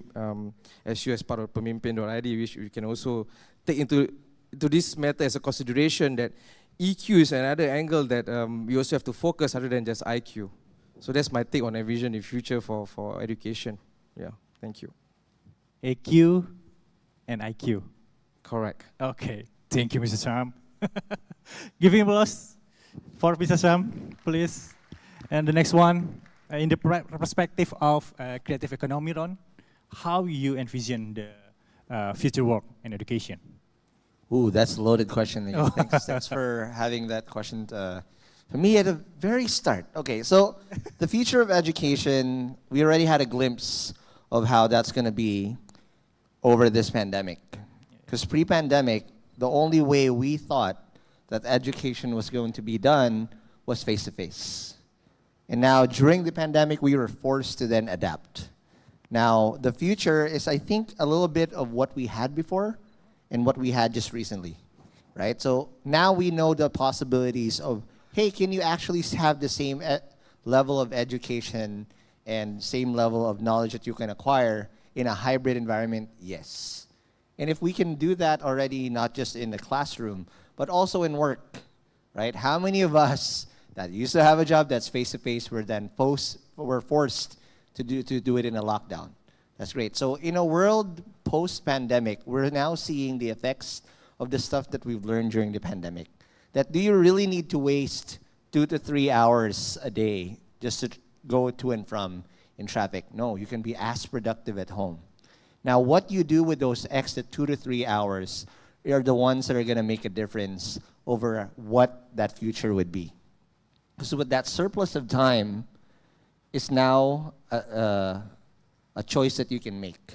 So obviously, I'm just going to talk about my point of view. My company called Podcast Network Asia, we are the biggest podcast network in Southeast Asia. And we are in the attention economy. And a lot of people, in those 2 to 3 hours that they get back, what's the default thing that people would do when you have extra time? Of course, you're going to be on TikTok, right? Who here is on TikTok? Oh, you're not on TikTok? Oh, you're lying. Okay, there you go. Probably singing Gento right there. Okay, but again, that time that you spend, that you've now acquired back is what's important. What do you do with that time? Are you just going to randomly waste your hours, or are you going to add on deliberately to the new stuff that you want to learn? Because education in a structured environment at school, everybody's going to have the same knowledge. But if you allocate 1 hour or those 2 hours to use something, use that to acquire a skill or be an expert on something, as you accumulate over time, then you can be an expert. Remember, as youth, everybody will be given the same standard of education regardless. At school, history, math, science, whatever that is. But the one thing that would set you apart is the stuff that you learn on your own. Unfortunately, that's something that you have to figure out on your own. Because when you graduate and when you're outside of the world, unfortunately, there's no playbook. There's no teacher anymore that will tell you, hey, this is how you're supposed to do. Life, business, whatever it is that you're going to be doing, is a constant conquest to do problem solving. If you're already doing that while nobody's watching, just doing that extra 2 to 3 hours of time and maximizing it with what you have, the future of work is going to be better because now you now know what to do with that extra time that you gain back, that you can adapt to better yourselves. And if you're a better individual, entrepreneur, student, then the world's going to be a better place. The question is, what's your choice? It's up for you guys to answer. Okay, thank you. Give him applause. It's very gento. Okay, Miss Hannah, your turn. Is it my turn? Okay. Okay. Thank you so much. I agree with all of the talking points that you both, Mr. Sham and Mr. Ron said just now. But I want to double down on something. I like the idea of lifelong learning. It's connected to what you just said. And I feel like the education now with, especially in public schools, yeah. Public schools now with public schools in my years, which is not so long time ago, just a few years back, is pretty much fundamentally different. So with what Mr. Sham has mentioned earlier, with ChatGPT, with artificial intelligence, everything seems so easy, right? You have, like, your teachers assign you to make an essay, and then you can just, ChatGPT, please make me an essay about ABC. But trust me, your teachers know. Your teachers know that your answer is from ChatGPT and not from you, not authentic. How? Because it doesn't have souls, you know? Like, the answer would be generic. So I guess when I heard about education, it's not only about listening to your teachers at schools and just passively listening to them, but also keep asking questions, be curious, and have that critical mindset and analytical thinking, because I guess those two skills are like the most important skills that you need to have right now, more than ever. Because for jobs that are that can easily be replaced by technology, I'm so sorry, but maybe your expertise are no longer valid. You have to step up. You have to have more skills that is valuable to the workforce, but not only to the workforce, but like to your life, basically. So double down on critical thinking, on analytical mindset, on leadership, on communications, and talking with your peers, talking with your bosses, and knowing how to talk to them and differentiate the key messages, and knowing like how to negotiate with stakeholders. I guess that's like one of the most important skills to have right now. Oh, thank you. Nice one. 21st century skill, right? That's true. Okay, thank you, Miss Hannah. Let's move to Miss Astrid. Please give your perspective. Yeah, sure. And I think this is one of the disadvantages being the last speaker, because a lot of things have been mentioned, but not only to echo the same sentiments, that very important, starting from the common theme, yeah, about education, how ChatGPT and AI have eased the task, quote unquote, eased the task of students or those people who work. But also, I think it's also important, yeah, for each and every one of us to make use of this opportunity in this forum, because this is a very important topic, and each and every one of you as young leaders, all of your ideas are really important. And, you know, when we go down to the concept of youth, we're not talking about age range, 16 to 30 in Indonesia, 16 to 35 in ASEAN, but also some millennials also want to be included as youth, so 16 to 40, which almost half of the population in our region. So what's the meaning of youth?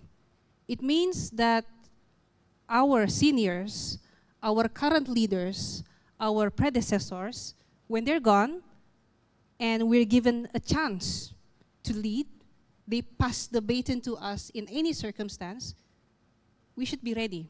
That's number one. And second, of course, each and every one of us are young, and it also means that we are capable enough to produce a new generation. So the topic of education and work are two very important things, and it's very interconnected in the sense that lifelong learning has been mentioned.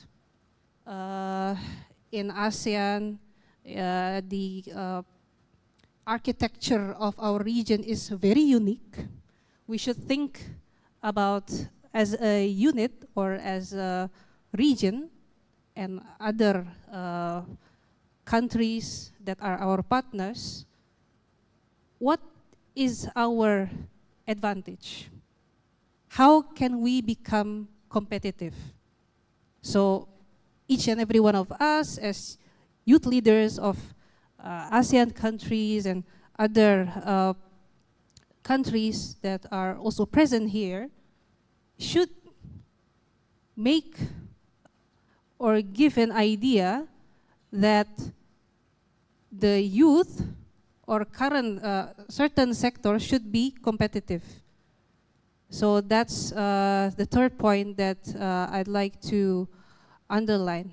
But also, when we talk about the document referred in the future of work and how digitalization is currently developing and being discussed in the ASEAN context, how we discuss about the digital transformation, digital divide, there are certain targets that needs to be achieved.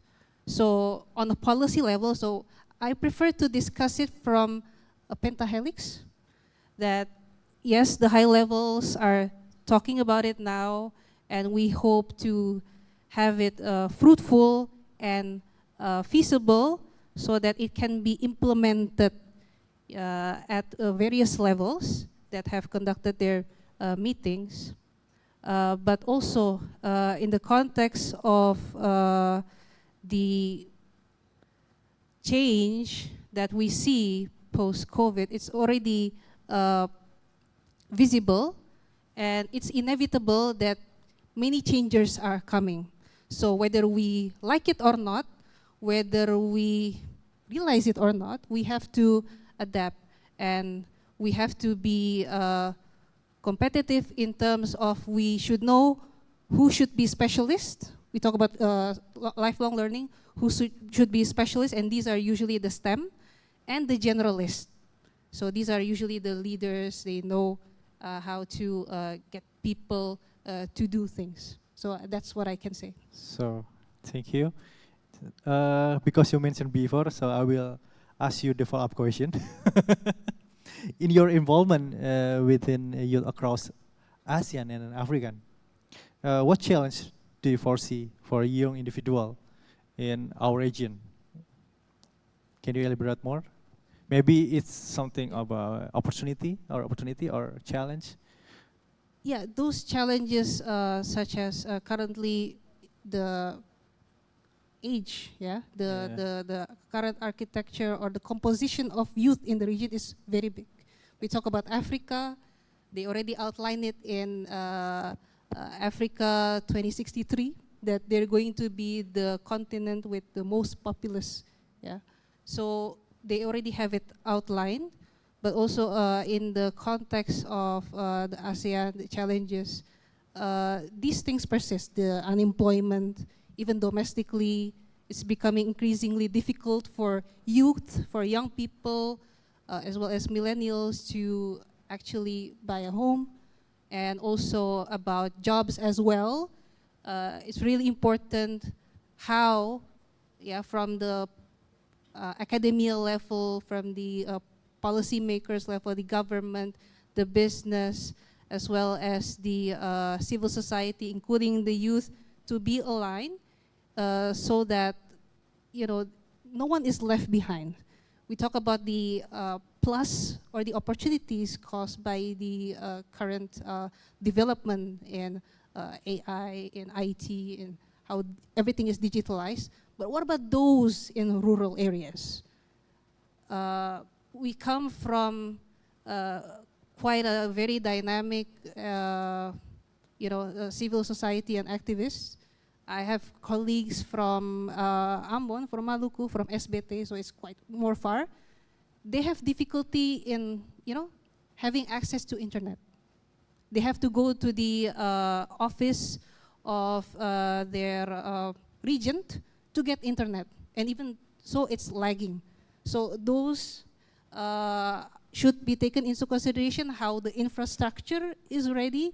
So it takes, more than a village, I say, more than a village to create change that is not only beneficial to those that are already have access or privilege, but also those that are still left behind.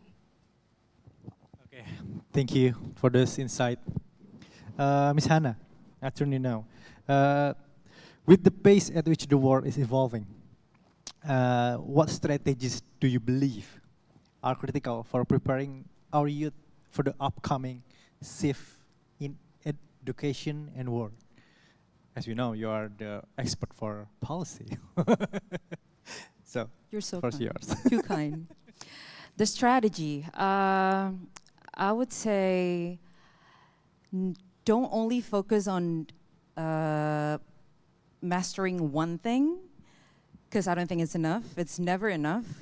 Especially when you're trying to be a leader, then you need to have many other skills, especially soft skills, that will beneficial for you to run your team or your organizations or institutions. So I've heard about these methods like a few days ago, about V methods, yeah. So what it means is that you have to have like a deep knowledge of your something that you're expert in, so like technical stuff. But then on top of that, you need to broaden your knowledge in the adjacent areas. So for example, if I want to be, okay, if you like trying to study medical, right? You want to be a doctor. It's not enough that you just know about anatomy or you know how to like do a surgery, but then you also need to know how to talk to the patient, right? You need to have that communication skills, and then you need to know how to do research, right? So it's also research study, also paper writing, and then you need to know how to talk to the hospital owner, for example. So it's not only about knowing the technical stuff, but also trying to explore the areas within your technical expertise and double down on that. And I guess that's like one of the most important skills that needs to be have by youth, but I mean, not only youth. People post-youth like us also needs to have that skill. So that's for me. Okay, thank you. So, Mr. Ron, as Gento one, in the realm of media and communication, as you know, collaboration is vital, right? Yep. So, in your opinion, how can collaborative effort play in a role in uplifting the journey of youth? Sorry, can you repeat the last part? What's that? How collaborative mindset can be a pivotal role in our region? No, collaboration is definitely key. But I think before we collaborate, because it's easy to say, hey, let's gather together every once a year, sing Kumbaya at the same time, right? And then we're good. What's the most important thing is what we do after this. This the action that we do after this. Now, in order to collaborate, you need to be generally curious and generally empathetic. Empathy is the key towards what are the respective problems that my peers or my fellow ASEAN people are feeling. And what you'll notice is we are actually trying to solve the same problems. Those problems that exist in Indonesia, in the Philippines, in Vietnam, in Timor-Leste, right, and whatnot, they're the same. But if we're not going to actively put ourselves in their position to actually solve it, then nothing's going to change. That collaboration will only happen once a year, whenever we're doing this. What's important is every time we do this, first step is you network. Who else has this problem, right? And if the problem exists, number two, how are you solving it? I've seen this happen. I belong to the startup ecosystem in the world. Again, shout out to my friend Rorian, who got me here. Thank you so much. But the startups in the ecosystem in this region, there's always similarities across cross-border platforms. But you've seen like a Grab. I'll just show Grab as an example. Transportation is the main problem across our region. It's fragmented. In Indonesia, there's ojeks. That's the same thing we have in the Philippines. It's called habal-habal or motor. That's the same thing, right? But what did they do? They saw the problem existed everywhere. And instead of just, okay, I'll just solve my little problem in my little pond, they collaborated and worked with government and the key official leaders there, but they did not feel entitled. Like, hey, government, help me out. They were an active participant in helping solve that problem together. Yes, there's a little bit of pushback. Any innovation that you do always has pushback because there are status quos that you're gonna break. But if you persist long enough and you also get the real users that have the same problem, then it can be solved. So what's the end game? If you go to any ASEAN country, Grab exists, right? And it can be solved. So what are the other problems that are like that? How can we empathize with our peers? Especially in the world of education, how can we uplift the way we learn new skills, right? How do we solve all of these things together instead of just focusing on our own backyard? Because majority of the time, these problems exist everywhere, and all it takes really is to take action. So today, when you're among your peers, we all represented with a lot of countries here. Talk about it. What are the problems that we're actually trying to solve together? And what are the solutions are you doing? Can we copy? Can we collaborate? Can we work together so that, you know, these things, these great solutions that we come along with gets passed along and not just talked about during times like these? Because these opportunities that we have each other in the room are rare. Because the next time you're going to have to reach out to every single one of you guys here, you're going to have to schedule a Zoom. You're going to have to fly out. Take advantage. But take advantage, not just talking, hey, what are you watching on TikTok? What is the podcast that you're listening to? Great. Start off with that so you break the ice. But you're in a position to actually make an impact by being here. Take advantage of that, solve the problem, and that collaboration starts with shared solutions and shared problem solving. All right. Okay. There you go. Nice one. So let's take the action, right? Okay. So, Mr. Sam, what podcast do you listen? Oh, no, just joking. Envision the collaborative in your perspective as Singapore Business Federation. So talking about collaboration, I just want to add on to what Henny said that I think students need to travel. I mean, anybody have gone to Bali? Yeah, it's fantastic. Yeah, Bali. Yeah, nice. So please enjoy Bali at Atlas Beach. Yeah. So again, for collaboration, I think it's important for students to travel. It's very important to travel. So from there, you learn a lot of the culture, the working etiquettes in other country.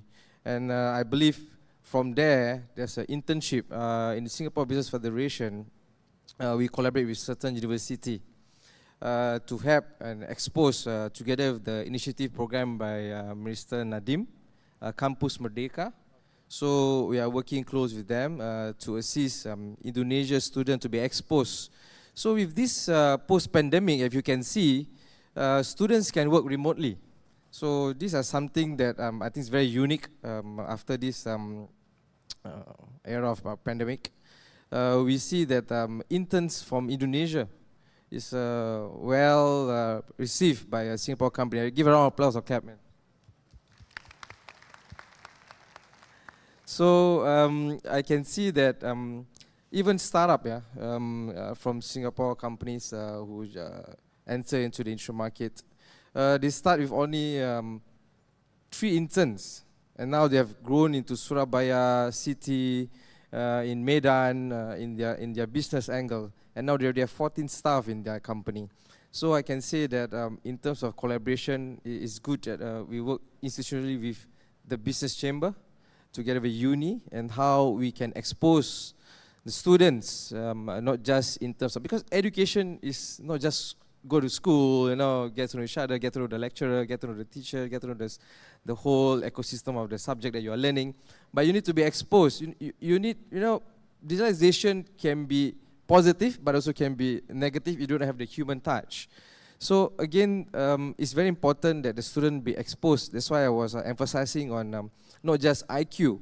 You got to be EQ also, emotionally intelligent. You need to have that skill in terms of being exposed into the working environments in the current situation. Because as you can see now, all the knowledge, you just can get it from YouTube, like Ron said, from TikTok, just hashtag FYP, yeah. So these are the few things I just want to share in terms of the collaboration. I think business play an important role as a chamber and NGOs to collaborate with the unis across ASEAN, yeah, not just Indonesia. So these are very important, that how we can grow together. A recent case study that I want to share, that from Lee Kuan Yew Public Policy School, we create a leadership program funded by Temasek Foundation. But the one that I've been doing the whole ecosystem and coordination is the Singapore Business Federation. So SBF, we also have thought that it's time that as a chamber, I mean other countries also, they're doing that, and Australia, Dubai, we start to have office in overseas. Because an angle of a chamber cannot just act as a business, because they also need to have the institutional segment. So example, in Singapore, we have a Singapore Management University who already have an office in Jakarta. And then when I was have a discussion with one of the university in Indonesia, after the China president came to Indonesia, they wanted to have a language Chinese center in their university. Why? Because the language is very important in terms of education, business. As you can see, the second top language is Chinese right now. English is the first, then come to Chinese. So if you can see that the collaboration need to have a whole ecosystem, not only just from the education angle, but the chamber also need to play an important role. How, because these are all the future leaders, yeah. So we need to also collaborate as one ecosystem, how we not just support the economy, but also the students can grow and become a future leader. That's why I say it's very important that you need to travel. So other than Bali, please come to other ASEAN country. Thank you so much. Wow. It's very education. So in the current condition, we know that the tech world is ever evolving and so fast. And so how do you all think the technological advancement might alter the world of education and work, especially in ASEAN? So, Mr. Sam, would you like to... Sorry, Boss Street, he's calling me again. It should be ladies first, yeah? Oh, ladies first, okay. Should we go first or mine? All right, cool. So technology is something that cut across to all sector. As Singapore has always been mentioned part of the research and development center throughout ASEAN. And you see there's a lot of collaboration going on within ASEAN countries with Singapore. But I just want to share on the negative point of view. So technology can be good for students to be exposed in terms of, getting the knowledge, information, and LinkedIn now. I think I just want to advise to students, I think it's good you have to be in the LinkedIn. This is something, a good platform for you get to know top leaders, the C-suite level, get connected with them. I think Indonesia is growing and ASEAN is growing to get connected to the working environment with the students entering to the LinkedIn. I think it's good and I suggest and I advise you also to be in the LinkedIn because it's free for the subscription. If you don't take the premium, I'm not promoting LinkedIn, yeah, sorry. So I think it's good that you are on this kind of platform. But having technology saying that, a lot of people trying to go deeper and create more system advance, and system integrator, try to get connected with all the API technology or the plugins. But just do take note that human touch is very important. technology can't be done without the human touch. So the human touch is very important. So the EQ, again, I would love to emphasize on this because I've met a lot of university. I went down and have a talk with a lot of university. I see that the technical knowledge is always there, but the soft skills, which I think this need to be brushed up and push up so that the student be well equipped in the working environment and internship, which I believe that having exposed into other country will be a good maximize for the student. Because technology you just can be easily learn, and you can download all the apps, and you can learn all this technology quite easy. But in terms of getting to know each other, the human touch and the emotional touch very more important in the coming up front in the future. Yeah, that's my take. Thank you very much. It's so deep. Okay, Ron, what do you think? Okay, so technology is always going to be a tool before. So we're coming at a very near inflection point. We're at a crossroads with AI. Because for the longest time, most AI is just there. It's just going to help us, automate some things. But you've seen how fast AI has rapidly progressed. And if we did not prepare ourselves in the next 3 to 5 to 10 years, just within this decade, we're at 2023, the world's going to be radically different by the time this decade is done. Now the question is, what are we going to do about it? Again, we're still at a point, it's just like in Matrix, where the AI is there, but we still have a chance not to fight it. How can we harness this great technology, this great tool, because eventually it will infiltrate every single thing that we do.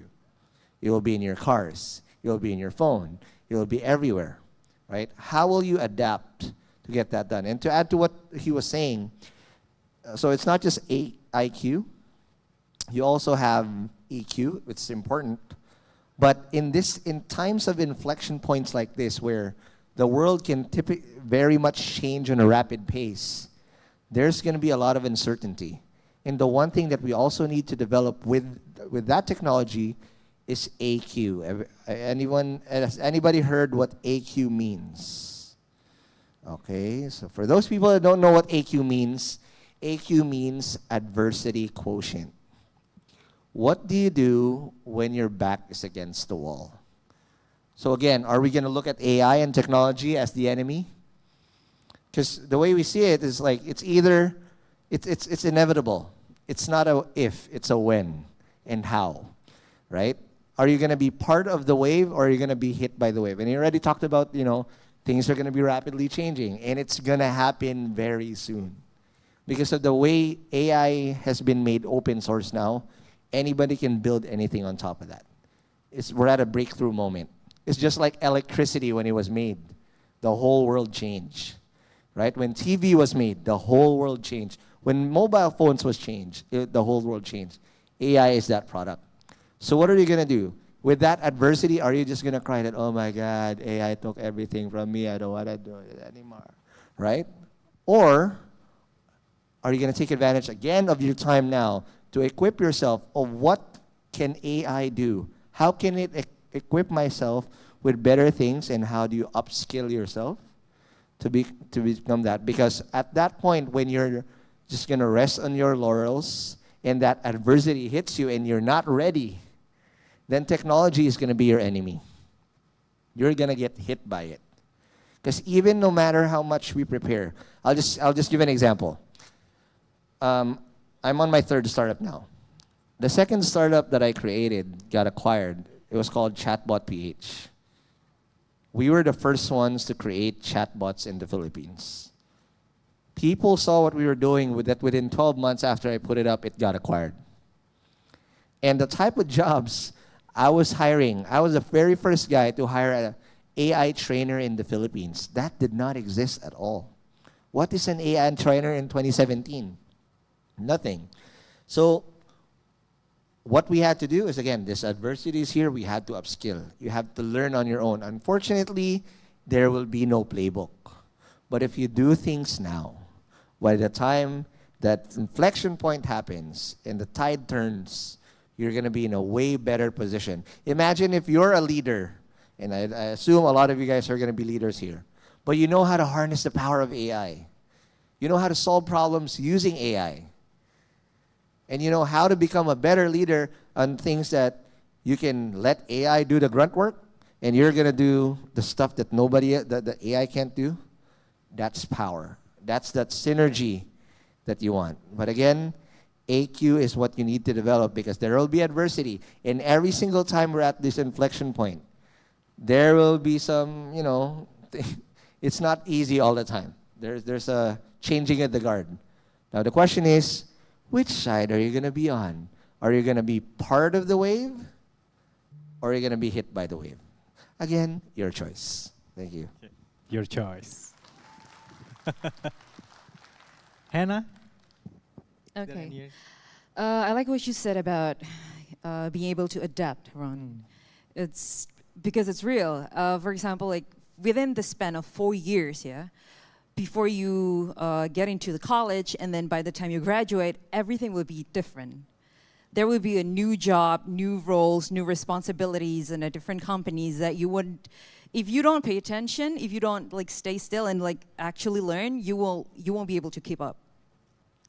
So I guess I agree with what you said about technology being a tools, and the only important thing is how we as a human take part as the tool user, right?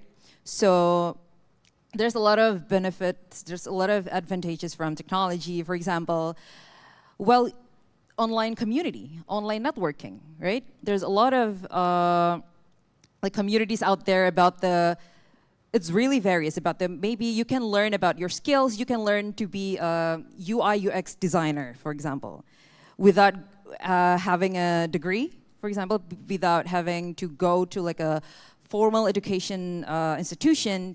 You can find your own network, you can start learning from YouTube, from TikTok, but then I guess that conscious effort to actually learn. And I guess another thing that is important, I think, is finding a mentor, right? Finding people that you look up to, finding a role model, and actually talk to them. Like, I know that you guys have a lot of people that you admire too, but then start a conversation. Like, ask them, what's the responsibilities in your line of work? How do you do this? How do you build a startup company? And now it became so big, right? So don't be afraid, because whenever you talk to them with a really open mind and curious mindset, with that approach, nobody will turn you down. Because that's what I did. That's what I did when I studied master. I'm not only learned from the class, but I talked to people who like experts, like have like more than 10 years of experience in that roles that I wanted, and then I just asked them for a coffee chat, just talk to them, what was the challenges, what does it actually look like to work as a, for example, instructional designer, right? To how do you start the career, and then what kind of people that you talk to, and then what kind of problems that you're facing during your work. So I guess it's not only learning about the concept and theories in class and talk to your peers critically, which is also delightful and insightful, but also have that reality check by talking with people in that sector that you're wishing to be in. That's it. Thank you. Okay. Thank you, Hannah. Astrid? To add to what has been said, other than echoing the sentiments regarding the need for AQ, EQ, and of course, but in this age in which the young people, not only young people, but due to the technology, there is a trend in which people have shorter attention span. So that's a challenge. And regarding the challenges that persist in our region regarding not only literacy, but also how we can score high in STEM fields, maths, because these are the groundwork, the foundation that shape an individual.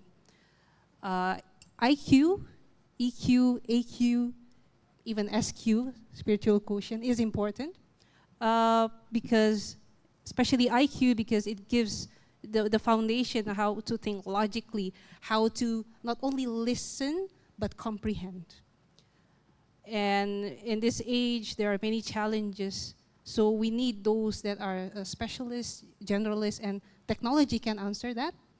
But we need to have a balance of where to fill in the gaps for those that are still behind in those aspects, but also for those that have the access to help those that are still lagging behind in those aspects. And last thing about, because we're talking about solving problems, so it pertains to entrepreneurship. I'd like to quote a book from Daniela Papi Thornton about heropreneurship, in which she says that it doesn't mean that there are many initiatives which results in a greater impact to society, because heropreneurship, they want to be founders and that's it, but no impact. But it's important to know who your allies are, who have the same interests, who can collaborate with you. And of course, I agree about mentorship because it relates to intergenerational solidarity, those that are already in academia, business, government, and civil society, and in the leadership. The youth can have greater chance to actually mobilize themselves and accelerate faster so that they can achieve their goals and make use of technology. Wow, it's truly enlightening to hear us so much various and informed from you all. So now it's time to Q&A question. Q&A session. Please feel free to raise hand. Wow. Wow. Okay. I'll see the fourth row. The hijab girl. Okay. So.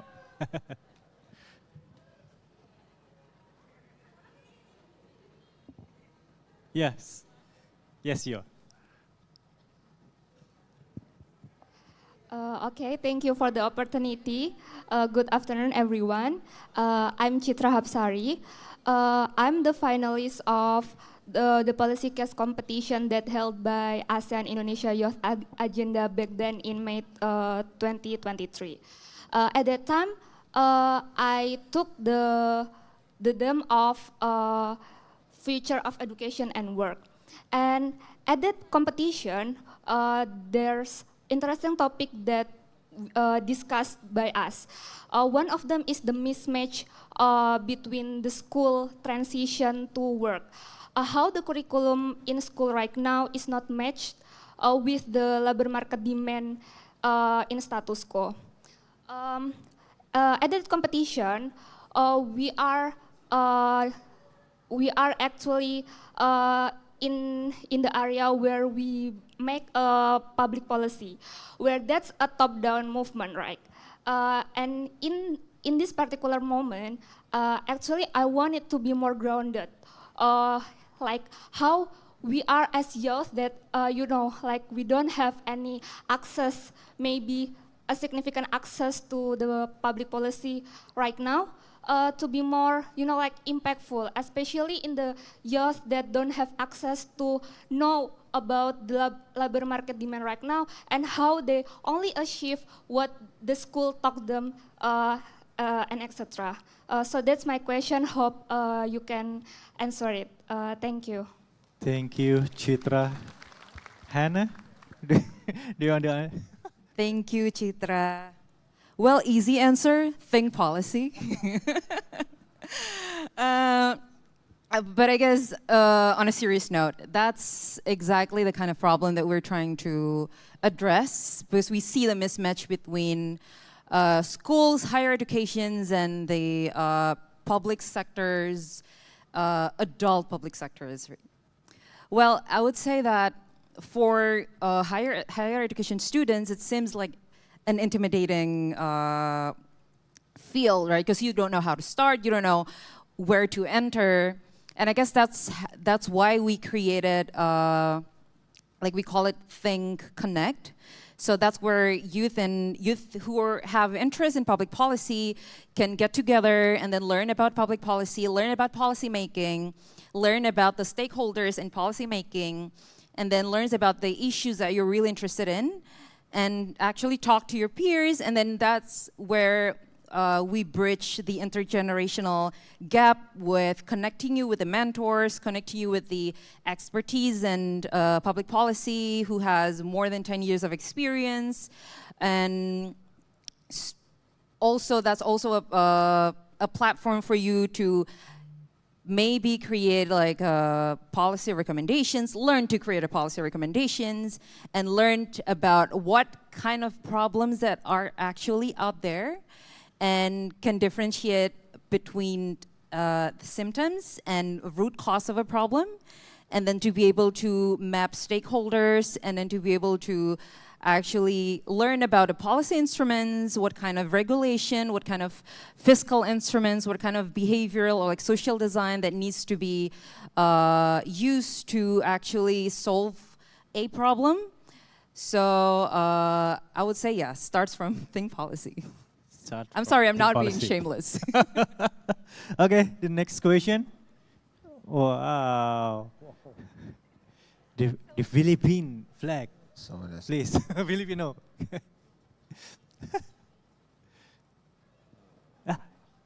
Yes, you are. Yeah, please stand up. Hi. Right. Hi everyone, so my name is Alfian Wardana, you can call me Alfian. I'm a founder of Literasi Anak Banua, NGO that focuses on improving quality education on remote area of South Kalimantan. I started my journey in 2019 when I found out there is a lot of children, especially from the grade of 3, children could not read. Can you imagine, like, many children in the remote area could not read at that time? And with Literasi Anak Banua, I'm empowering young people to be teaching the children in the remote area and impacting more than 2,000 students yearly. Wait.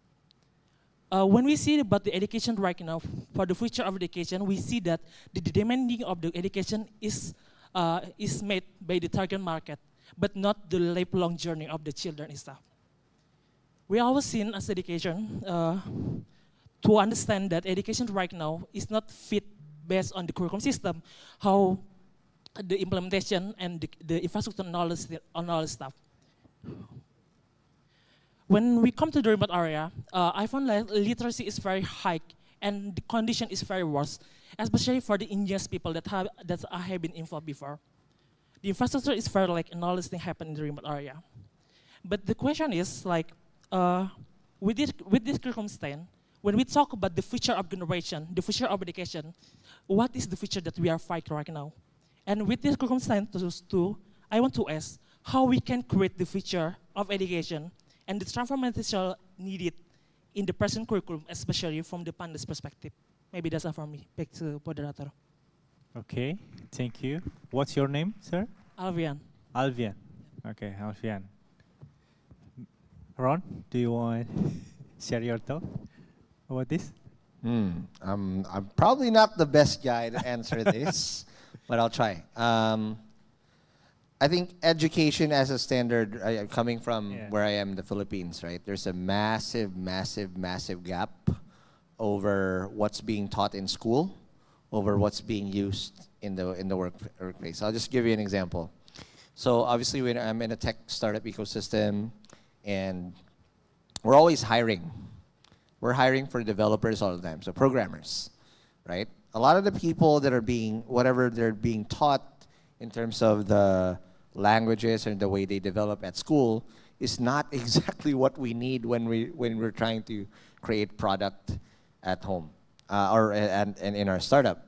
So how do we bridge that gap? Unfortunately, crying for immediate action from the school takes time. Here's why. Because schools sometimes, as much as, and they mean well, because in my homeschool, they always invite me every year to look at their curriculum. Is this still relevant? And I studied in UST. UST is the oldest university in Asia, 400 years old, right? So there's also tradition that you're going to have to break through along with democracy. I'm not saying that just it is what it is, but the key word here is bureaucracy. Things in the academe take time for them to materialize to be at par with what you need in the ever-evolving world. And in reality, the ever-evolving world will always evolve faster for the education to catch up. Unfortunately, that's just the truth. It doesn't matter. During our generation when we were younger, it's the same problem, right? Whatever they taught us, like, that's not what we need in the workplace. Now, here is where the student organizations and the organization that you represent matter. Because if what you need or what's lacking is not found in school, there's a lot of companies or private organizations that are willing to help you bridge that gap and even give you employment opportunities after. So take internships. Have a partnership with institutions, not just here, but overseas. Well, like he was saying, intern, but intern with the intention of being hired. Take that as your job interview. Because if you're able to show, these are the things that we look for when we hire. Are you able to adapt and learn fast on your own? Or are you one of them people that I need to spoon feed and pay you 2 to 3 months to train? Right? Or are you able to just, okay, figure this out? You have Google University. You have YouTube University. And now there's a brand new school, TikTok University. Right? How are you going to be able to learn on your own and bridge that gap? Right? Because unfortunately, crying wolf and just crying in academe, please catch up. By the time the curriculum has already caught up, you're already graduated. So it's too late. Right? Time is ticking. What you need to do, if you really need that extra push, is you want to be able to bridge that gap with private companies that will teach you the real life skills that you need in order to be competitive in the workforce. That's it. That's it. Thank you, Ron. Unfortunately, we have a limited time. Thank you for your engagement question. Okay. So, last but not least, the closing statement from Astrid, please. Sure. And I think I'd like to share, it's an old saying, yeah, that we cannot teach, old person new things. But while being young, we have, this opportunity and this forum, or when we go back to our home countries and our institutions, or when we go back to our communities, we can share with fellow students and children. They can learn new things. And being young is a great opportunity to shape the future. Okay, thank you. Thank you, Astrid. Please, Hannah. Okay. If I can turn back time, I would love to be young again. Because then I have more opportunities to fail and more time to actually learn what I like, even though I know that it's not that I feel like I don't have time anymore, but the energy, the spirits of being, young is just different.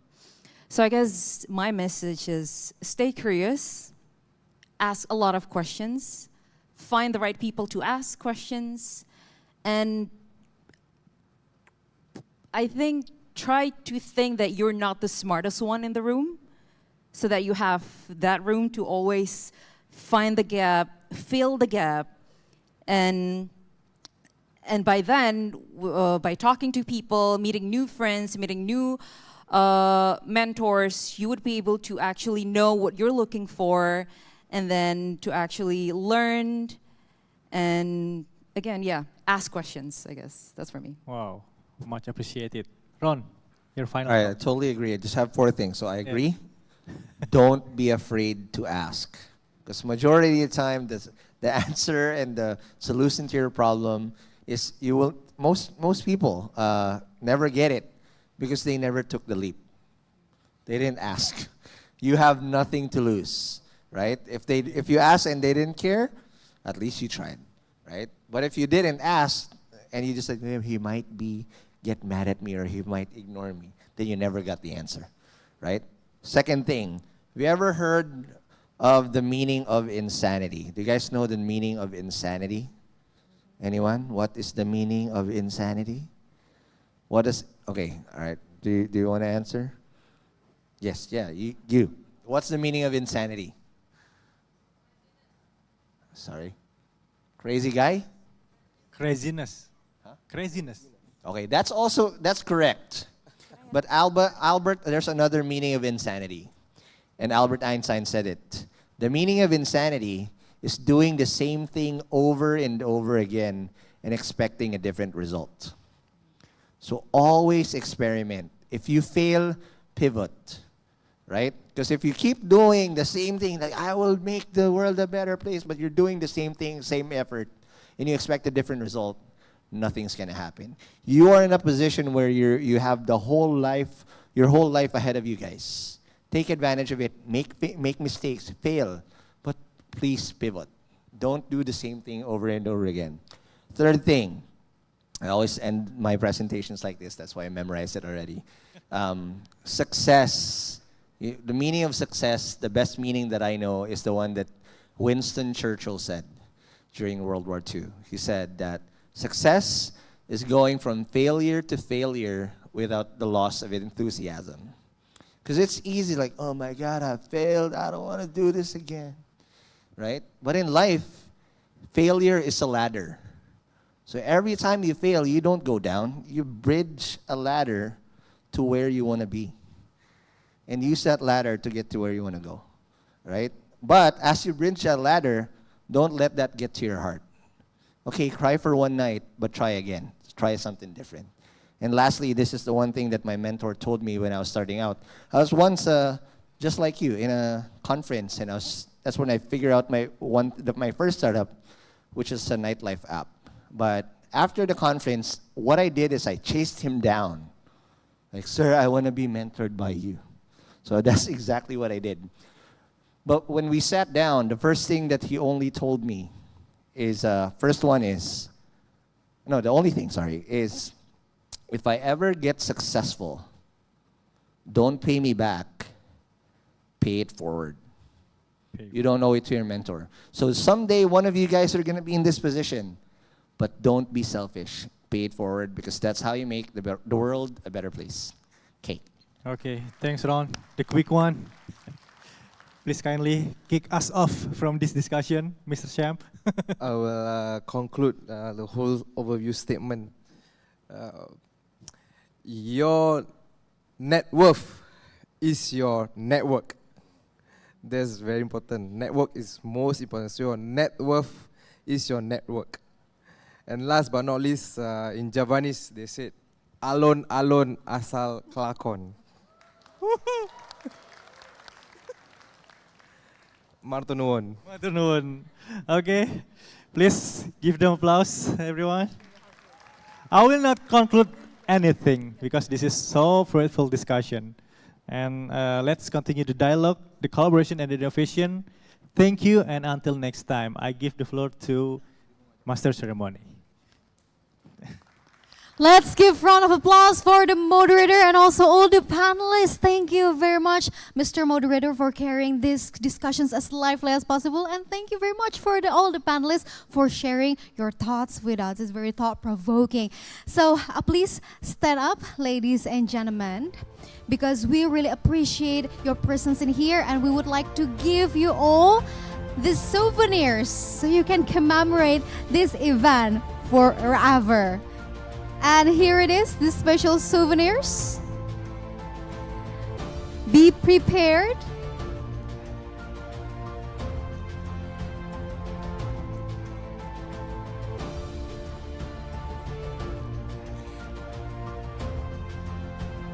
And here it is, the special souvenirs for all the panelists and also the moderator for sharing us with the discussions about empowering youth for the future of education and work, because we do believe that youth has superpower to change the world by education and workforce. And let us take a picture together. And here it is. We come up into the photo sessions. The count of 3, 1, 2, 3. Once again. All right, 1, 2, 3. Thank you very much. Ladies and gentlemen, you may return to your seat. What a really wonderful topic we had. We talked about empowering youth for the future of education and work. And we still have upcoming discussions, ladies and gentlemen. And of course, before that, we would like to remind you that we have QR code for you to scan. You have to participate, and if you want to get featured, so please scan the QR code and answer the question in the form above. Ladies and gentlemen, oh, it's a cute selfie though. Okay. It's okay. You may return to your seat. Thank you all the panelists and moderator. Yes. We really appreciate and value your presence. Ladies and gentlemen, of course, don't forget that the ASEAN Plus Youth Summit 2023 sponsored by Moya Indonesia, Pertamina, Sasa Inti, KB Financial Group, Weir Group, Tanoto Foundation, Forex Coffee, Grand Melia, and Bluebird. And ladies and gentlemen, before we step into the upcoming discussions, here we have a video presented by Think Policy. Please enjoy.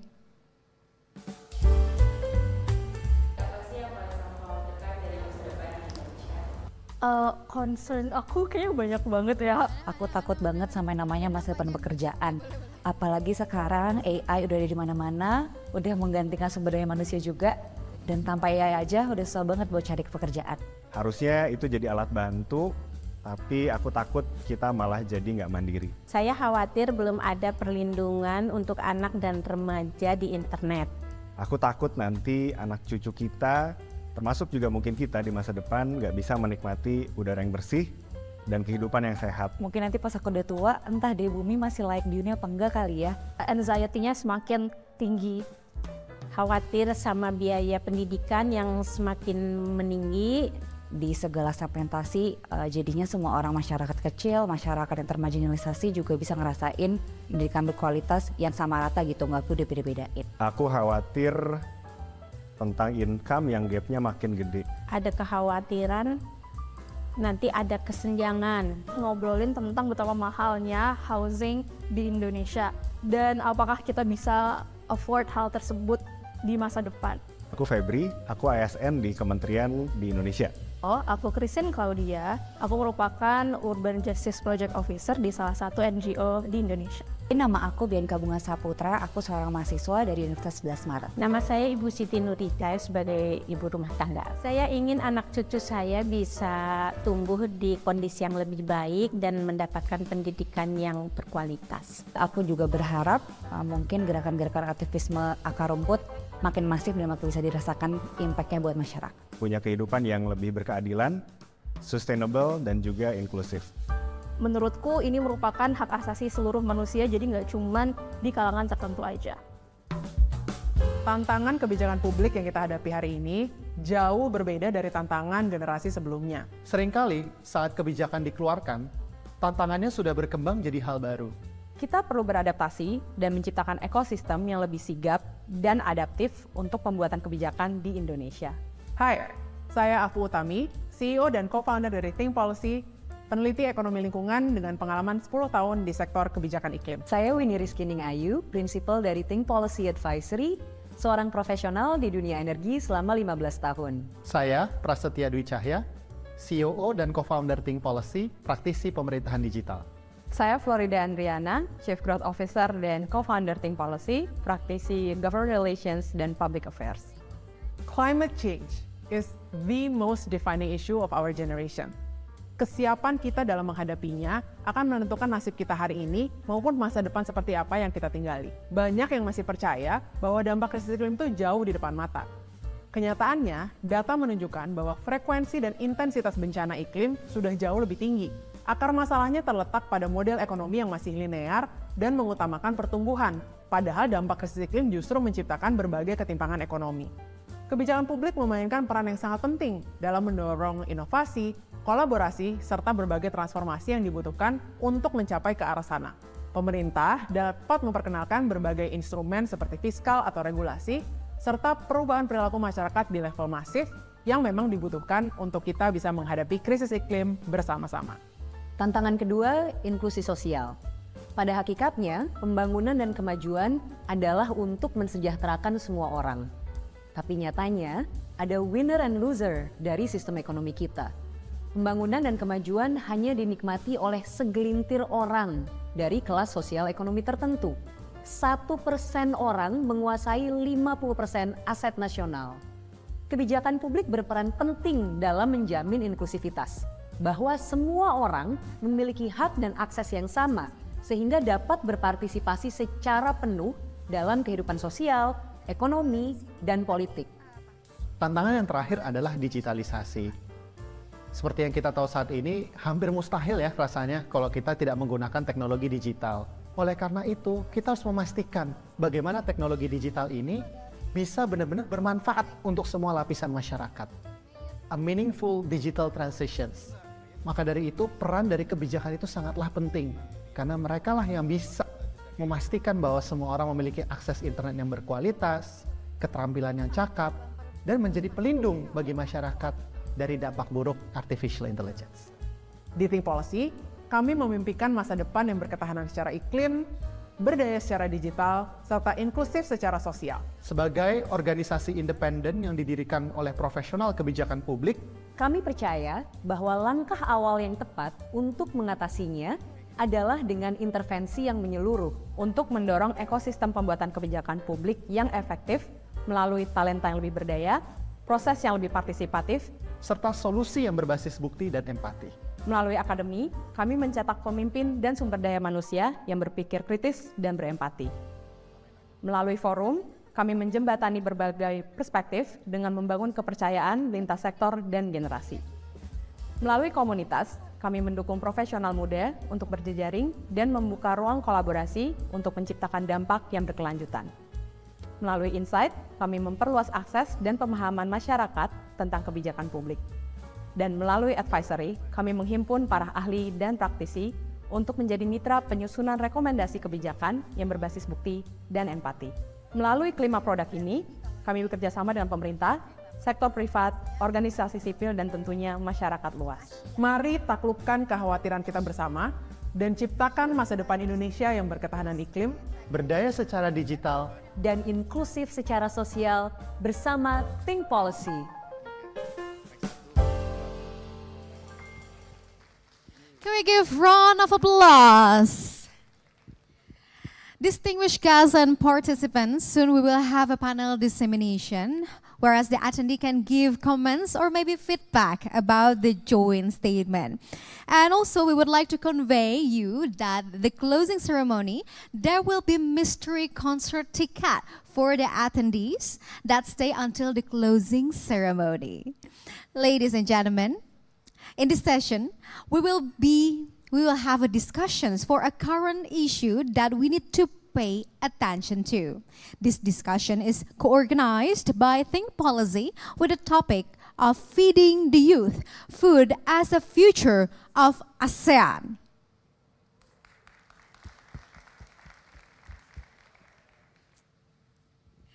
So please welcome our moderator for this panel session, Nariswari Nurjaman.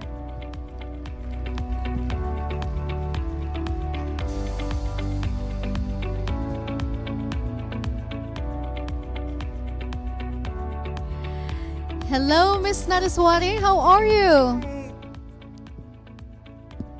Hi, can you hear me okay? Yeah, sure. I'm good, thank you. Very exciting to see everyone here. It's like Thursday evening. Yeah, we are excited to meet you too. I would like to have the discussions about food as the future of ASEAN. So without further ado, the floor is yours. Thank you. So thank you very much. My name is Nariswari Nurjaman. I'm part of the academy team at Think Policy. And Think Policy, as you can see from the video, is a one-stop platform to improve the public policy ecosystem in Indonesia. And today, we gather to explore the most pressing issues surrounding food security in ASEAN and its multifaceted challenges, how to bridge the intergenerational stakeholders and their cross-sectoral perspectives to tackle the challenges.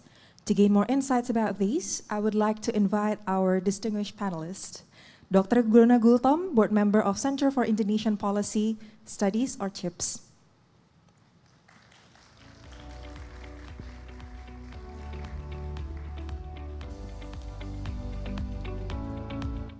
So Dr. Dona Gultom here is to represent the Center for Indonesian Policy Studies and is chair of the Anti-Dumping Committee within the Ministry of Trade Indonesia.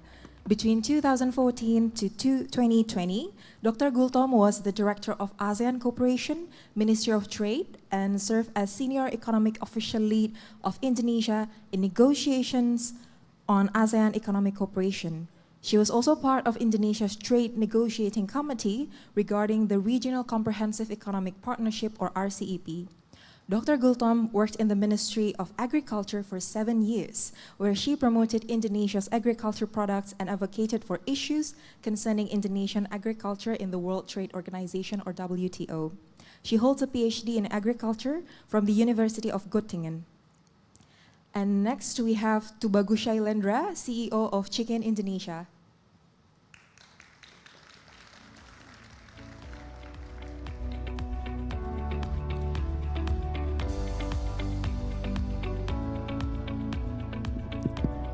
Check.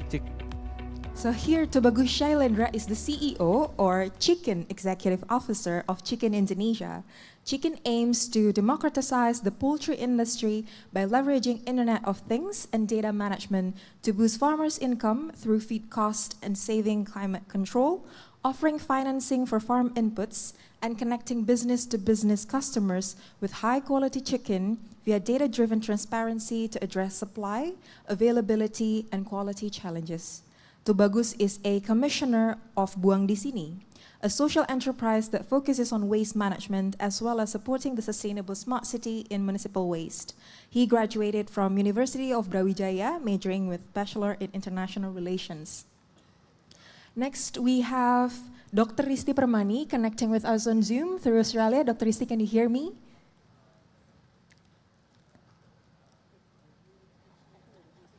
Yeah, I think you're still on mute. Can you speak again? Yeah, we can hear you. Good evening, Good evening, Dr. Risti. So Dr. Risti is joining from Queensland from Australia. She is a senior lecturer in agribusiness at the School of Agriculture and Food Sciences at the University of Queensland.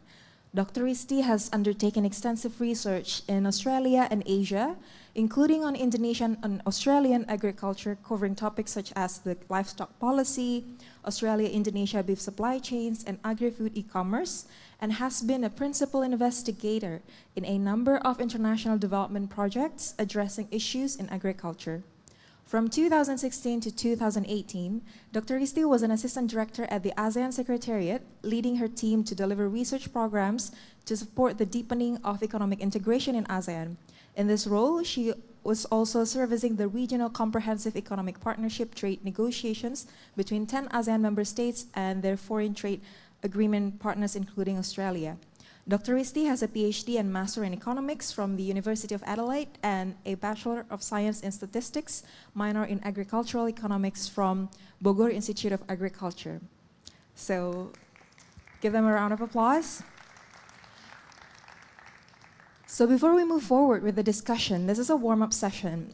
Food and Agriculture Organization defined food security as a condition when all people, at all times, have physical and economic access to sufficient, safe, and nutritious food that meet their dietary needs and food preferences for an active and healthy life. So in your view, what indicators would you use to define food security in one sentence? Maybe we can start from Budona. Yeah, food security, I think the definition is, I think, fine, excellent definition. The issue is how to achieve, to secure food security to the all people. I think that's how I see food security. Thank you, Dr. Donna. And next, Ms. Tebe. Yeah. Previously, thanks for taking the time, everyone. I'm very happy to be here. Yeah, I think if we talk about food security, basically it's all about access. So for me, if we talk about security in terms of the food is how to get an access for everyone, like democratize the access is much more very important on this sector. Yeah. Noted on that. So democratizing and making sure of how we achieve that. How about Dr. Isti?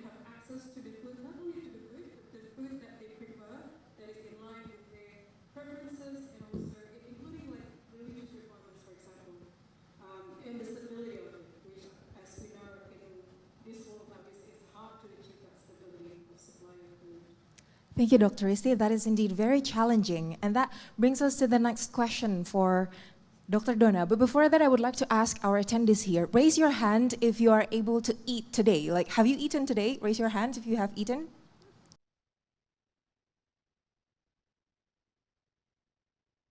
Almost everyone is able to eat. And so part of the discourse on food security involves the issue on inclusivity, on how we are able to include different states, especially in ASEAN or Southeast Asian countries. So Dr. Donna, in your opinion, how do we develop a strategy for food security that is inclusive? Yeah, thank you, Nasrawi, for the questions. I think when we talk about food security, we define already that all people can access to the food, including the nutrients as well. So I think the issue is if you are talking about food security, the inclusive. So we are thinking of all people that we are not in the same states of development. So people in the world coming from are living in the some developed, some developing, and some even least developed country. So if you are talking about inclusive, you have to consider this. And the more fragile, I think the most fragile group on to the food security is those who are in least developed country as well as developing countries. The issues of food security between these three groups would be totally different. So inclusive food security policy, it should consider the fragility of these smaller smallholders, should I say, small low-income countries, LDCs, and including less developing countries. So maybe this is the first issues that I would like to see.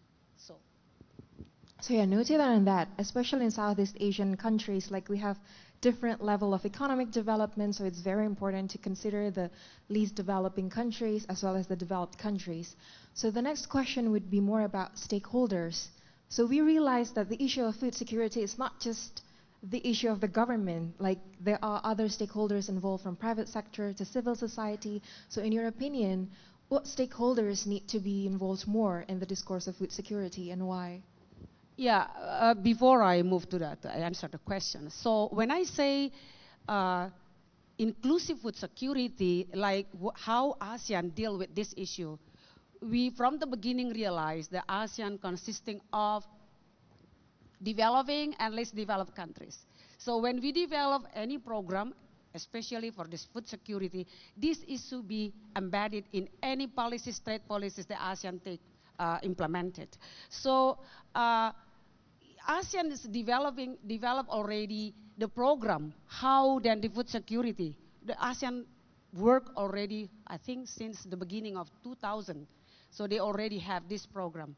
So ASEAN integrated food security. So they implement this. And even we also gather with our partners like China, Korea, and as well as Japan in developing after. So then how to reserve food for ASEAN and 3 partners. So ASEAN also, some members of ASEAN who the food producing countries like Indonesia, Thailand and Vietnam, and I think Myanmar as well, they come together thinking about how to provide the reserve food for ASEAN countries. So I think they are working toward this direction.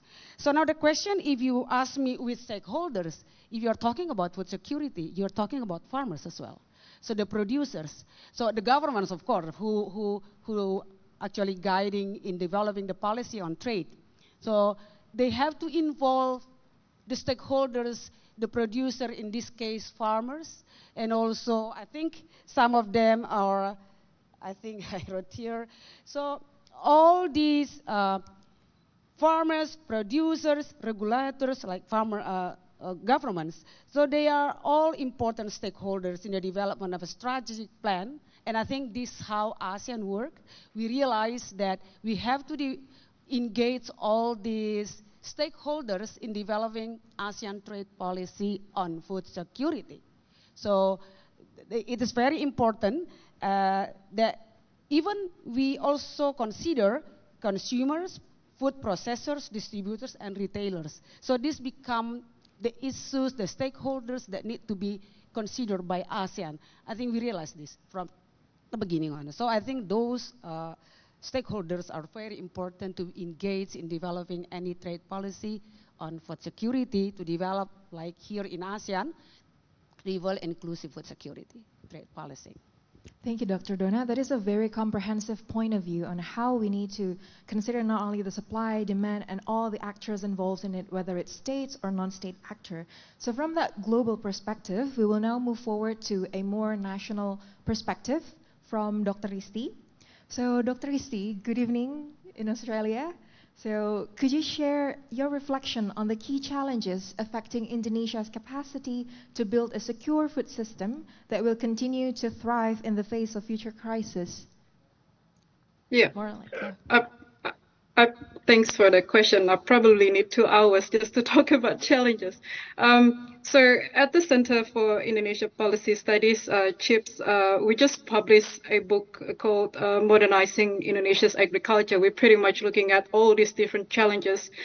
You mentioned, like from the production side, agriculture continues to face these challenges in improving the productivity and also efficiency, including the energy efficiency, for example. So we're seeing like a slower gains in terms of agriculture productivity increase. Not to mention there's now, we overuse our natural resources, there's climate pressure, there's increasing water scarcity, and agriculture has been blamed as one of the biggest contributor to the greenhouse gases emissions. In Indonesia, that's about 9% of the total GHG emissions. Not to mention the land use change and forestry and the emissions coming from that. That's nearly half of that from agriculture. So, because the thing is that when we look at the food system, it's a complex one. So, and food security is one of the outcomes of the food system. And as Budona mentioned, the components of this food system that range from the production, where we have majority of producers are smallholder farmers, and there are distributors, there are also retailers, processors. So there are, many stakeholders. And one of the biggest challenge that we have is that coordination between this. Well, we can see, for example, and it's just not just about coordination between the different government agencies, but also coordination between, let's just say, the farmer cooperatives, koperasi in Indonesia, and the processors. Because when there's no clear expectation being conveyed, for example, by the processors in terms of the quality of products that they expect from the farmers, we are at the risk of wasting our agriculture produce. And that's just one example. So that's really important. I just want to highlight that it's very important to see these food security issues as a system issue. So we need to make sure that to address these challenges, we also need to use a system approach, that it cannot only be solved by, helping the farmers or just by ensuring that they have access to seeds or fertilizers, but the whole chain, every actors in the supply chains need to work together, and it's not just the responsibility of the government. The private sector has been, one of the focus in the book that I just mentioned, published by CHIPS, about modernizing Indonesia's agriculture. So we need to share this responsibility between the different chain actors, and also, give a bit more trust to the youth. I never see youth as the next generation leaders.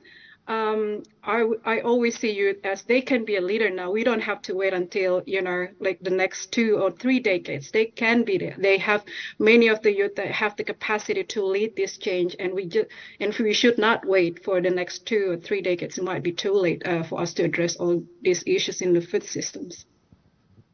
Yeah, noted on that, Dr. Risti. Thank you so much. So it's very important to see the interconnectedness of food security and other issues such as like climate change and the need to strengthen the coordination among institutions and see this as like a systemic issues, and we need to discuss more about the share of responsibility. And it's also great that you mentioned about youth, because here on a Thursday evening, we see youth coming out of the pandemic. On a Thursday evening when they could have been sleeping, relaxing, they're coming here, like attending this lecture. And so the second question would be, for audience here and also everyone tuning in your opinion, what kind of contribution can the youth take part to achieve the food security agenda in ASEAN?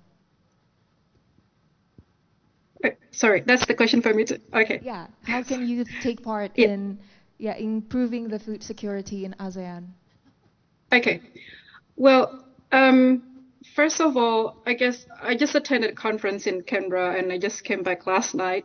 One of the message that was given to the young scholars attending the conference was that the follow evidence. And what it means is that, those who are interested in science, do a degree in science and help the government, help the other stakeholders to make informed decision.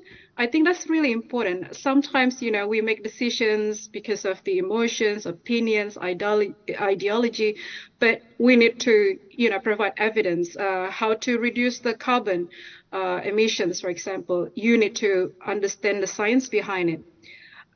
However, agriculture is not only about science. I think it's very important for you to contribute through working in a multidisciplinary, way. If you're coming from, let's say, economics background like myself, talk to someone from IT. Maybe you can develop smartphone apps that can help farmers to monitor their farm production and so on. If you're not interested in agriculture, you can also still support the food and agriculture system. The banking system, for example, is very important for the agriculture sector. Without finance, we can't really move any initiatives we have in agriculture. And given that, I think the audience here, you're coming from, different, maybe I assume the ASEAN member countries, you have this global and regional connections. So use that. Food security is a global public goods. It's an issue that all countries share, like even developed countries like Australia. Food security can still be an issue among some, vulnerable group of populations. So use that connections to, do something big and make some changes. And I know it sounds probably a little bit, too cheesy, but I think from that people-to-people relationship, you can work together. And again, food security is not just the responsibility of the government. It should not always be addressed through, government-to-government relationship, although in ASEAN that remains important. but do your best to do, through the people to people. And the last one is that agriculture sector really needs talents, young talents. Aging population among farmers is an issue. Like in Australia, for example, for every graduate in agriculture, there are 6 jobs waiting. I mean, at first when I read the report, I was like, oh, I think this is a bit too much, just exaggerating. But I can clearly see from my students, like before they finish their study, they already got some job offers. And I think, like this declining interest in agriculture is a concern. If we still need to continue this agriculture production, if we still want to, eat food. So see what you can, contribute based on your area of interest, your expertise, no matter how small it is, but contribute to, this food and agriculture system. That would be great. Very comprehensive answer indeed. Thank you, Dr. Risti. So after looking at the global perspective and also the national view on that, we'll move to a more local approach. But before that, I would like to get back to the audience. Raise your hand if you are or have studied international relations. Oh, same. A lot of people study international relations. And based on like general observation, a lot of people who study international relations tend to want to be a diplomat, businessman. But this one, we have someone who is working on like entrepreneurship, focusing on chicken, right? So yeah, it's very interesting. So the question I would like to raise here is that in what way has chicken contributed to improve the resilience of Indonesia's food system, and how do you combine your international relations background with like local approach? Yeah, thanks for the questions. Yeah, I studied in international relations back in 2016. Yeah, and me and my co-founder, we've been cultivating chicken like 7 years ago. Yeah, we got a lot of exposure on agriculture sector. I was born in Jakarta, but I have to come back to ruralizations to Malang, East Java area, and I found that there is a lot of inefficiencies there. Yeah, that's why it makes us start this business. Basically, chicken, we try to democratize protein access for everyone, and we try to solve producer. Yeah, we try to solve farming process in terms of growing the chickens as well as improving the inefficiency on the supply chain as well. And as you can see, in poultry business, there's almost $20 billion consumption annually. And surprisingly, if you look at Indonesian poultry consumptions, is very, very low consumption per capita if you compare with other developing countries, such as Malaysia, Thailand, Vietnam. We're at the lowest consumption per capita. Means that there is room to grow. And as you can see, the growth rate of the protein consumption also increasing rapidly every year. And not only protein commodity, yeah, and a lot of commodities there still rapidly growing, yeah. And if you look at the whole value chain, yeah, unfortunately, it's still very fragmented.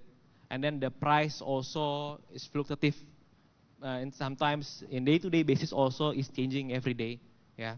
And it makes us think that farmers have to battle with a lot of things, such as price volatility, and then they also lacking working capital as well. And if you talk about the performance, they don't have any certainty profit shares. So it makes us think that how can we solve those problems, especially how to make certainty performance on the upstreams or the productions, and make sure that they have a market access. So we think about the whole value chains, yeah. How to help the producers as well as we help the consumers to get the access. And because we are selling chickens, yeah, and I saw that there is a lot of restaurants there and have highly QC standard, and sometimes they lack of availability, they lack of supply consistency from the suppliers. And it makes them also have inefficiencies on the logistic part. And sometimes farmers also have to battle with a lot of things, such as they don't have any market access. And then when it comes to harvest time, they have to sell the chickens with not favorable price. Because, oh, it's already 35 days, so how can we sell the chickens with favorable price? Okay, I'm gonna partner with those middlemen, and then the middleman is very fragmented, and the layer is really high, really highly disparity, and it makes the price also decrease a lot. Yeah, so it makes the inefficiencies on the price, as well as the farmers, they don't have any capability to sell in a favorable price. So that's what makes us to do this job as an entrepreneur, try to solve through technology and open up data for everyone. Yeah, we try to simplify the harvest process. And currently we deploy IoT device and apps to make sure that the farmers performance, and we ensure that the farmers can cultivate the chicken with organically and try to make the chicken have a better cost of productions and giving them higher selling price as well.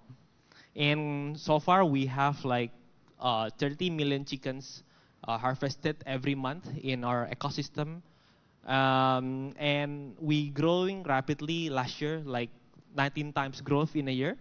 It's because a lot of farmers needs the solutions. And I think for everyone as a youth, we have to ruralizations. We have to come back to the tier 2, tier 3 cities, and you can find a lot of inefficiencies. And not only on the poultry space, yeah. If you look at in crops or your rice, everything, you can see that the inefficiency is the same, yeah. The price disparity, the inefficiencies on the demand side as well, and there is no data transparency between the supplier or the producer to the consumers. The one that bid the price and make the pricing engine is the one that in the middle of the streams. So we think that the data point is really important to open up by every stakeholders from to make sure that the governance should be better than the before. Thank you for the comprehensive explanation. So the next question would be, in your opinion, what are the lessons learned for other people here who want to combine think globally, act locally in the case of food security? Yeah, I was studied in international relations. Yeah, we never think that okay, we're gonna start this business in a poultry space in agriculture, and I don't have any background on it. Yeah, but I think a lot of my friends at that time just thinking about on the paper, only on the paper. Yeah, I think we can solve and we can research more on the paper, but we have to involve on the rural communities. I think it makes you open up your mind, as well as you can see a lot of peoples there that still need to grow, such as farmers, a lot of stakeholders there. And then it's my privilege as well. I studied in rural area, yeah, in Malang, and we saw there's a lot of potentials, yeah. And we don't think that this is as an issue, but we think this is a potential to grow in the business. Thank you for that. It's very interesting how you see the world as your classroom. So you learn not only from school, but also from the people that you work with. So that marks the end of like the talk show. And now we'll move to the audience. Like if you have any questions, raise your hand. And yeah, the guy there, yeah.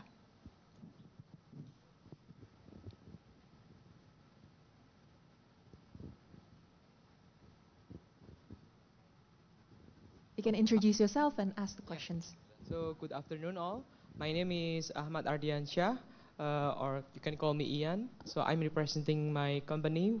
So I work as a sustainability consultant, focusing on responsible sourcing and production in agricultural commodities. So I work with multiple commodities like palm oil, cocoa, and coffee. So yeah, so I want to ask to all the experts because my work is currently helping companies like global companies, global FMCG companies to achieve both social and environmental outcomes. So surprisingly, a lot of global companies now helping smallholder scale producer or farmers to improve their production in how to they cultivate their soil and also their commodity. And in my company, we also have a landscape project that we involve all the stakeholders involved, not only farmers, but also the workers in the farm itself. How do they like conduct dialogue between themselves and company to achieve more like wages, and also we also help district level government to set up policy that benefit agriculture. And you know, food security is also the matter of the company that I'm working on now. But at the same time, we also have like many sustainability and environment agenda. You know, like environmental research or environmental study, like 10 years ago, just only, you know, becoming more focused in academic research, but now many business and private sector and other stakeholders focus on how to achieve a net zero economy, how to how to get the transition in a low carbon economy. And we know if we talk about the net zero or sustainability, it means that we have to offset by planting forests or planting mangrove, you know, to drive more a green economy itself. So what I want to ask for all the panels, is it possible for us to achieve both these topic, you know, so achieving like sustainability agenda, which means we preserving like our habitat, our forest, and at the same time achieving food security for all peoples. So thank you. Thank you, Ian.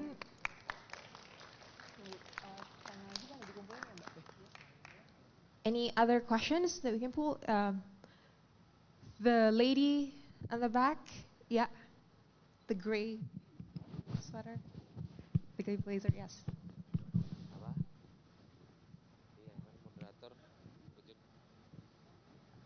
Thank you.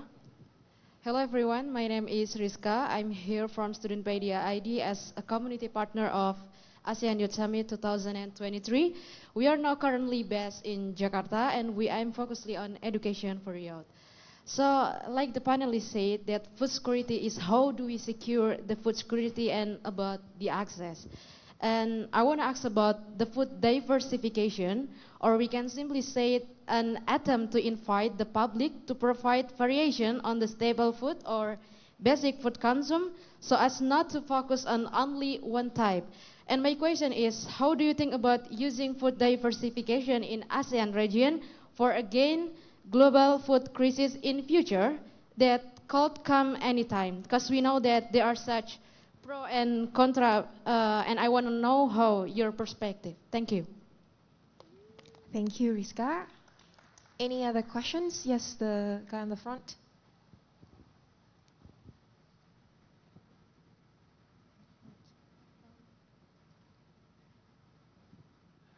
Good afternoon. I'm Ivan Krompis from GIPA, and I'm also a graduate from International Relations.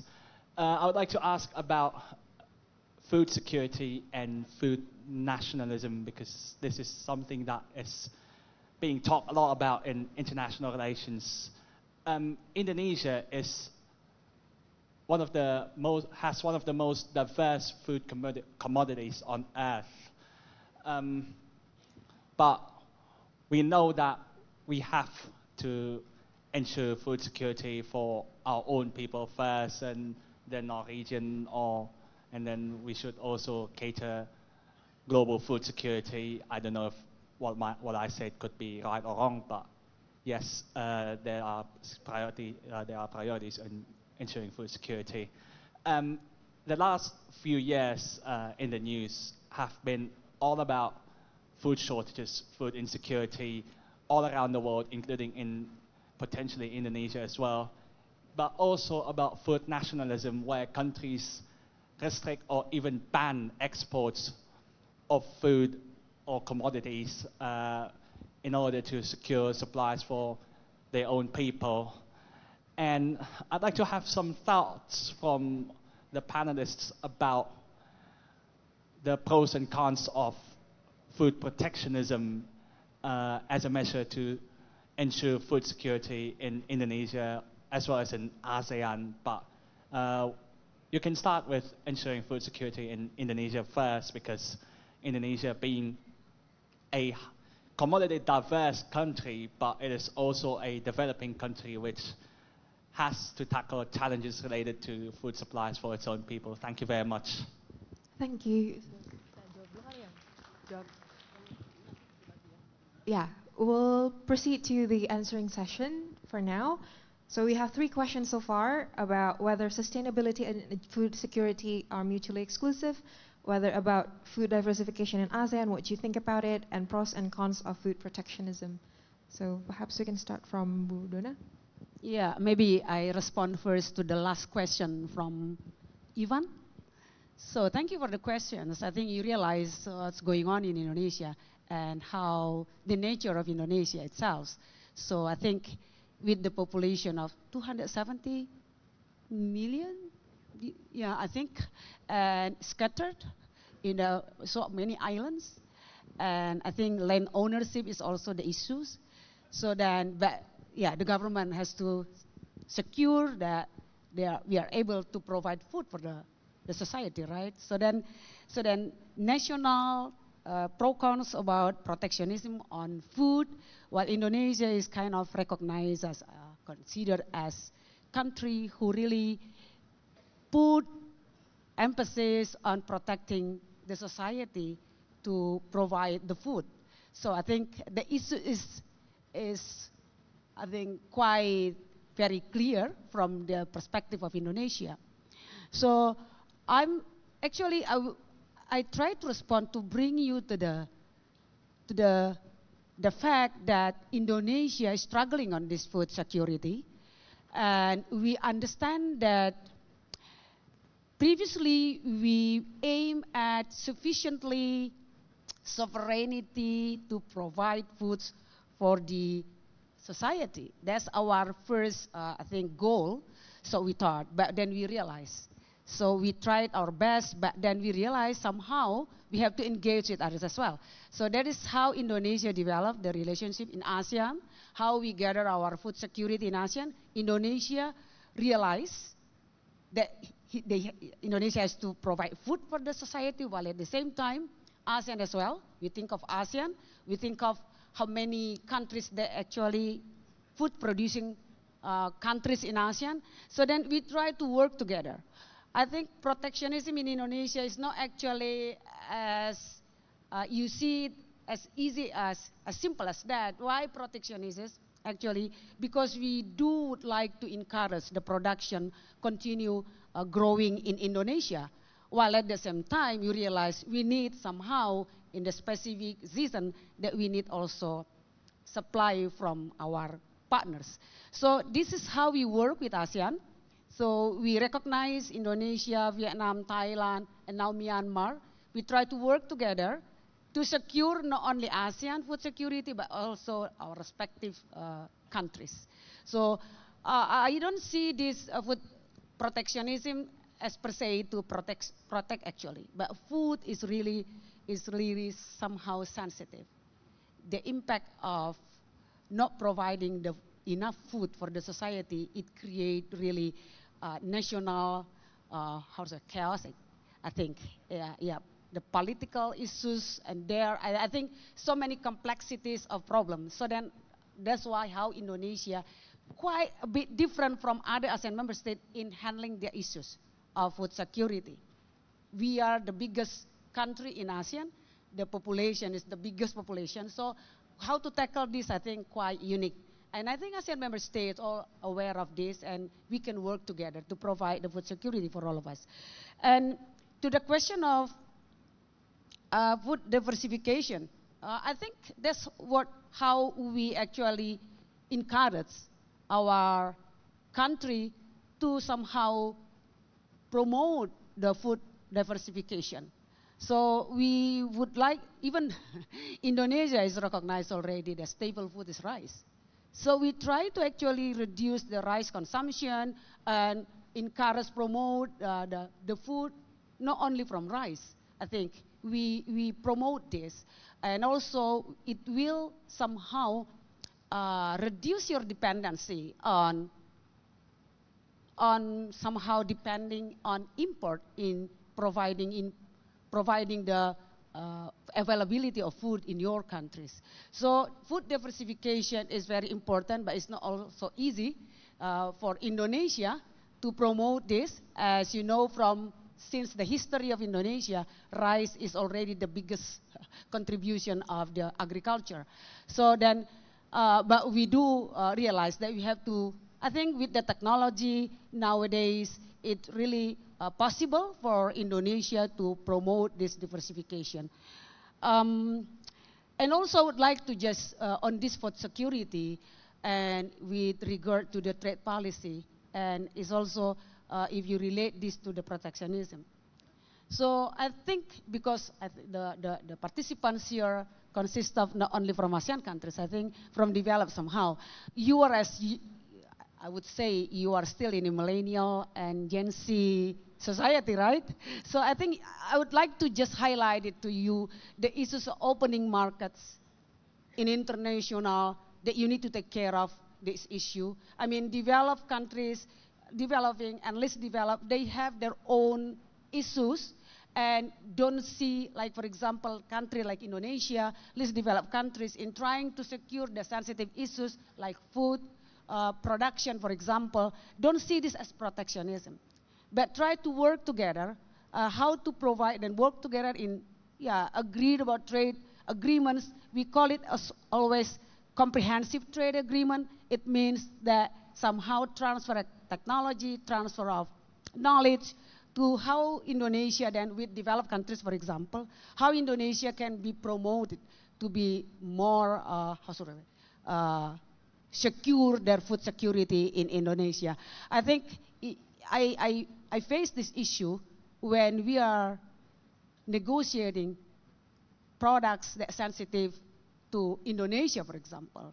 We are looked as the very protectionism, but actually the issues is there. So opening market is not everything is open because it will somehow pose challenges. You know, we have, like Indonesia, for example, we say we regulate trade policy on food. That's why if you see our trade, in any agreements that we have, food is always be in the, we secure this, that we open somehow, but we protect somehow. So I hope that you are as young generation in the future, if you are coming to the negotiating something on trade policy, opening markets internationally, you need to look at this from the perspective of other parts of the world, developing and less developed countries. Thank you. Thank you, Ibu Dona. That was a very comprehensive answer. Any additional explanation or answer from Dr. Risti and maybe Mas Tebe? Dr. Risti, do you have any additional explanation for the answer? Yeah. Yeah, I think Budona gave a really good and comprehensive answer. I probably can add a couple of things. I guess the first question is about, is it possible to achieve sustainability while ensuring food security? I mentioned about the food system before. Food security is one of the outcome, and environmental sustainability is another one. So it is possible, but it's not easy, as you know. The good thing is, at the moment, is that you mentioned about the role of the companies, or I would call it as the private sector, is that there's actually convergence between, you know, what the society, what the environment needs in terms of sustainability, and what the private sector sees as something that is economically viable. When I went to conference, I think about 2 years ago, I remember someone from the private sector say that sometimes we can ignore what the government say, but we can't ignore what the consumers say. And consumers now, you know, wanting more and more efforts to be done by the food processors, by the private sector. So you can see that there's this increased number of environmental sustainability certification, from the carbon neutral or even carbon positive now, to you know, something that is more, that is also seen as environmental sustainability labeling, such as organic, that's been, you know, adopted more widely. So I think that's a good and emerging trends that we see now, because the consumer drive these trends, and hopefully that then that really translate into, you know, like a sustainability outcomes.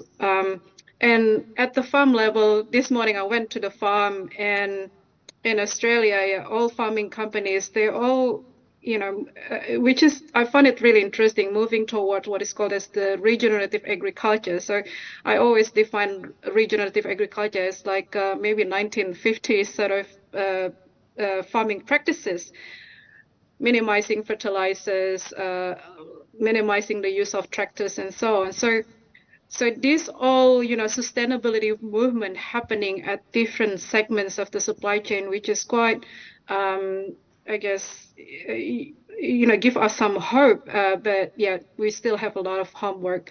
Second thing, maybe just touch briefly on food diversification. There's so many benefits of diversifying food. The conference that I just went to yesterday, there's one of the buzzwords these days is called the underutilized crops. So there've been studies in Africa, in the Pacific, in also Australia. I'm not really aware of a study in Indonesia actually about the underutilized crops. So these are the crops that are neither grown commercially on large scale nor traded widely. So it can be like traditional or indigenous food or crops that people just no longer consume much. So they try to keep this, they try to, get back again to this local wisdom, understanding what indigenous to a region.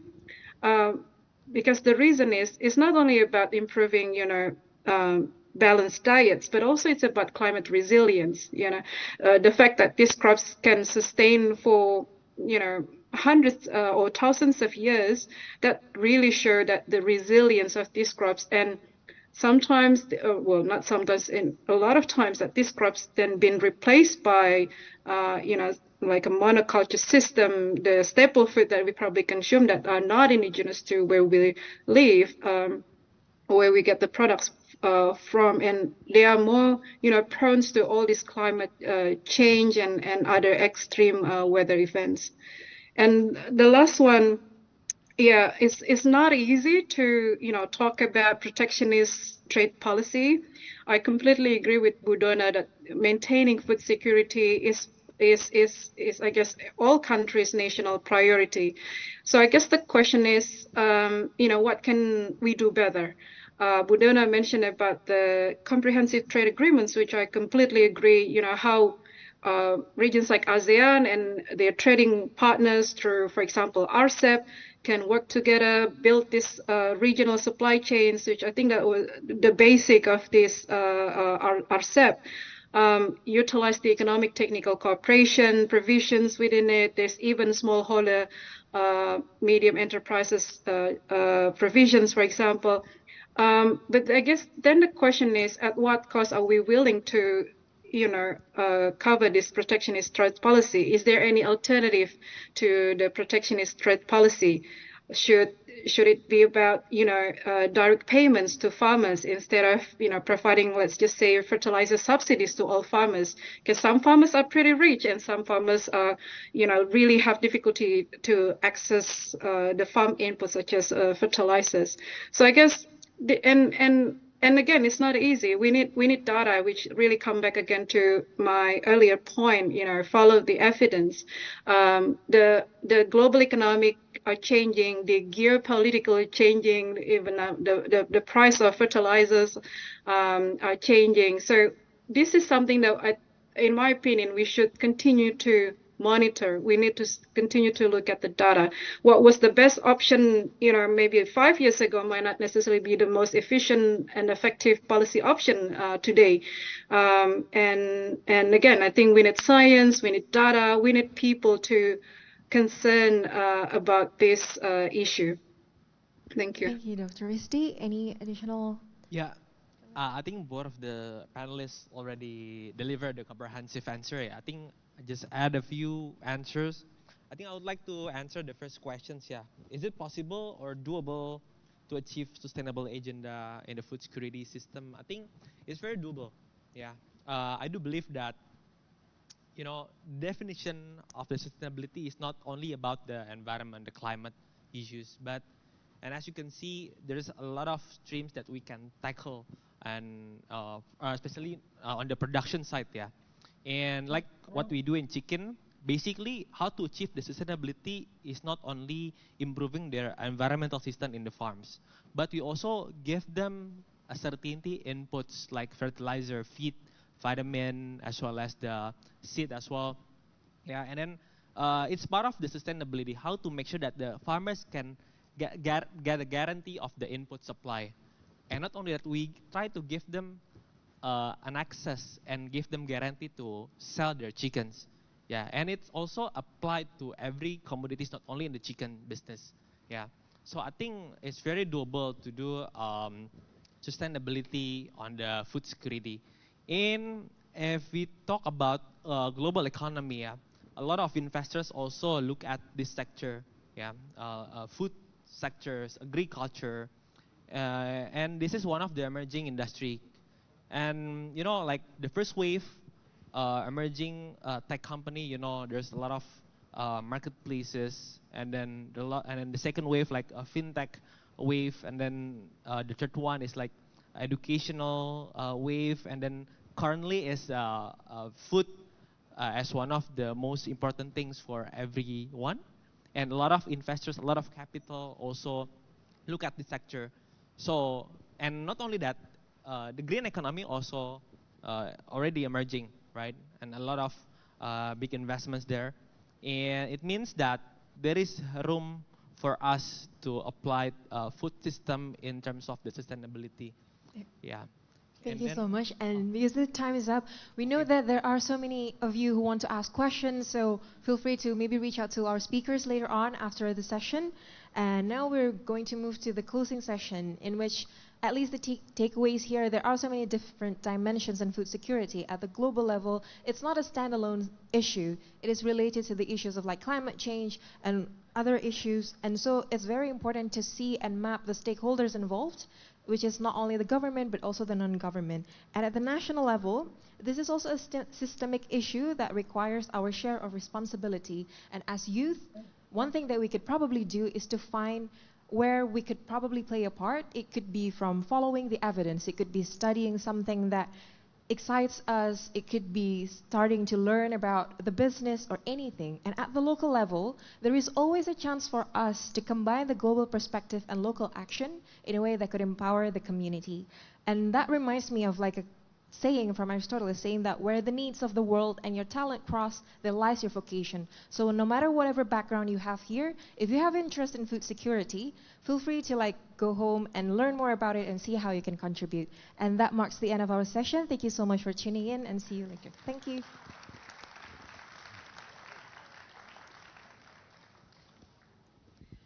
Can we give a round of applause for the moderator and also all the panelists? Thank you very much. The moderator, I really like and admire on how you carry these situations. It's a sharp discussions, but you make it as lively as you could. And thank you very much for all the panelists. Thank you very much. It's a very thought-provoking ideas. Okay, so because we really appreciate and value you all in here, we would like to give you a souvenir from us. So please, the team, here are the souvenirs that will be. Here it is, the souvenirs that we will give to all the panelists and also the moderator. So let's wrap this event and the sessions with a photo session. Please, all media partners and also the cameraman, to take spot and shoot this beautiful event. 1, 2, 3. All right. Let's give a round of applause for our moderator and also all the panelists. Thank you very much. It's a very nice discussion, and thank you, Think Policy, for co-organizing this impeccable discussion. Thank you very much. So, ladies and gentlemen, I would like to remind you again, don't forget to scan this QR code in the screen.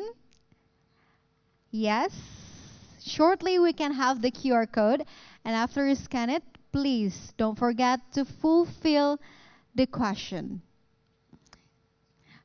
And don't forget that ASEAN Plus Youth Summit 2023 sponsored by Moya Indonesia, Pertamina, Sasa Inti, KB Financial Group, Weir Group, Tanota Foundation, Forex Coffee, Grand Malia, and Bluebird.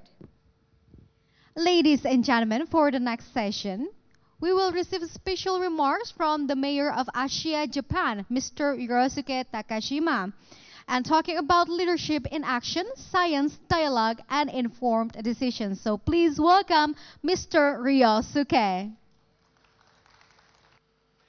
Hello, future leaders. I'm Ryosuke Takashima, Mayor of Ashiya City. I'm 26, and the youngest mayor in Japanese history. It is my great honor to be here today, just 4 months into my term as mayor. As leaders, we often face difficult choices that profoundly affect the life of those we serve. While it is crucial to make future-thinking decisions, it is equally vital to articulate these choices in a manner that resonates with our citizens. As I stand before you today, I wanted to share 2 fundamental principles that have guided my journey as a mayor and a leader. These principles can empower each of you as you embark on your path of leadership, making decisions that impact our world. The first principle centers around grounding decisions in scientific evaluation. During my college years, I pursued a degree in environmental engineering, a decision that was influenced by a pivotal event in my homeland of Japan in 2011. That year, a devastating earthquake and nuclear accident shocked our nation to its core. In the aftermath, I, along with high school classmates, visited the Tohoku region multiple times to listen to the stories of those affected, local governmental officials, and dedicated researchers. I even visited the Fukushima Daiichi nuclear power station twice, sharing my experiences with classmates at Harvard. In every news and statement conveyed, there lies an underlying intent. This is why I have always emphasized the importance of physically visiting the locations and engaging in direct dialogues with the people there, forming my thoughts through first-hand experiences. Today, I wanted to share an important reality with all of you, the future leaders of our world. Recently, the TEPCO initiated the controlled release of diluted aqueous treated water into the sea from the Fukushima Daiichi nuclear power station. This treated water is a result of purifying the radioactive water produced when the fuel is cooled with water. All radioactive materials except tritium have been meticulously removed. Tritium is released at levels significantly lower than regulatory safety standards, and it is naturally present in the water we consume every day, posing no harm when discharged. I too had initial concerns at first glance. However, my doubts were dispelled when I learned that the safety standards were diligently met. In fact, post-release monitoring surveys have not detected any tritium in the fish from the area. This is not about just trusting governmental statements. It is about forming your own convictions through scientific scrutiny of the data, personal site visits, and direct interviews with those involved. In your journey as leaders, you will encounter a multitude of claims and viewpoints far beyond the scope of this particular case. You do not need to agree or disagree with them all. I implore you to examine the data by yourselves, applying scientific rigor, and then, and only then, make informed decisions about your stance.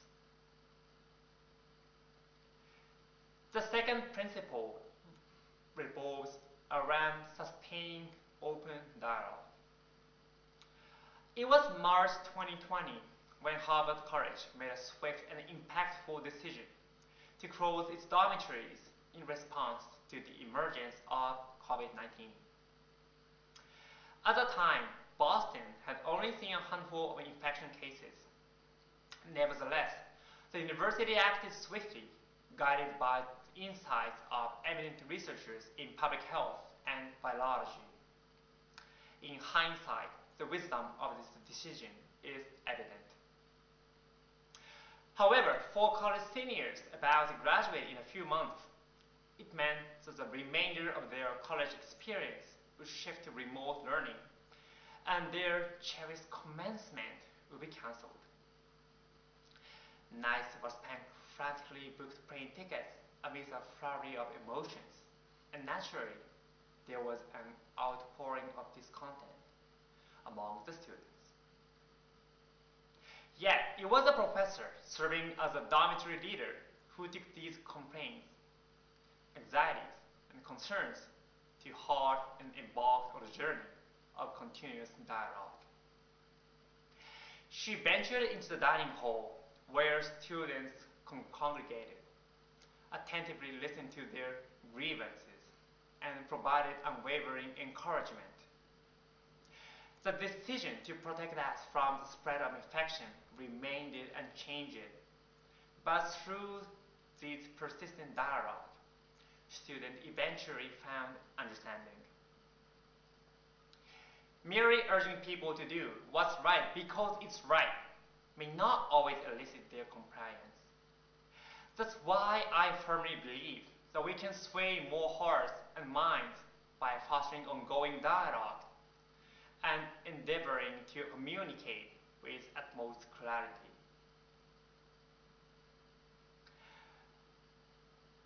As a leader, still in my early stages of development, I'm far from mastering the art of decision-making based on scientific evaluation and the art of persuasion through dialogue. That is why I'm eager to embark on this journey of growth alongside all of you. You will return to your respective countries, determined to contribute to their development. I eagerly anticipate the prospect of collaborating with you in the near future, as we collectively strive to create a better Asia and better world. Let's change our behavior. Let's change our future. Thank you very much.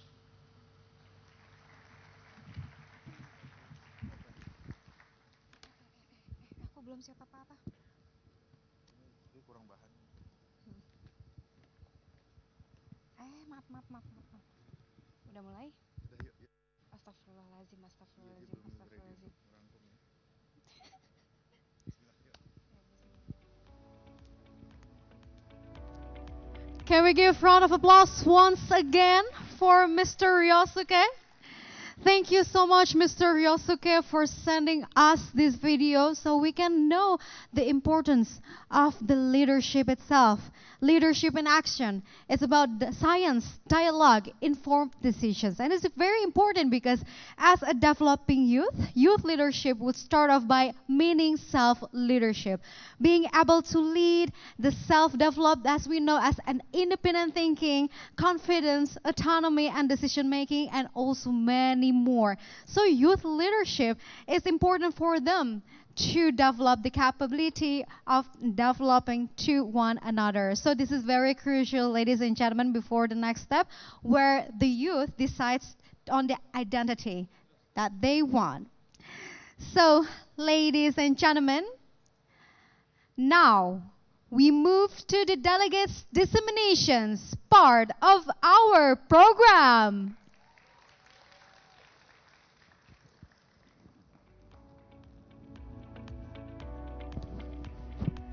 So, I invite the moderators of today's disseminations to share and disseminate the result of the 3 themes that have been discussed before by all delegates. So, please welcome on the stage, one by one, our first moderator, Nico.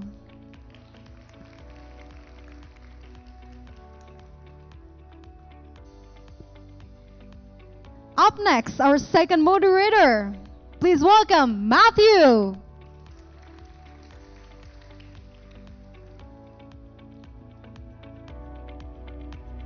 All right, Nicole and Matthew, the floor is yours. Yes, thank you very much. Thank you. Ready?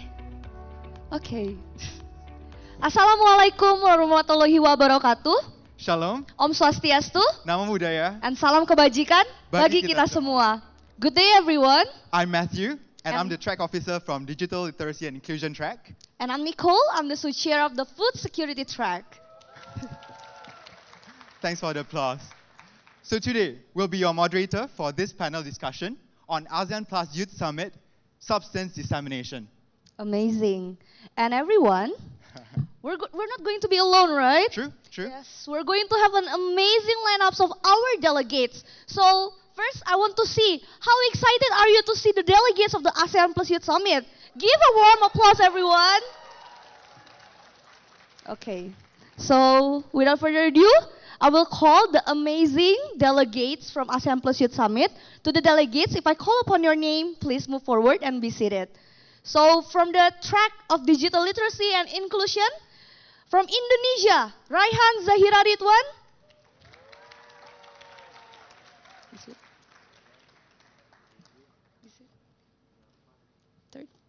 Lovely. And the next one, Yurasri Nur Ain Kaisara from Brunei Darussalam.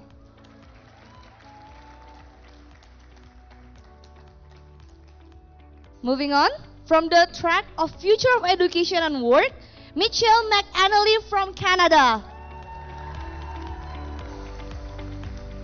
Lovely. Also, Inu Kim from South Korea.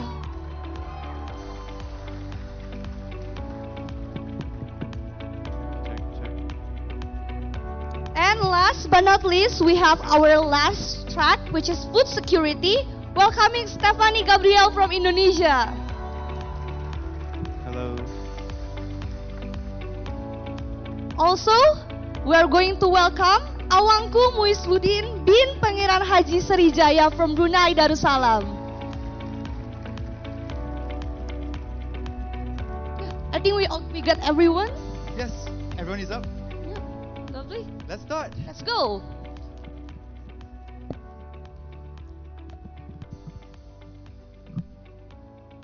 Yes, so I think, wow, we still have a lot of you guys here. We started at 9 a.m. earlier today, and we are 6 hours into the program. So can we just give one more round of big applause for all of you who are still present in this place? Yeah, so just a quick recap. For the past 2 months, I think all the delegates here and all the delegates there from 20 plus different countries have worked tirelessly to discuss extensively, elaborately, all the 5 main priority topics of this year ASEAN Plus Youth Summit. And today we are so lucky to have the delegate representative from the 3 tracks to be sharing their presentation in a short bit. But perhaps I should just give you a rough outline of what today's program will be about. So in a short bit, the delegates will be presenting the substance proposals, where each track will be given 10 minutes each to deliver their presentation. And afterwards, we'll be opening the floor for a short Q&A session, which the mechanism I'll be sharing to you more about with later on. So, without further ado, perhaps we should start with our presentation today. So, Karaihan and Kaisara, I'm presenting the time to you. Please. Thank you so much. Okay, so good afternoon, Excellencies, honorable guests, distinguished delegates, ladies and gentlemen. Have you ever heard about digital marketing village? I think the slide should. May we have our slides?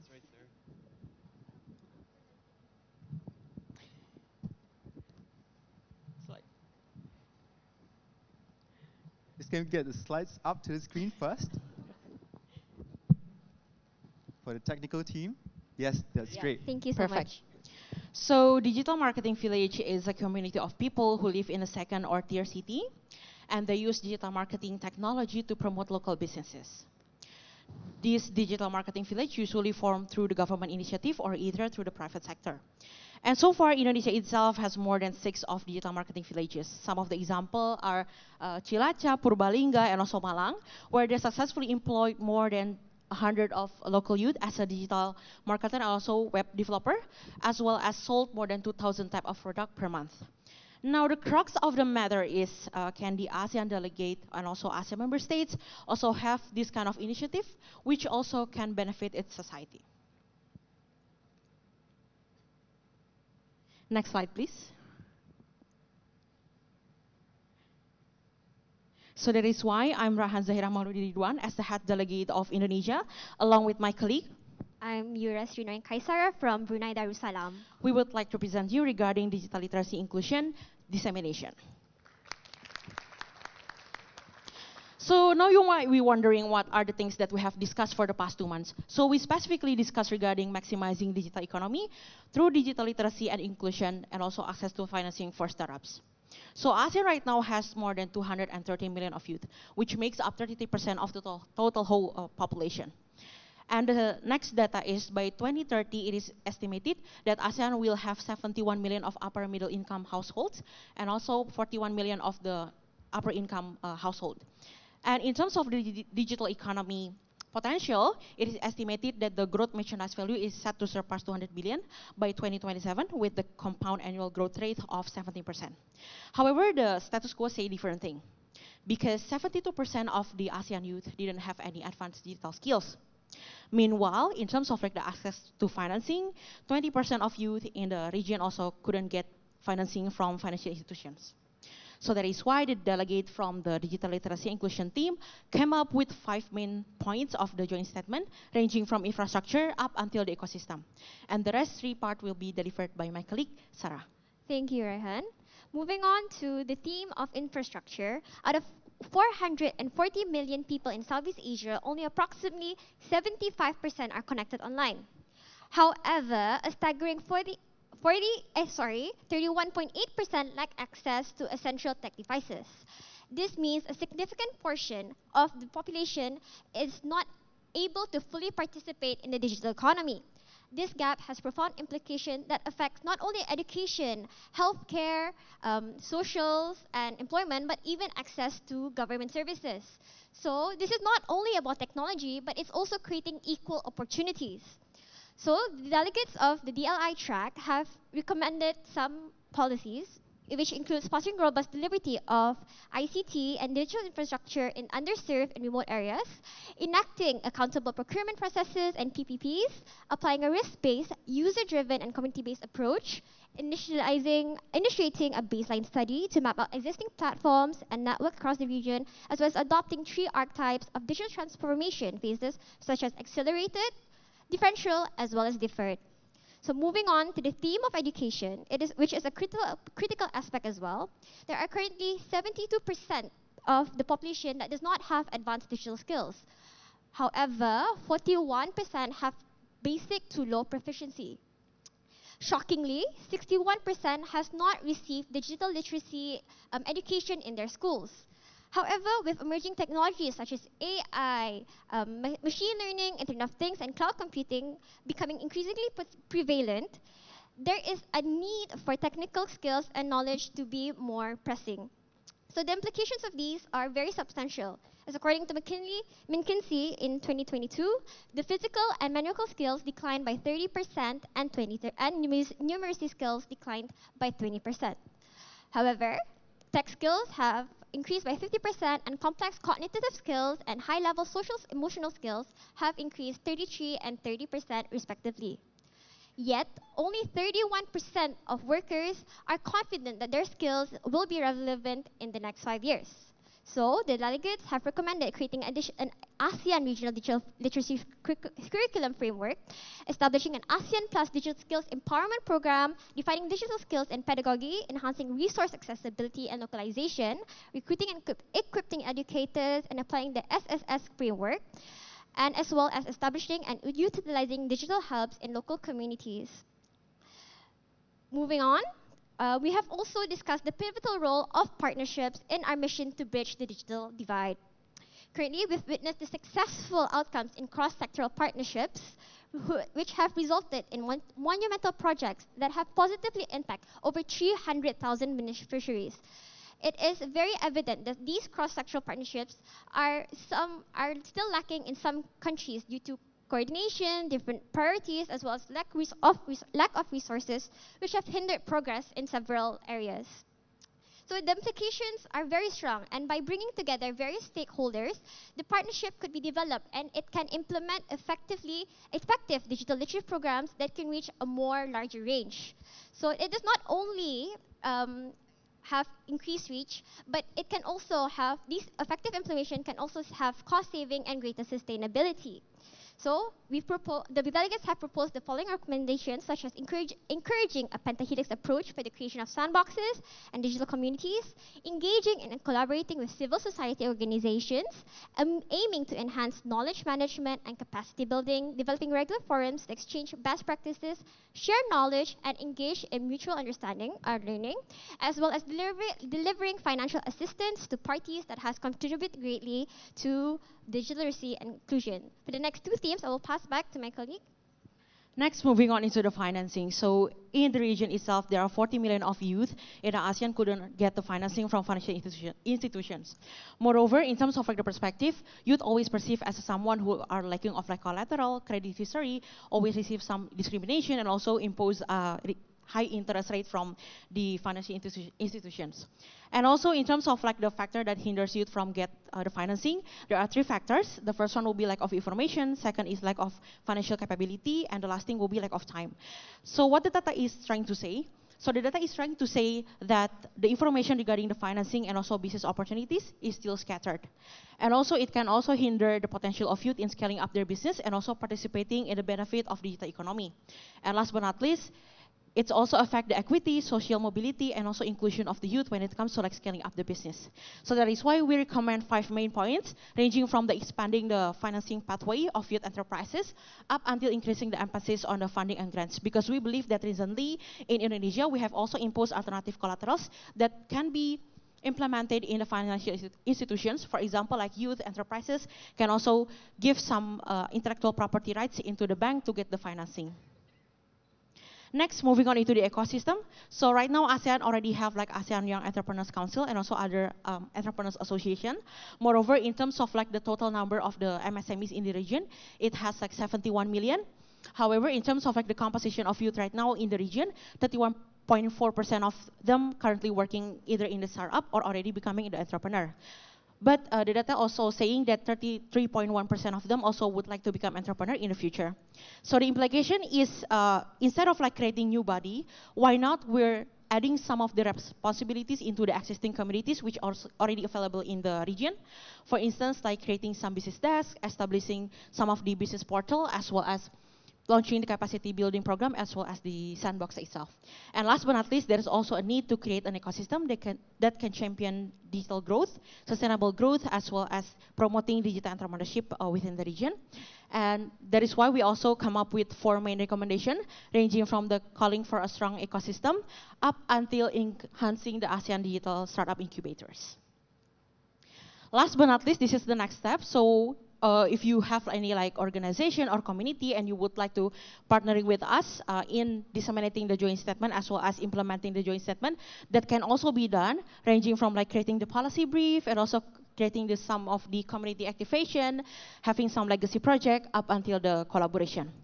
So maximizing digital economy through digital literacy and access to financing for startups is a responsibility of ours because it is a cross-sectoral issue.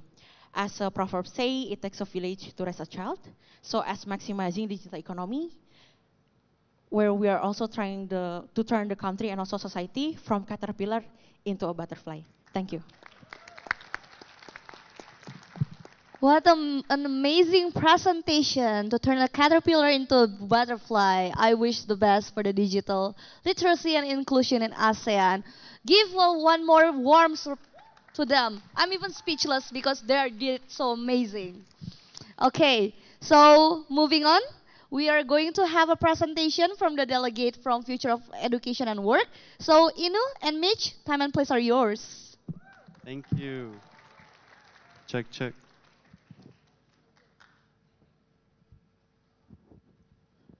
Can we get the presentation up, please?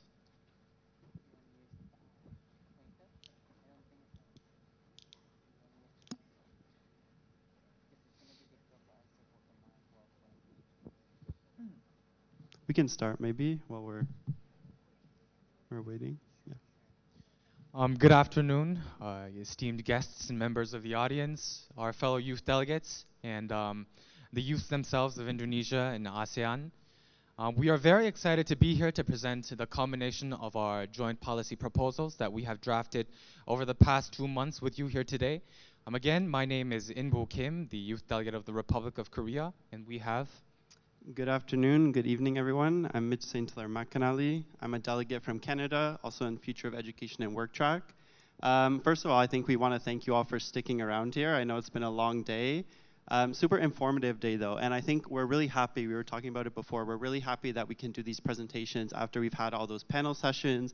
We've heard a bit more from kind of the experts, the stakeholders around how they would approach our specific tracks. And I think one of our takeaways, just before we start the presentation, is that all of these different topics we're talking about, from health, digital literacy and inclusion, food security, future of education and work, they're all interlinked. So if we advance one, we can advance each of them. So, and also, coming from a partner country, Canada, we're trying to strengthen our relationship with ASEAN. So we're really excited to be here and, yeah, contributing to the future of ASEAN-Canada relations and the future of education and work. So on to our presentation.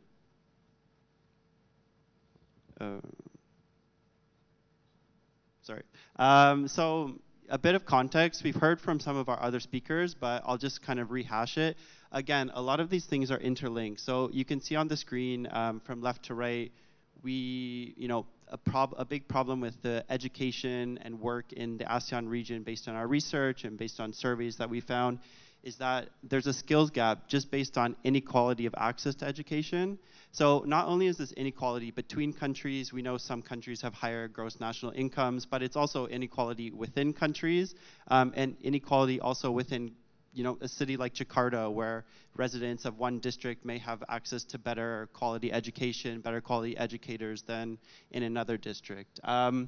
Which also leads into, we heard a lot about disruptive job market, AI, fourth industrial revolution, all of these buzzwords that are honestly turning into reality. So I think that, coupled with the inequality of education, we're also seeing that the job market is changing a lot. Legacy industries are fading. We're having a lot of new companies, new jobs, new industries, new verticals coming into place. So I think, yeah, it's more important than ever that the skills are matched to what employers really need, and that, like the one speaker said earlier, that there's not a ton of job openings just because, there's not the skills available in the market to fill them.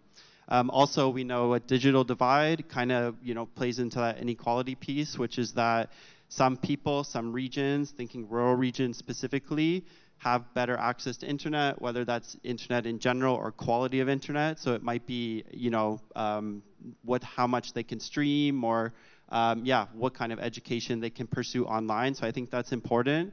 And also we have to think about from an inclusion and accessibility point of view. And there is still, pervasive discrimination and misconceptions around people with disabilities, whether they can, contribute to the same level as those without.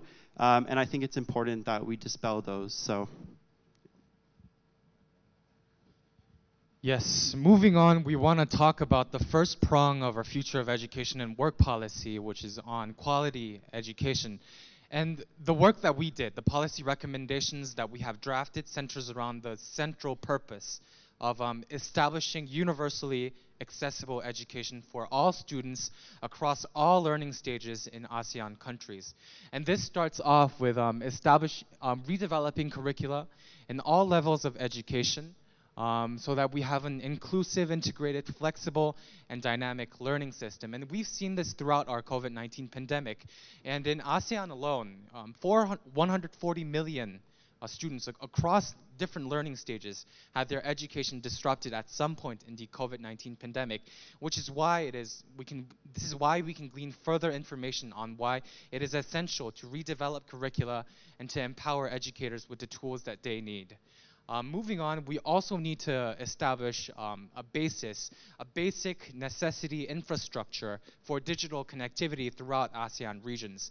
Again, from the COVID-19 pandemic, we are seeing how different telecommunication tools such as Zoom and Google Meets are rising as an alternative to in-person education. And as this is the trend of the fourth industrial revolution, we need to establish universal digital infrastructure for everyone across the ASEAN region. And yesterday at our visit to the parliament, a member of the parliament of Indonesia had mentioned that only 49% of people in Indonesia have access to stable internet connection. So this is something that we need to work extensively moving forward. And also, we want to focus on providing grants, scholarships to ASEAN students within ASEAN countries, but also between ASEAN plus countries, and fostering any private-public partnerships so that we can further establish exchange programs and to get these students ready for the workplace.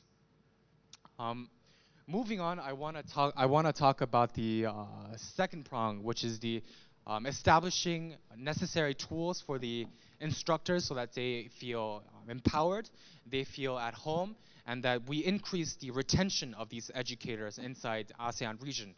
And this starts off with reskilling and upskilling educators so that they are encouraged to use ICT tools, AI-related learning tools, and other educational tools that are in rise due to the fourth industrial revolution. And also, this means that we need to provide educators with competitive salary.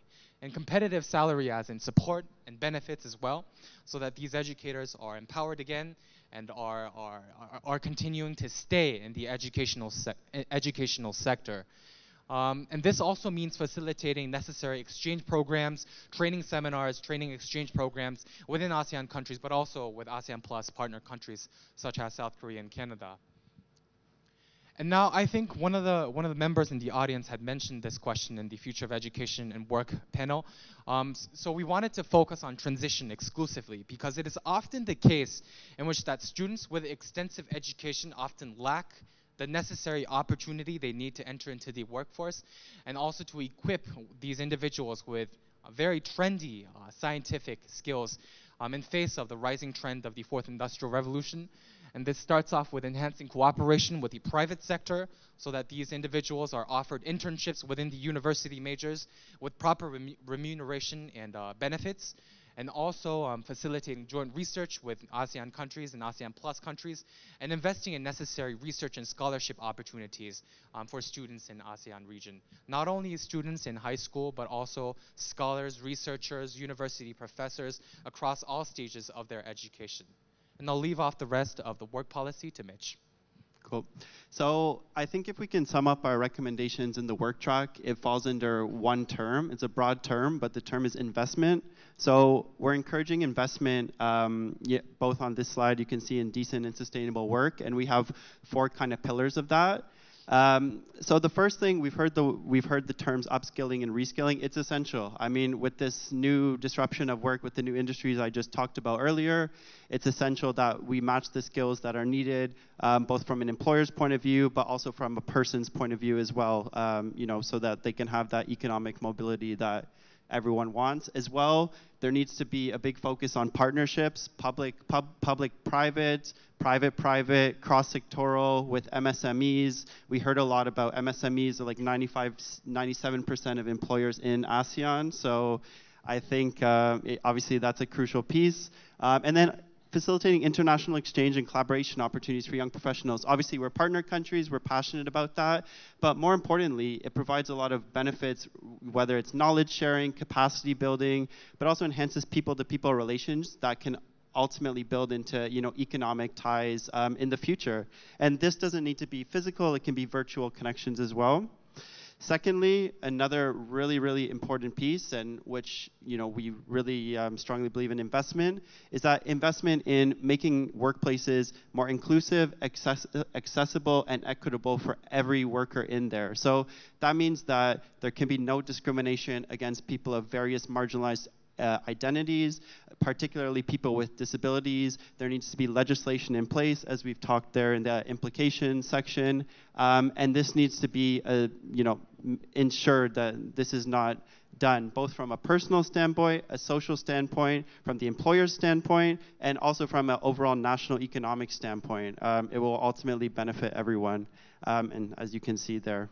So I think, we have 30 seconds left, and we can give these recommendations, but ultimately implementation is one of the most, well, it is the most important thing in order to get action here. So I think we already have a good start. We're all here in front of you. I'm from Canada. Some of my other delegates, fellow delegates, are from other countries, from ASEAN countries. So it's a pleasure to be in front of you sharing this information. We can pursue things like posting through social media, sharing with policymakers via policy briefs, going roadshows, maybe high traffic areas. There's infinite areas. I think, it's important to be creative in what we do, so. Yeah, for sure. And the fact that we are all here to discuss these policies means a lot. And what matters is the youth's voice. So this is a very general overview of the policies that we have planned. And obviously, to further streamline our policies, we need your support and the youth's voice. And we look forward to your Q&As later. Thank you so much. Thank you.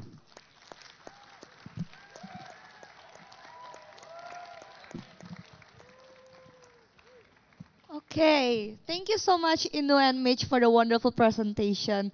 Yeah, one more time. We can clap one more time. Okay, lovely. A very holistic presentation to improve the education in ASEAN. Moving on, we're going to go to the last, but definitely not least, the food security track. So to Fanny and Muiz, time and place are yours.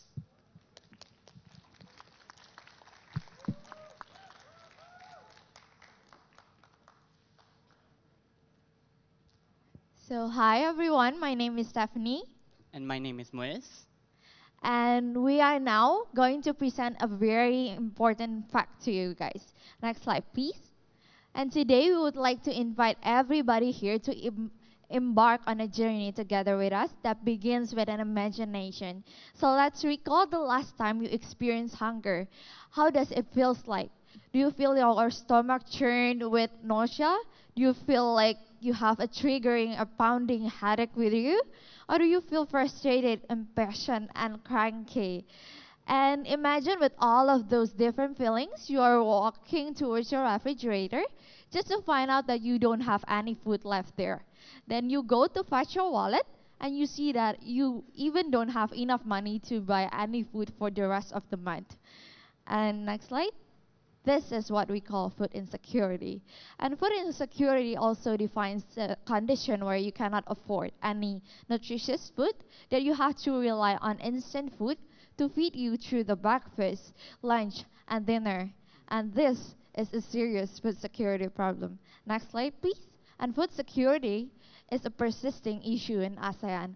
As you can see on the slide, 5 ASEAN countries right now is facing serious hunger, and 63.4 million is facing undernourishment. Next slide. And when one is in chronic hunger or undernourishment, their health, future, and their very being is put at stake. Therefore, we, the delegate, voice the concern of less fortunate and provide solution one that will definitely bring light to the persisting food security issues within ASEAN through our joint statement. Next slide.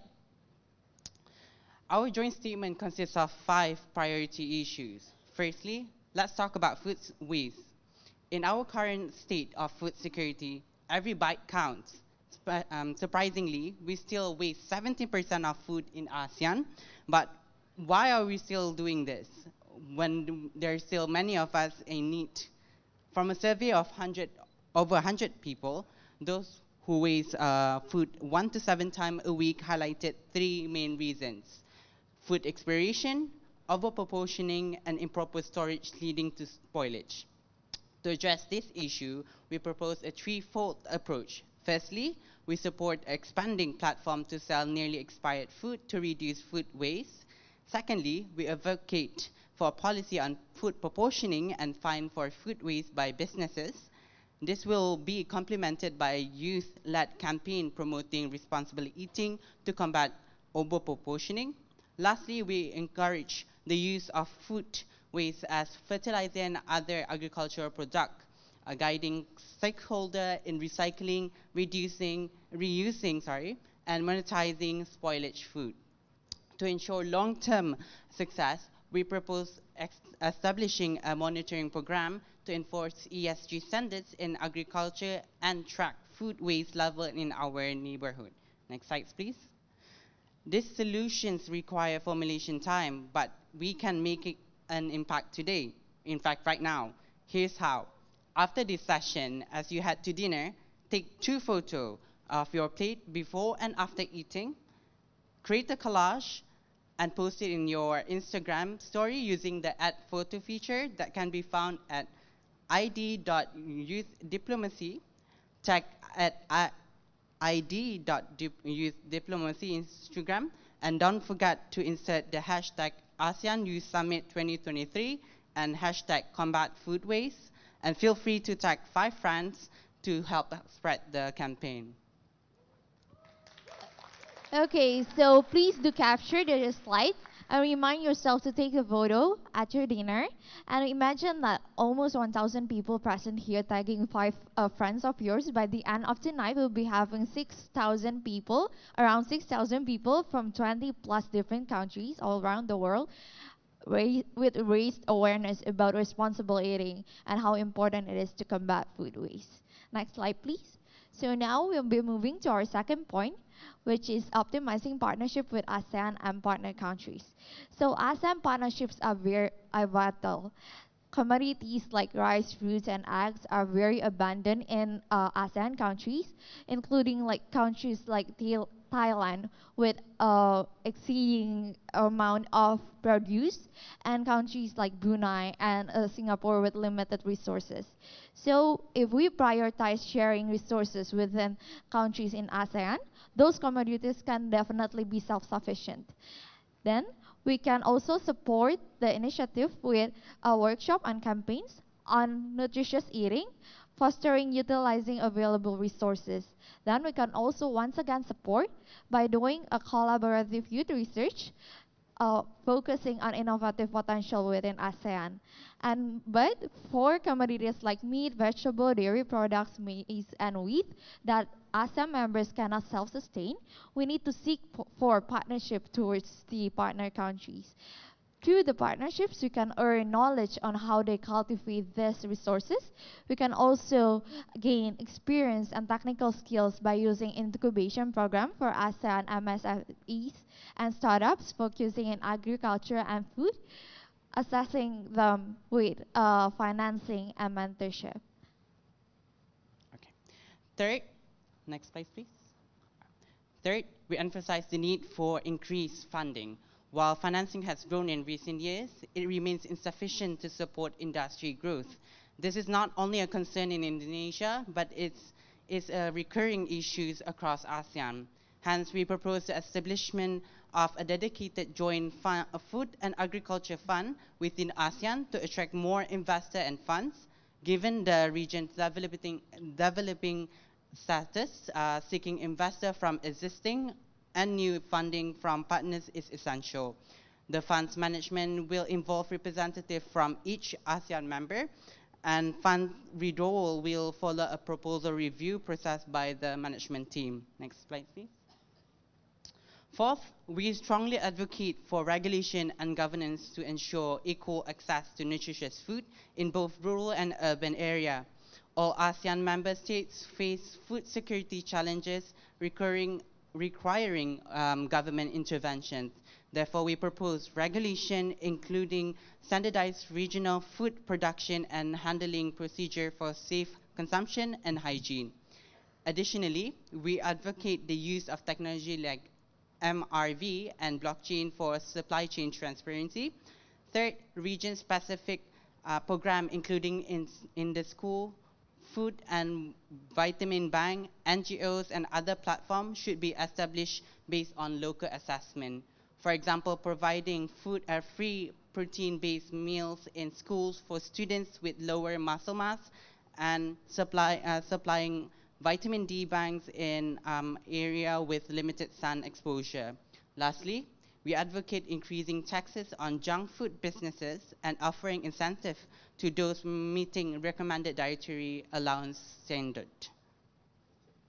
Next slide, please. Now moving on to the last point, which is supporting research and development. As you can see on the chart on the right, ASEAN member state has been advocating their interest to learn more about different agriculture sectors, especially those countries with abundant resources. Although the fields might be different, the objective is one, which is sustainable and resilient agriculture and food. That's why we need to support the research and development of ASEAN member states. And therefore, there are three main key areas that we advocate. First one is the facilitating of adoption of Savior Tech for climate smart agriculture. Second is monitoring the developmental program for R&D in ASEAN member states. And third is allocating dedicated financing for the advancement of research and development. Next slide, please. So we believe by promoting circular food systems, sustainable community, increase financing, promote regulations and governance, and support research and development, we'll be heading one step closer towards food security in ASEAN member states. Next slide. Yeah. And moving forward, sorry, previous slide.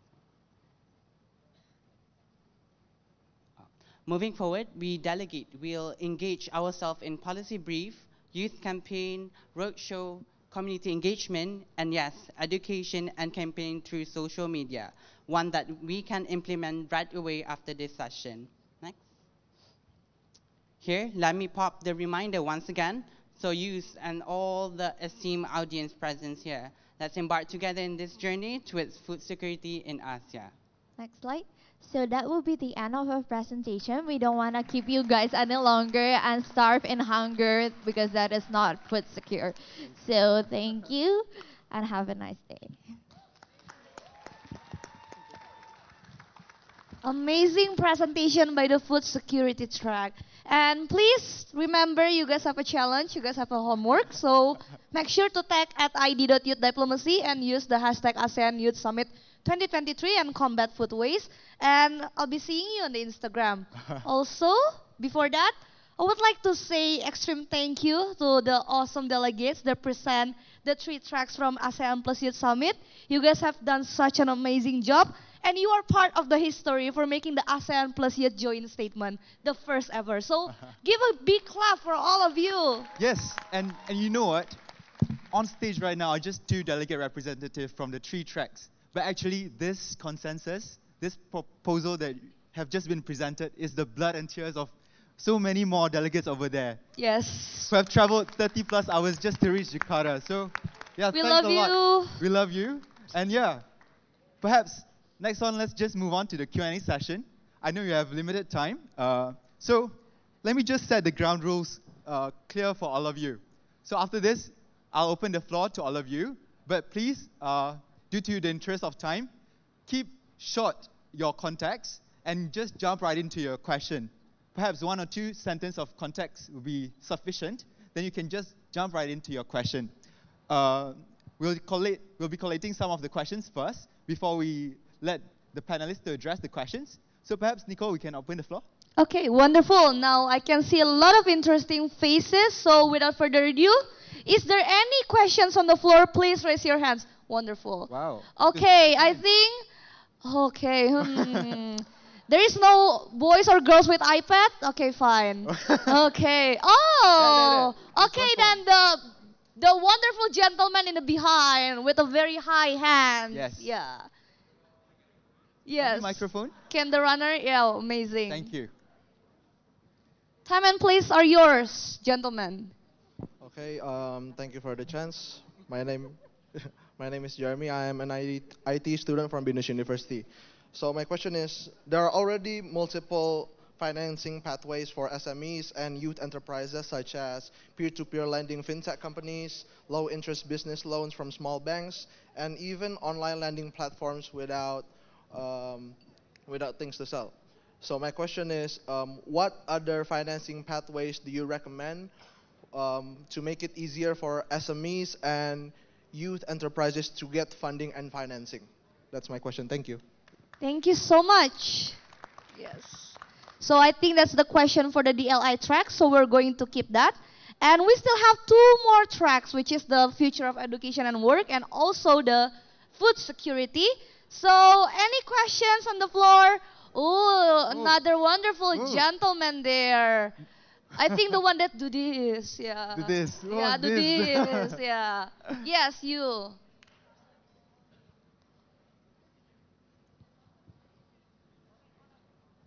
Okay, thank you. First of all, I want to say thank you and congratulations to all of the delegates for made such a great recommendation. I see all the recommendation is related to problem solving through the government's policy and how they should do, how the policy should make. And if I may ask, how we as youth can make a contribution align these recommendations in our own environments, like in our campus, like since I believe that the change cannot only depends on the governments only, the policy and the regulation. It's we need to contribute, and the change of our ASEAN, of our region, can be started in our smallest environments. Thank you. Wonderful. I hope you catch the question. Okay, and because we already have two gentlemen, I think it's time for us to give the platform for the wonderful gentlewoman. I see wonderful, yeah, you, amazing. Okay, please.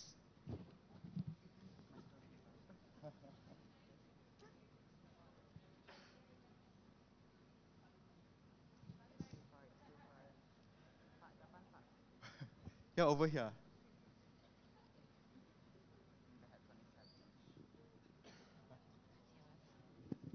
Hello, good day everyone. My highest respect to the excellency of the youth delegates and also my youth generations from all of the ASEAN countries. Good evening, I think. So my name is Melati Dewi. Today I'm representing GIPA, but also I'm representing the bridge of professionals on the field. By the way, I really would like to address these questions. Talk about food security, right? Insecurity and security. I would like to know, you discussed about amazing program, the joint statement, but there's no one line that talk about blue zones, which is very important. Talk about, the longevity of human race is related to food security, correct? Do you know about blue zones?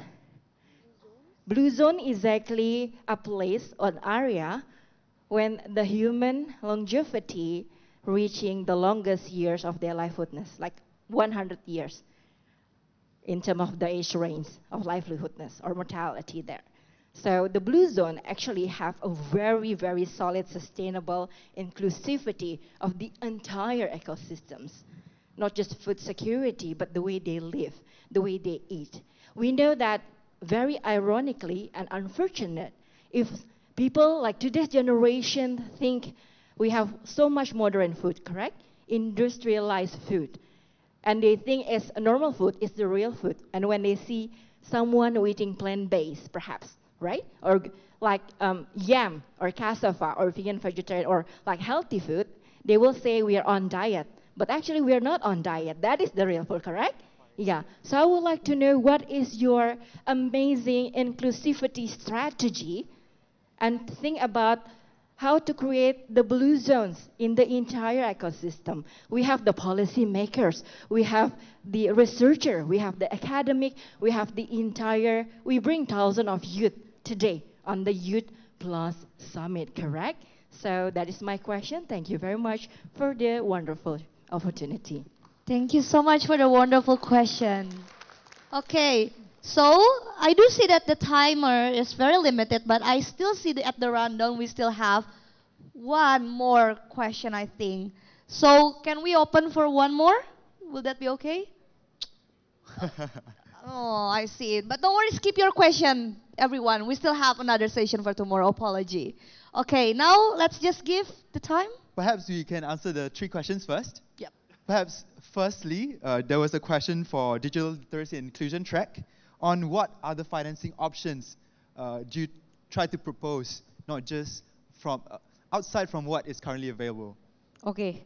So in Indonesia itself, we do have so many like financing options ranging from like P2P up until like the fintech company. For example, like Modal Rakyat, and also in Philippines also there is some of the financial option for the MSMEs, for youth enterprises. But however, the information is still of lacking because we also realize that not all of youth who own the enterprises also have a privilege to access digital information and also proper information when they Google or when they search that kind of like financing. And so that's the first thing, lack of information. The second thing as well will be in ASEAN itself. Although in Indonesia we do have so many options, but we also cannot deny that in other ASEAN countries they're still lacking of options. So that is why we're also proposing for the other ASEAN member states to expand the financing pathway, such as what has been done by Indonesia, Thailand, Malaysia, and also Singapore. And next thing as well, in Indonesia itself, there are 62.3 million of the unbankable MSMEs. Meanwhile, you also should know that there are three types of the bankable in terms of like the financing. The first one will be like people who is bankable. Second is unbankable, and the third one will be underbanked. So these two segments, the unbankable and the underbanked one, we should also help them to get the financing, not only just like helping the bankable one who is already live in the urban area. So we propose like for the digital financial services or DFS and also the fintech company to further leverage their existence in providing some of the alternative financing pathway for youth enterprises. For example, like in Indonesia, some of the young entrepreneurs, they already can submit their IP or intellectual property to gain some of the financing access in several Indonesian banks. So that's the first thing. Second thing, in India as well. So they should not, or they not need to submit their collateral or credit history, but instead of like they can just like using their daily transaction history. For example, like you using Shopee, or you're using, for example, like Google Pay or Dana or OVO, and that kind of like transaction history can be used for you to get financing from bank, so you can further develop your enterprises. So that's basically the thing that we are trying to get help from the ASEAN member states to further leverage the financing pathway. Yes, amazing answer, Kak. I think it's not just about more innovation, but getting those innovations widespread, proliferated across the ASEAN countries. Moving on to the next question, I think it's for all the tracks actually. It was a question on, so far we've been discussing more about the policy which government can implement, but what can all of us do in our own capacity, in our environment, to address our issues, our challenges in ASEAN? Perhaps you want to answer? So I'll answer on behalf of the Future of Education and Work track. Thank you so much for your question. I know you were up there. So I think it's interesting. I was attending, obviously, the panel a couple hours ago regarding Future of Education and Work, and a lot of the recommendations or a lot of the talk was about sort of on an individual level what could be done. And of course, you know, as individuals, we can always self-empower ourselves to, you know, get to the next level, get to where we want to be, try and, you know, start a business or, you know, find a mentor, et cetera, et cetera. But I think what we need to understand, particularly in these really big issues like education, like work, that governments have the most capacity to be able to make these changes. So regardless of if, you know, the point was that curriculums are outdated whenever they're implemented, that may be the case, but the new curriculum may be more updated and more relevant for the current context than the previous one. So I think that some progress is better than no progress, and ultimately governments, you know, are probably the best stakeholders to implement that. Now, in saying that, of course, there are individual ways that we can, you know, further these recommendations. So, you know, you can all take away these recommendations. And it's not even just on a national level when we say governments. We can say on a regional level, on a municipality level, maybe even on a neighborhood level, depending on how your education policy is implemented. Or even, for example, if you're looking to attract different industries or businesses, you know, there may be opportunities on that micro level. So I think it's always important to look at that each of us can become a change maker in our communities. We can, you know, contribute to the social good and contribute to where we want to go, and that ultimately, you know, some of the panelists previously said, like, it might be step by step, but it's doable, and if you're passionate about it, it's somewhere that you can get. So I think, you know, based on these recommendations, of course we submitted it to the Indonesian government. But I think ultimately, we had 1,000 people here at one point. I think ultimately we hope it inspires some of you. Maybe not everything, but maybe you took one point and maybe you say, you know what, that really resonates, and I want to work on that further in my context. And I think that's what I would advocate. So yeah, hopefully that helps. Also, to add on, I would also like to emphasize the values that us during the ASEAN Plus Youth Summit, during the pre-summit, what we as youth can do. We have to ignite change, initiate change, ignite our ideas, as well as actively contribute in making fostering a better region for ourselves. So that is what I also would like to emphasize on as youth, as change makers as well. Yeah, agree to previously mentioned by the other two tracks. So even though our policy recommendation are more towards a recommendation for the governments, but you can actually implement all of the points in like regional or even like community-based level. And there are also so many points that you can address in like a workshop campaigns, and we do encourage you guys to start by those small actions, because we believe like small actions to make big impacts. Thank you. Yes, amazing answers from our panelists. I think it'd be great if the change in ASEAN does not just come from the top down, not just from bottom up, but both top down and bottom up, so we progress together as a region. Moving on to the last question, and I feel this is the most challenging actually, because we learn new things every day indeed. But Blue Zone, new term. What do you think? What should we do? What strategy should we take to recreate this Blue Zone era in our modern society? Okay, first of all, thank you so much for the question, and would like to give credits to our food security team right there for also supporting with like some data over here. So I'm going to like mention few things. Like actually, due to our quick research, the highest percentage of blue zones are in Italy, and they do Mediterranean diet, and there's no evidence of why it happens. So I do understand that it might very much related to our lifestyle, which also relates to the food that we eat daily. But I don't believe that is the sole reason of the blue zone being created in some areas. So to cover that topic in our joint statement of food security, I think it's not the best place to put it, although I do see the urgency of that topic being included. But I think for the restriction of the topic of food security that we're bringing up, I think that it's better for us to not include at this point. Thank you. But not to forget, it's also important to give awareness and education to other people regarding this. So even though we are not discussing about it today, but actually people have been doing it for the past few years, and many years actually, I think more than a decade or a century probably. And it's what been mentioned previously in the previous panelists as well, the diversity of our food resources regarding how we can eat seeds, food, grain, and everything else that have been consumed previously, which is not consumed now, might be a potential source for us, longevity potential for us to live longer. That's why probably at the moment people might not aware of it, but it could be a potential issue. Potential point that we can engage for future meeting and seminar. Thank you very much. We can talk further later on. Yeah. Yes, thank you, Delegate, for the answers. Unfortunately, I believe we are quite short of time. But yeah, thanks once again for all the panelists here, for answering all the questions, for presenting to us your proposal. We have reached the end of our presentation session tonight. And I believe we can proceed to the next program. Yeah, so thank you once again for all the panelists. Can we give them a big round of applause? Woo! Yes. Back to MC.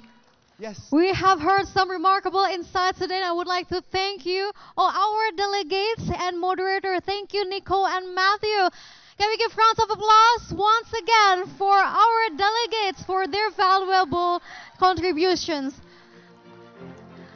Ladies and gentlemen, please remain on the stage because we will take photo sessions together. Please, all the media partners and all the cameramen, to take a spot, to take this beautiful photo. All right, be prepared. All delegates and moderator, in the count of 3. 1, 2, 3. Once again, ladies and gentlemen, in the count of 3. 1, 2, 3. Thank you. Let's give round of applause. All right, once again. Okay, this is the symbol of the unity in diversity. Okay, buckle up as we're about to take a beautiful picture. Oh, that's really nice. 1, 2, 3. Wonderful. Thank you very much, ladies and gentlemen, all the delegates, the moderator. Thank you very much for your valuable contributions to us. And as we draw this event to a close, we would like to remind everyone that tomorrow we will meet again at the same place and at the same time. Don't forget, at the same place and the same time. And of course, for another day fulfilled with the exciting and also thought-provoking topics just like today. So ladies and gentlemen, thank you all for being a part of this ASEAN Plus Yacht Summit 2023. Thank you very much for our sponsor, Moya Indonesia, Pertamina, Sasa Inti, KB Financial Group, Weir Group, Tanoto Foundation, Foray Coffee, Grand Malia, and Bluebird. I'm Clara Antawijaya, signing off. Goodbye.